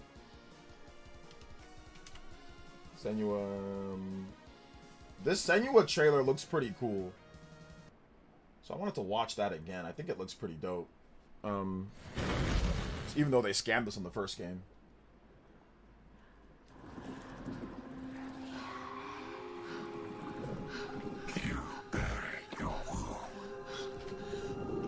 I don't think it's a remake of the first game. I don't think so. Left your people behind. I think it's just like a new game. Believing time would see them heal. But what is left in the dark sickens. And some binds cannot be broken.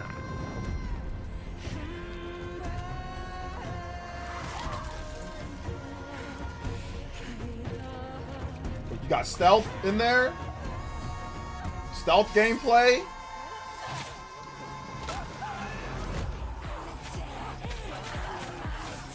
Multiple characters.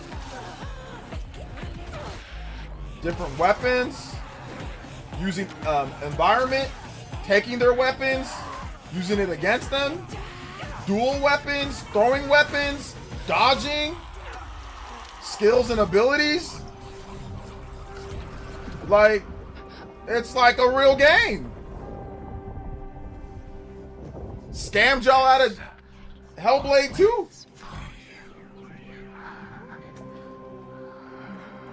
Senua versus Lao Fei. I think Lao Fei will be better. I think God of War Lao Fei will be a better game from what I saw, but we'll see. Yeah, it's like a real game. It's like an actual real game this time. So there you go. That looked pretty cool. Thought that looked dope. That might be like a pickup later, you know? Yeah, the camera is close. The combat's kind of visceral, so the camera is pretty close. I don't think the environments are very big, though. I think it's a very small environment type of place. Like, I don't think you're going to have to see, like, a lot of the area. But, yeah. Plot twist, that's the combat in the whole game? Well, I mean, yeah, that's the combat. But, like, what you can see, like, once again, she can take weapons from the enemy. She has different skills, like, that she can unlock. She has dual-wielding weapons. Like, there's a lot more depth into this one than the Scam Blade 2. And even the first game. So, it definitely looked better to me. But that's just, I guess that's just my opinion. They're going to whisper in your ear while you fight. I think that there might be an ability, there might be a thing to turn that off if I'm not correct. Like, you can turn off the whispering. So, that's the problem that I had with the first game. It was like weirdo whispering and stuff, you know?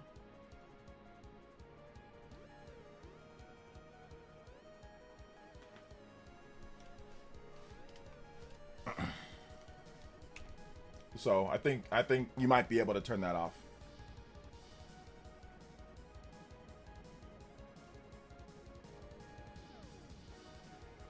At least everything's not an Xbox anymore.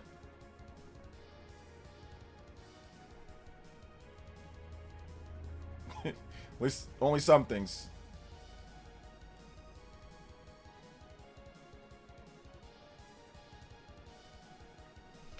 People are really hyping up the last run-in when there was no gameplay of even the cutscenes. It's just a Metroid Prime 4 style reveal. I think the reason why people are hyping up the last Ronin is because of the source material and because the fact that the game's not dead. I mean, obviously there's no, and the fact that it's Platinum Games. So because it's Platinum Games, that the source material, and that it's not dead. Those are the three reasons why people are hyping it up.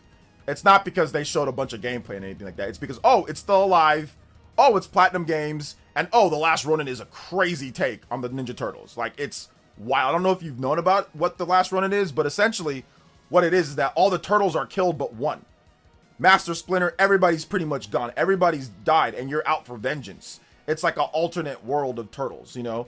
Or it's like the turtles that we got, like the very violent turtles before the animated series turtles. So, like, there's an original game on the NES. It's called just Teenage Mutant Ninja Turtles. This was not the most popular one. This was the one before the TMNT, the arcade game, where it was kind of more lighthearted and like what you know from like the animated series. This one, they all wore like the same red bandana and it was way more violent.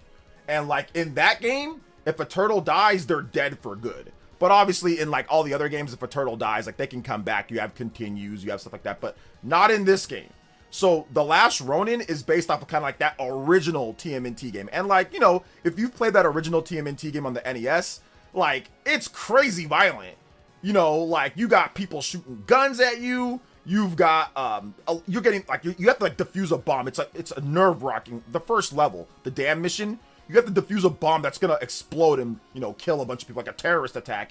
And like, there's electric, like shocking things underwater, and you have to swim very precisely between them. And if you get shocked and die, that turtle just dies for good. So it's kind of like based off of that one, like before the animated series. So that's why some people are excited about it, because that one is just a completely different vibe from like, you know, the most, any of the newer turtle games, any of the beat 'em up games. It's just completely different. Says Platinum Games made some bad TMNT though. Yeah, I know the story, but no gameplay sucks. Yeah, but that was with a shoestring budget though, and like the C team. This is gonna be Platinum's best guys on it, and it's actually gonna have a budget. So that's the biggest difference, is that it's gonna have a budget, and it's going to be with the best that they have there. Probably like the people that made Ninja Gaiden, right? It's gonna be like those people. So you give them a budget, you give them time, you give them an actual, you know, good source material. That TMNT game from what, a decade plus ago, that was the C team, and that was on a shoestring budget. I only beat the first one, wasn't compelled enough to play the second one. What game are you talking about? Oh, you mean Hellblade? Okay, yeah.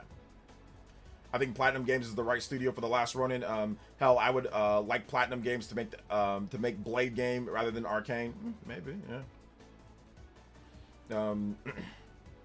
See, I wasn't a fan of Ninja Gaiden 4 either. Well, Ninja Gaiden 4 is a good game. I mean, you might not like it, but it's a good game. So I'm not saying that you specifically are going to like everything that they do, but Ninja Gaiden 4 is a good game. It's got good combat, it's got good gameplay, and it's definitely way better than the TMNT game. So you said, oh, well, they made the last TMNT. Okay, but they also made Ninja Gaiden 4, which reviewed and played a lot better than that TMNT game. So it's not, I mean, listen, if you don't want to play it or if you don't like it, that's fine. If it's not good, that's fine. You don't have to play it or you don't have to like it or whatever the case is. That's fine. But I'm telling you the reason why people are excited for it. Because once again, we thought it was dead. It's not dead. Platinum Games knows how to make action games, and they're going to have a budget behind it. You know, so those are the reasons why people are excited about it. I like Ninja Gaiden 4. Obviously, it's not 1 and 2, but it's really good. Yeah, it's a solid. I think it's a solid 7 or 8 out of 10. Ninja Gaiden 4. Like, I don't think it's a bad game. It works. It works well enough. It's good. It runs good. Plays good. You know, it's got a lot of combos and different abilities and stuff like that. So I mean, nothing wrong with Ninja Gaiden 4. Not saying it's the best game out there, but it's not bad. So I mean, if they make a game as good as Ninja Gaiden 4, that'll be good enough. Like, every game's not going to be a 10 out of 10, guys. Every game's not going to be game of the year, 10 out of 10, most awesome thing ever, Bayonetta 2. You know, like, every game's not going to be that way. It's just not. Most games are not that good. They're not as good as Devil May Cry or not as good as Bayonetta. Most games are not. Okay, so we can just get that out of the way. Is this last Ronin going to be as good as Bayonetta or DMC? Probably not. It's probably going to be more of like a 7 or 8 out of 10, but that's fine. Getting a 7 or 8 out of 10 is better than nothing. You know what I'm saying? It's better than nothing at all. So it's okay. Not every game is going to be the best game ever. So that's fine.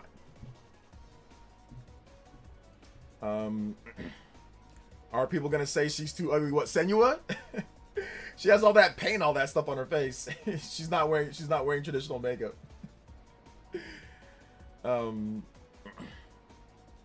Gears of War now have Resident Evil vibe, so I'm cool. So that's cool. Gears of War has a Gears of War vibe. I don't know if it has a Resident Evil vibe. That's pretty uniquely Gears of War. But I guess if you're talking about Gears of War, always had a Resident Evil vibe. But that felt to me like Gears more than anything, you know.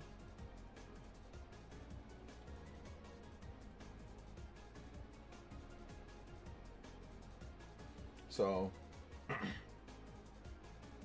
but no, I thought it was a good show. It's cool to see Spyro come back as well. You know, Spyro's back, so that was cool. So yeah, there's a lot of good stuff in the show. At the PC showcase, Cassette Beast 2 was revealed for Switch 2. Yeah, I don't care.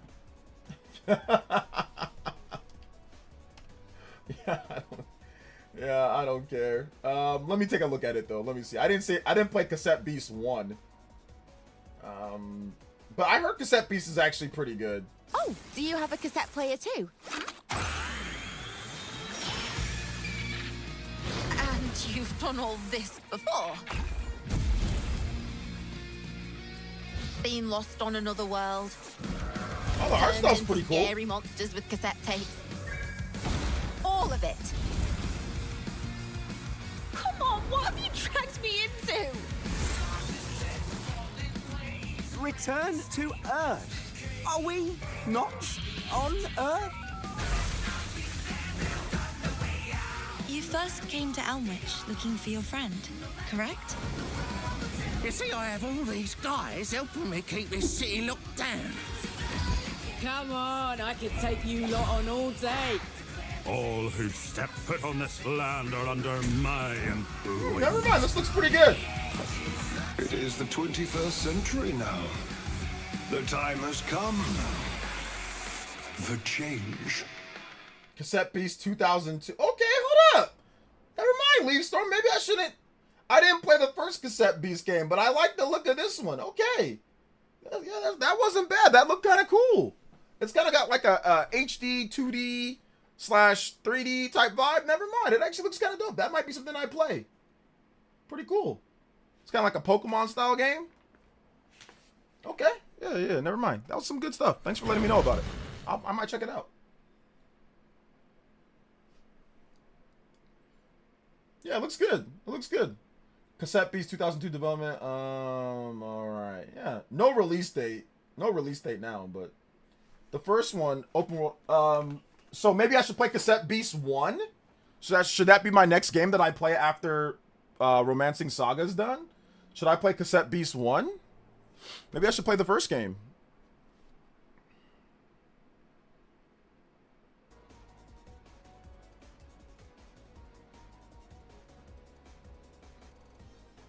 Yeah, the first one's HD 2D Pokemon. Yeah, I wrote it off too quickly. I wrote it off way too quickly. No, it actually looks pretty good. Actually looks pretty good. I think it looks good. Okay, cool. Looks cool.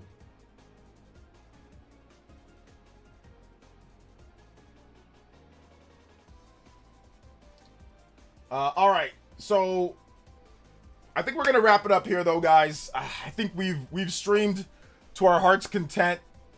So I think I'm gonna wrap it up here. Check out my most recent video. I did a video talking about different AAA games. I'm gonna do another video with all the cool announcements that we got from the Xbox show and just from even this Cassette Beast game as well. So I'm gonna probably do another video talking about that. Other reveals that happened. So check out my other video, though. If you missed it, go watch it. I think it was pretty cool. But yeah, I'll probably have another video later, maybe tonight or tomorrow. We'll see. But yeah, thank you guys so much, man. I appreciate you guys coming out to the stream tonight. Shouts to everybody that dropped donos. You guys were all awesome. Combo breaks to everybody here. I appreciate that. And yeah, this live stream will be up. If you want to rewatch any part of it, this live stream will be up so you can check it out. So, all right, guys. Thank you guys so much. I appreciate that. Love y'all. And we'll see you guys back. We might stream tomorrow. We might not. I'm not 100% sure if I will stream tomorrow or not. We might or we might not. So we'll see. We will see if I'll stream tomorrow. I'm not sure if I will. But we might. So yeah. Anyway, guys, love y'all so much. Thank you guys for coming out to the stream today. Thank you guys for being awesome. You guys are all goated. And yeah, we'll see you guys on my video. Go watch my video that I just did. Go drop a comment on there. Please go watch my video. I'm gonna link it one more time. Go watch my vid. If you're on Twitch, go watch my vid as well. Thank you guys so much. I appreciate that. And yeah, we'll see you guys for the next one. All right, guys. Peace.